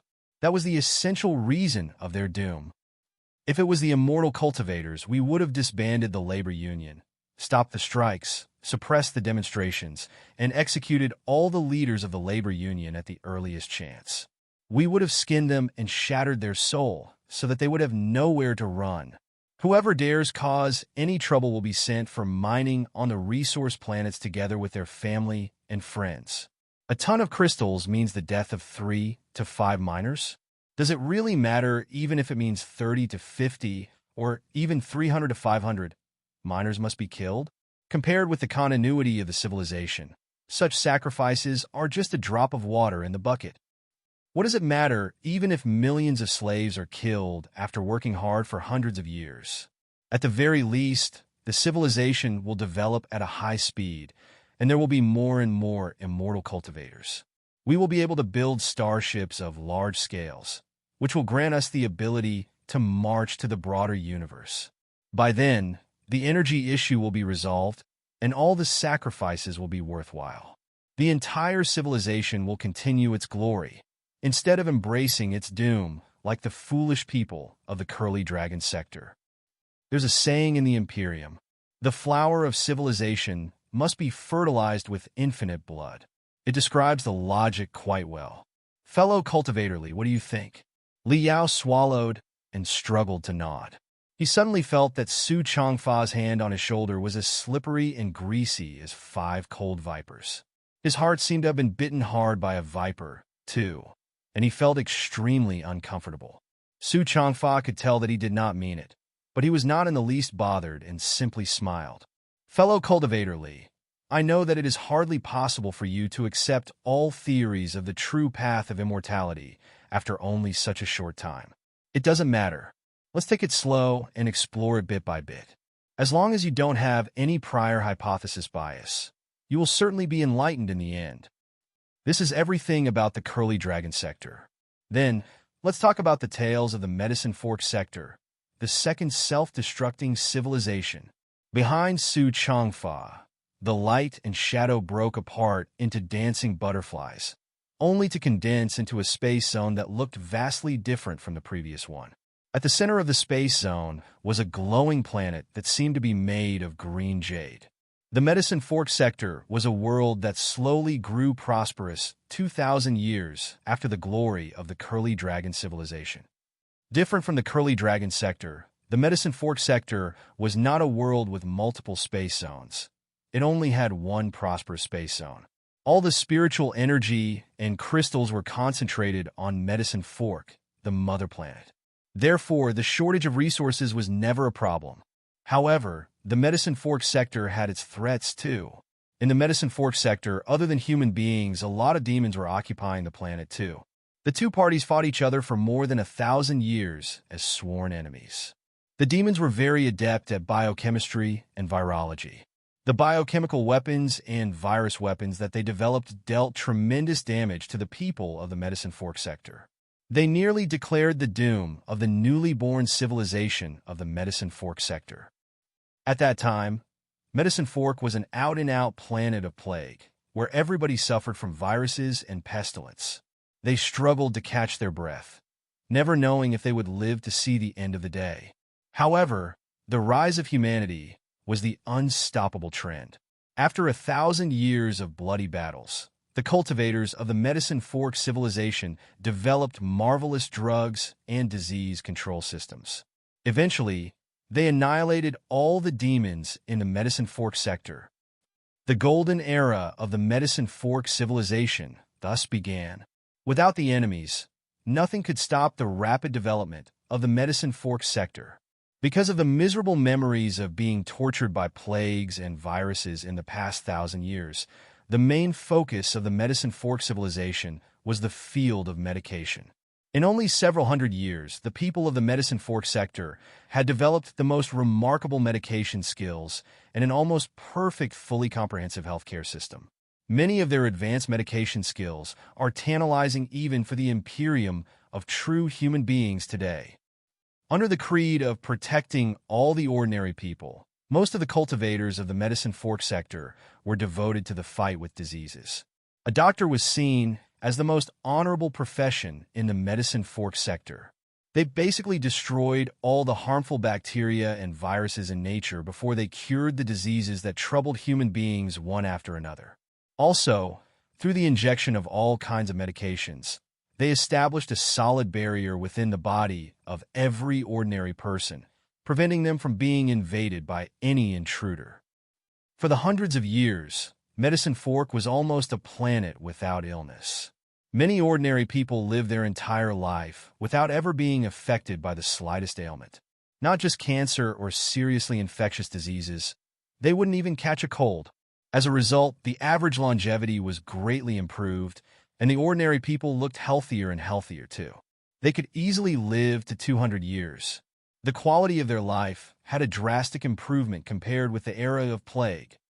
At first glance, just like the curly dragon civilization's glory before their crystals ran out, everything about the Medicine Fork civilization appeared perfect when it climbed to the peak of development. Without any medicine or medicative approaches, the immune system of the human body alone is enough to defeat most of the bacteria and viruses and also build up the body during the process. The growth is sometimes even deeply etched into our genes and passed on to future generations. This is what we know as evolution. That's not necessarily right, Liao observed. If one doesn't go to a doctor in time when they are sick, it is still very possible that they may die. Su Changfa snorted and said, "Diseases are the filtering system that nature has bestowed upon human beings. By eliminating the carriers of foul genes, it can be ensured that the species as a whole will develop to the correct path. For the civilization of mankind as a whole, a certain degree of elimination rate must be guaranteed. Only by filtering those who are unsuitable for survival can the optimal configuration of resources be achieved. For an individual, death is a tragedy, but for a civilization, the real tragedy is that those who should have died continue living and wasting resources." Liao could not help it any longer. Pretending to be enlightened, he replied, "That explains a lot. I understand now. So, there is no such place as a hospital in the imperium of true human beings, right?" "Of course, there are hospitals," Su Changfa said with a smile, "but they are mostly focused on external injuries. For the infection of viruses, cancer, and other diseases, we will simply inject some immune system activation drugs into the patients to stimulate their own potential to cope with the diseases. So, in our hospitals, it eventually comes down to the patient's own immune system and resistance to deal with bacteria, viruses, and cancers. The doctors only help awaken and enhance them." Liao was dazed.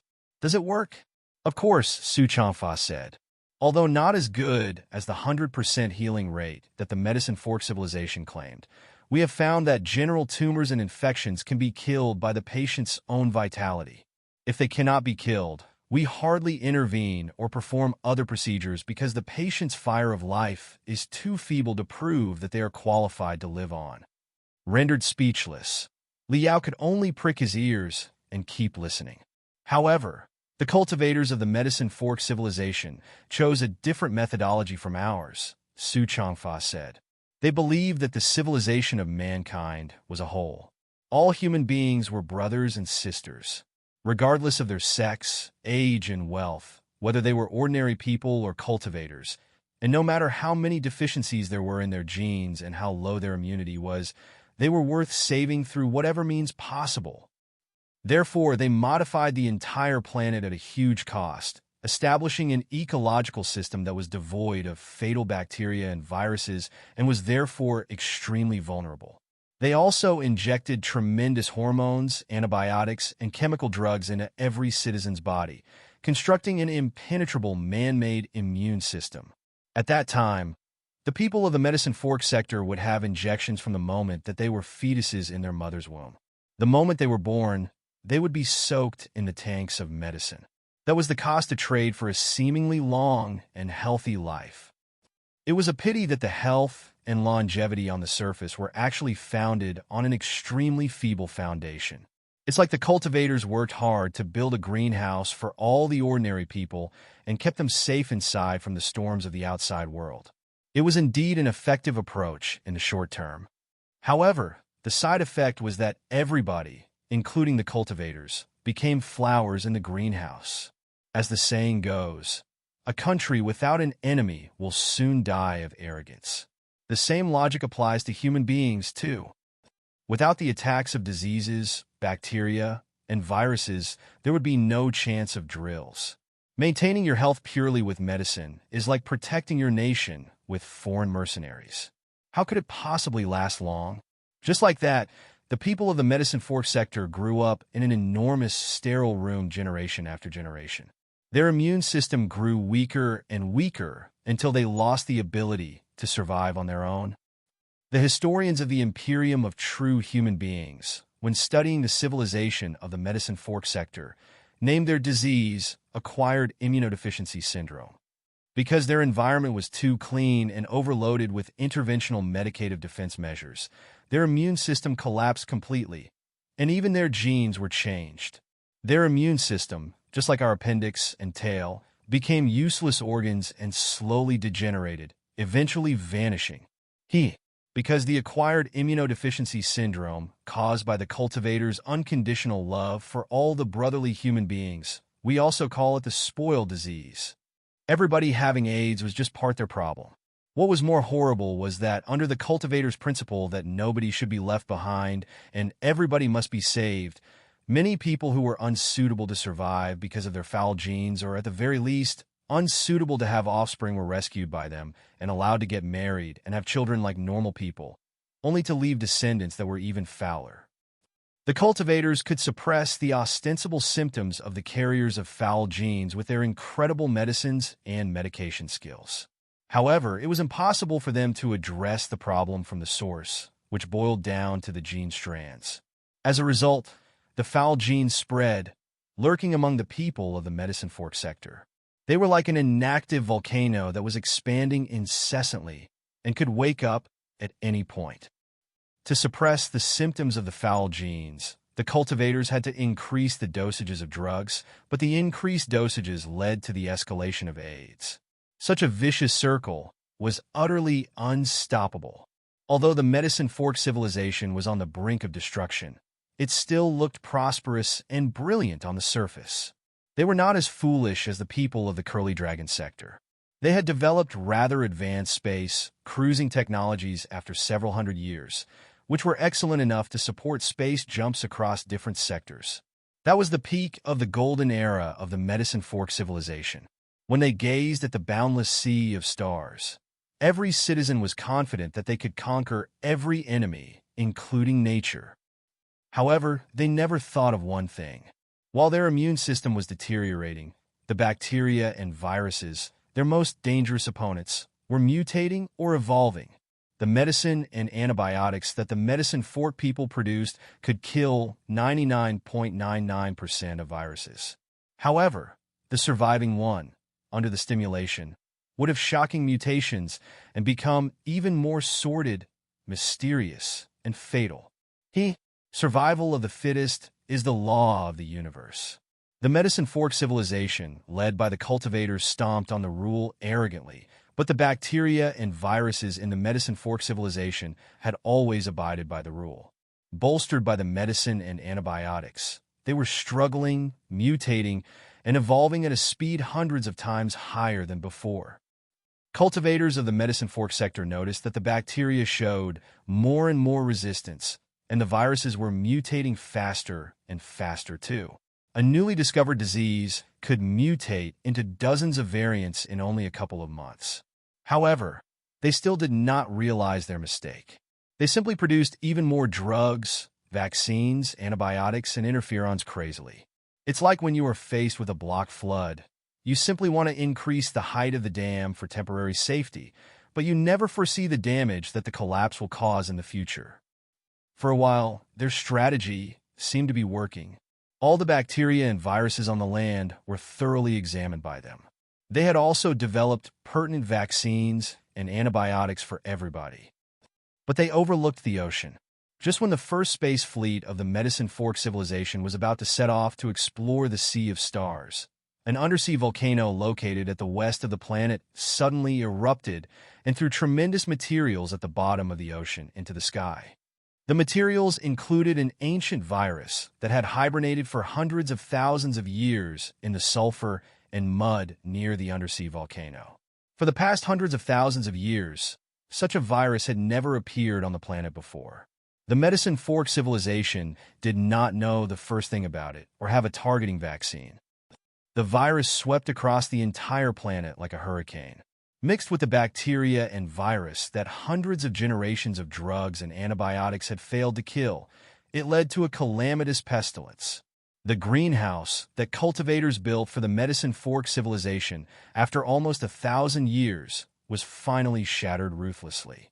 The flowers, with tremendous foul genes lurking inside their bodies and without an immune system, were exposed to the terrible storm. In only 3 months, the Medicine Fork civilization lost 1/5 of its population. The social order was on the verge of collapse. It fell to the deepest level of hell from the clouds. In fact, at that time, the civilization could still have been saved. With a cruel face, Su Changfa made a chopping gesture as he said, "Kill, kill, kill. Establish quarantines and gather the cultivators, whose resistance is higher. They will maintain the basic order and kill all disease carriers and suspected carriers, thereby purging the entire planet of the civilization of the Medicine Fork sector. Half of the population, or maybe even 3/4, may be lost. But so what? The civilization exists as long as cultivators are there. Later, the crashed immune system can be recovered slowly, and the civilization will be rebuilt from scratch." As a result, the calamitous pestilence got worse and worse. In only 1 year, the Medicine Fork civilization lost 4/5 of the population. The social order completely fell apart. It was not until this moment that the immune system in the survivors began to evolve again and raced with the viruses. Too late. It was awakened too late. The virus was evolving hundreds of times faster than their immune system. After decades on their last breath, the last survivor of the Medicine Fork civilization was consumed by the pestilence and turned into a pile of filthy bones. When the explorers of the Imperium of true human beings arrived in the mother planet of the Medicine Fork sector, we saw many well-preserved starships in a splendid launch field. Those starships that were rather advanced even in our eyes had become paradises for rats and cockroaches. The Medicine Fork civilization could have leapt into the stars, but it was smothered in the cradle by tiny bacteria and virus. What's most ironic is that when the historians and archaeologists of the Imperium explored the planet carefully, trying to find the cause of the calamitous pestilence thousands of years ago, we did find the undersea volcano that erupted once, and we successfully retrieved the ancient virus that was in the hibernation state in the sulfur and mud near the volcano. Fellow cultivator Li, do you know what the virus really was? Li Yao shook his head hard. It was a primordial version of a respiratory syncytial virus. Su Changfa smiled. Despite the scary name and the high contagiousness, it is not fatal in any way. In fact, the modern mutants of the virus will often cause the following symptoms: high fever, headache, nasal congestion, rigor, and sore muscles, which are often collectively known as a cold. Huh, Li Yao exclaimed in disbelief. Exactly. A virus from the primeval era that could cause nothing more than a cold shattered the once glorious medicine fork civilization, which claimed to have destroyed all the diseases, brutally into smithereens. Su Changfa burst into laughter. The cultivators of the medicine fork sector naively thought that they could rescue everybody, but as it turned out, they rescued nobody in the end, not even themselves. Li Yao's emotions were in turmoil. He knew full well that the self-destructive civilizations of cultivators must have been carefully selected by the authorities of the Imperium of true human beings. Chances were that the materials were just propaganda with exaggerated and distorted stories. However, despite all the overstatement and vilification, the picture where the glorious civilizations in the past slid into the abyss step by step with no way to stop was still vaguely visible. Li Yao found it impossible to laugh under the helplessness and desperation. He pondered carefully about what the reborn Star Glory Federation would do when the cultivators were caught in a similar situation. The destruction of the Curly Dragon civilization and the Medicine Fork civilization is truly poignant. However, the decay of the martial meritocrats civilization is much more thought-provoking than them.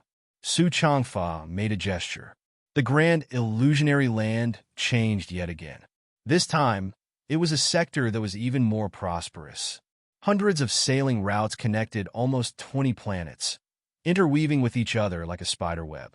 Now, fellow cultivator Li, I would like to show you the self-destruction of the third and the last civilization. Li Yao was refreshed. The destruction of the Curly Dragon civilization and the Medicine Fork civilization had already been stunning enough for him. Now that the martial meritocrat civilization was kept to the last, there had to be even more twists and turns to the story. At this moment, Li Yao had already changed his attitude. He was not simply viewing everything as the brainwashing methods of the Imperium of true human beings. He was also hoping to learn lessons from the destroyed civilizations that could guide the way for the Star Glory Federation, or, at the very least, point out the wrong directions for it. The martial meritocrats civilization was a very classic civilization of cultivators. They were much more fortunate than the Curly Dragon civilization and the Medicine Fork civilization. The resource reserves were neither too high nor too low. The planets were neither too dense nor too sparse. The enemies were neither too strong nor too weak, neither strong enough to devour them as a whole, nor so weak that their sense of community, ambitiousness, devotion, and other positive spirits couldn't be triggered. All in all, led by the cultivators, the pioneers of the martial meritocrats civilization slogged and strived from scratch. After bloody battles, they destroyed the demons, the extraterrestrial devils, and other enemies, and eventually established a powerful country, the Alliance of Martial Meritocrats. Citizens of the Alliance of Martial Meritocrats neither dwelled in the abundant resources of their mother planet and lost their ambitions and courage, like the people of the Curly Dragon sector did, nor pursued an absolute sterile world fanatically while forgetting the rules of nature, like the people of the Medicine Fork sector did. Although they had defeated the enemies within their reach, they did not lose their sense of enterprising.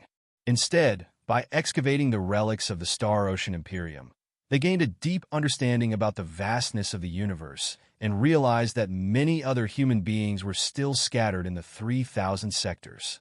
All human beings are family.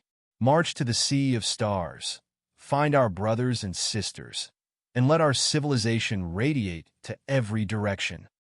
It was the slogan and dream for every person of the martial meritocrat sector in its golden years. Boosted by such noble, great, and righteous ambitions, they strode forward together and successfully developed space cruising technology. Space fleets of an enormous scale were established. Many determined, devoted experts distinguished themselves, too. They marched out into the grand universe without any hesitation. Fellow cultivator Li, up until now, do you feel that the martial meritocrat civilization is more balanced, stable, and excellent than the previous two civilizations? Li Yao pondered for a moment and nodded. He felt that the martial meritocrat civilization was a duplicate of the Star Glory Federation, from the environment of birth to the creeds that everybody believed in. The Federation was in its golden years as well. However, now that the outcome of the civilization was obvious, there had to be a fatal problem in it. The rise and decline of the martial meritocrat civilization would be a highly valuable lesson for the Star Glory Federation. Instead of waiting for Su Changfa to talk, Li Yao asked promptly, "What's the martial meritocrat civilization's problem?" Su Changfa smiled and said, "The fatal wound of the martial meritocrat civilization was that they adopted a parliamentary system where voting and partisan competition were highlighted when the country was established." Li Yao was suddenly alarmed. "Isn't this exactly like the Federation? What's wrong about voting and the parliamentary system?" Noticing the suspicion in his eyes, Su Changfa unhurriedly replied, "Voting and the parliamentary system do not have a problem per se. In fact, the imperium of true human beings is quite democratic too. A voting system has been implemented in many levels. However, how can the votes that will decide national affairs be given to ignorant hominoids casually? In the imperium, only the citizens who are true human beings have the right to vote. The more important an issue is, the higher the demand on the voters will be. For many national policies, only the immortal cultivators in the core formation stage, or even the nascent soul stage, are qualified to vote. This is the only way to keep the stability of a country and the rationality of the decisions to be made. However, it was not the case in the alliance of martial meritocrats. What they adopted was an absurd system where everybody had one vote equally. An illiterate hobo with ulcers all over his body had one vote, a lazy, treachery gangster had one vote, and a well-revered, capable cultivator in the nascent soul stage theoretically also had only one vote. Fellow cultivator Li, tell me about it. Is there a more hilarious thing in the world? Well, Li Yao scratched his head. After a sniff, Su Changfa continued. The martial meritocrat civilization was the civilization where the hypocrisy, short-sightedness, and petty kindness of the cultivators stood out the most. The one-person, one-ticket voting system was just the first clue. As for the laws and the social morals, the rights of the ordinary people were overstressed while the position of the cultivators was belittled. With great power comes great responsibility. Cultivators are the servants of the civilization of mankind and must devote their everything. Cultivators come from the ordinary people and must serve the ordinary people unconditionally. Ordinary people are water and cultivators are fish. Without ordinary people, there will be no cultivators. Every crystal that cultivators consume is a cost of the wealth of mankind. Therefore, the techniques and cultivation arts that the cultivators train with the crystals do not belong to the cultivators but to mankind. Such absurdities were the most popular theories in the martial meritocrat civilization. They were the undebatable truths. All in all, cultivators of the martial meritocrats civilization dedicated themselves to the most tiresome and dangerous jobs. Their tax rate was many times higher than that of the ordinary people. When the ordinary people were in trouble, they had to give everything that they had to help them. In short, from the laws to the morals, everything dictated that they be out-and-out saints. The cultivators of the martial meritocrat sector, whose heads must have been seriously wrong, after being brainwashed for a long time, accepted everything in the end too. They degraded themselves, but considered it a pleasure. They devoted but never asked for anything in return. Li Yao coughed hard. One side is willing to take, and the other is willing to offer. There doesn't seem to be a problem, does there? If the territory of the alliance of martial meritocrats had been restricted to the martial meritocrat sector alone, there wouldn't have been a problem. After all the cultivators and ordinary people shared the same history, creeds, culture, and values. No matter how demanding the ordinary people were, they had boundaries after all. Besides, the ordinary people of the martial meritocrats sector fought their way to prosperity through bloody battles, too. They were not entirely lowly, lazy, troublemaking creatures. They were as demanding on themselves as they were on the cultivators. Everybody was giving it their all to march to the universe so that they could find more sectors and save the brothers and sisters there. What seriously went wrong, however, proved to be the brothers and sisters that they rescued from other sectors. The Martial Meritocrat sector was quite fortunate, Su Changfa sneered.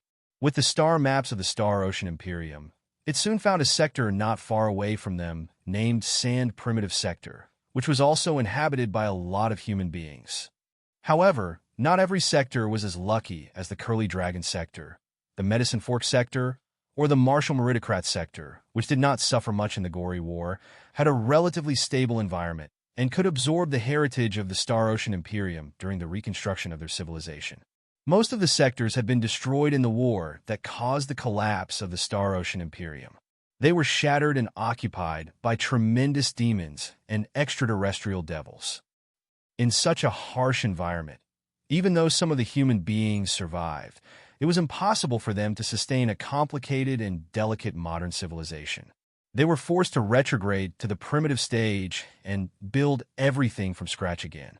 The Sand Primitive Sector was exactly such a miserable world. Before the Martial Meritocrats people arrived, the civilization there had been at an extremely low level, which was no better than the world of ancient cultivators 40,000 years, and even worse in many aspects. The natives of the Sand Primitive Sector were nomadic. They were aggressive, radical, sensitive, and suspicious in nature. There weren't systematic training techniques and cultivator arts. Everything was incomplete.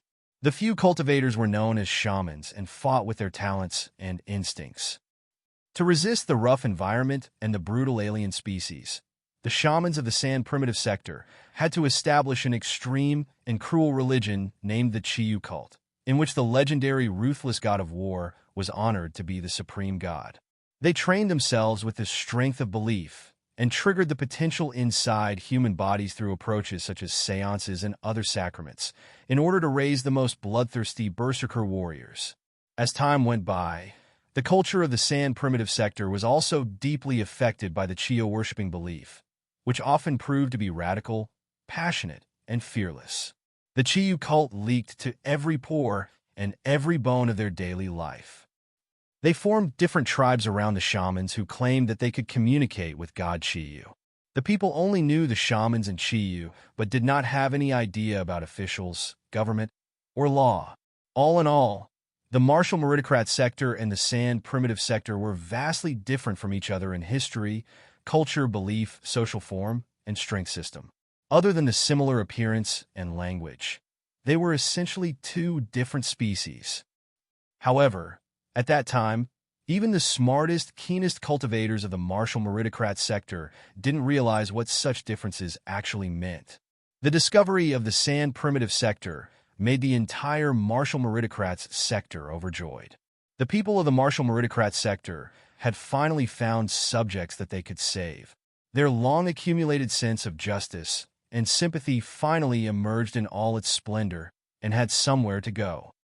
When they discovered that their poor brothers of the primitive sector were struggling on a mother planet whose environment was extremely harsh under the scourge of demons, extraterrestrial devils, and other alien species now and then, large-scale aids were immediately underway.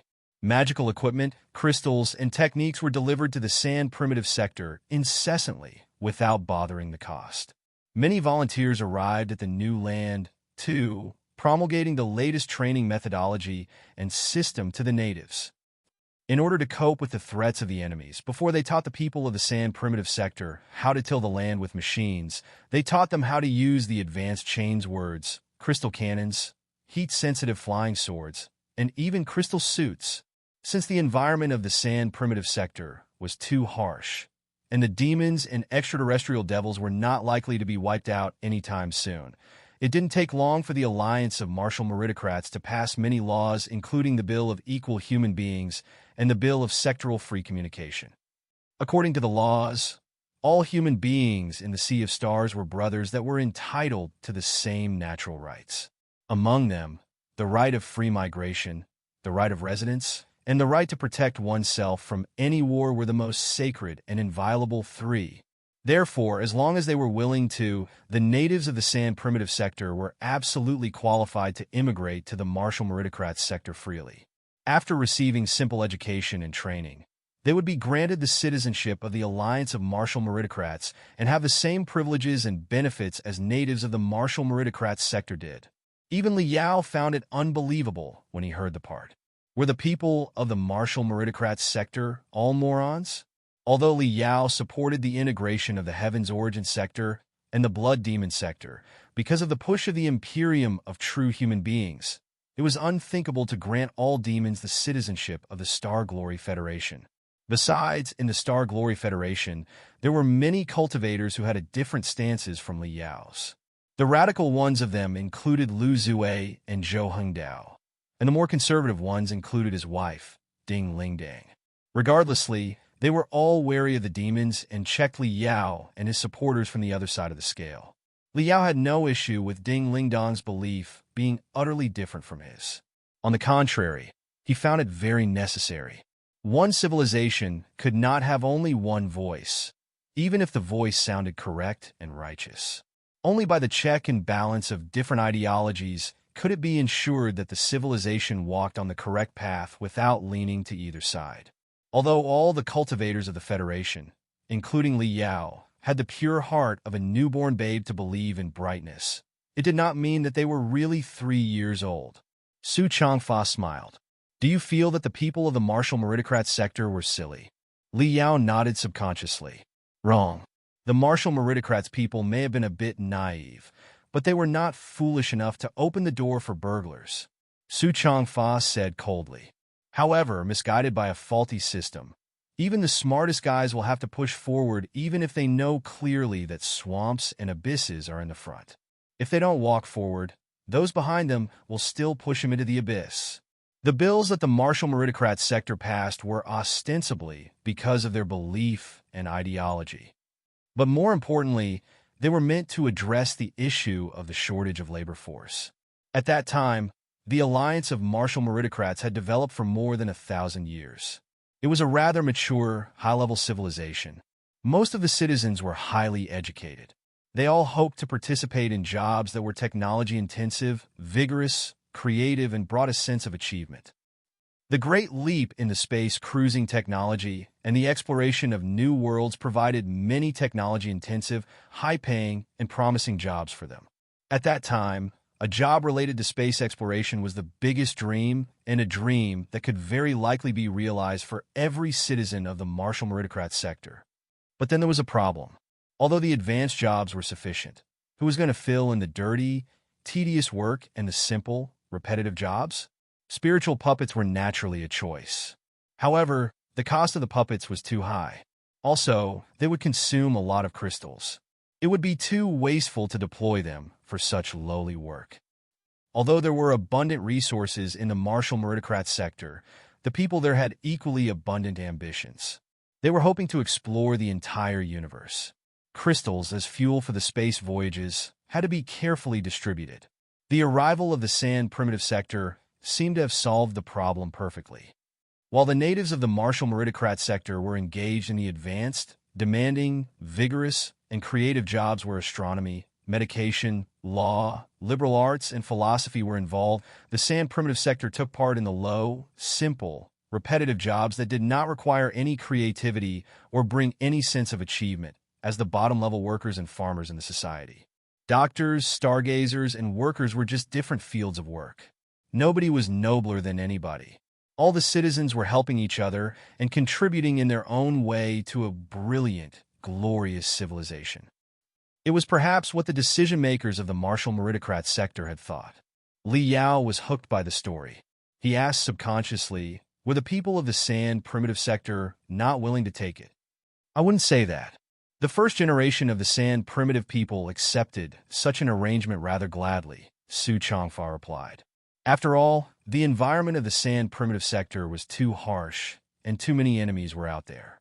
Compared with their home, the Martial Meritocrat sector was almost heaven on earth. Even the heaviest, dirtiest, and most boring jobs in the Martial Meritocrat sector were still 100 times better than their days in their homeland.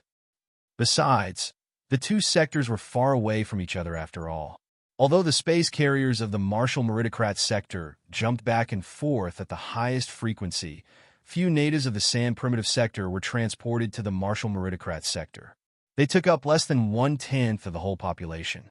When you live under somebody else's roof, you must learn to bend your neck. People of the San primitive sector were rather dutiful and hardworking when they just arrived in the foreign land. They took over the dirty and tedious jobs that the natives despised and worked diligently. They had no complaint whatsoever about the minimum wages and benefits.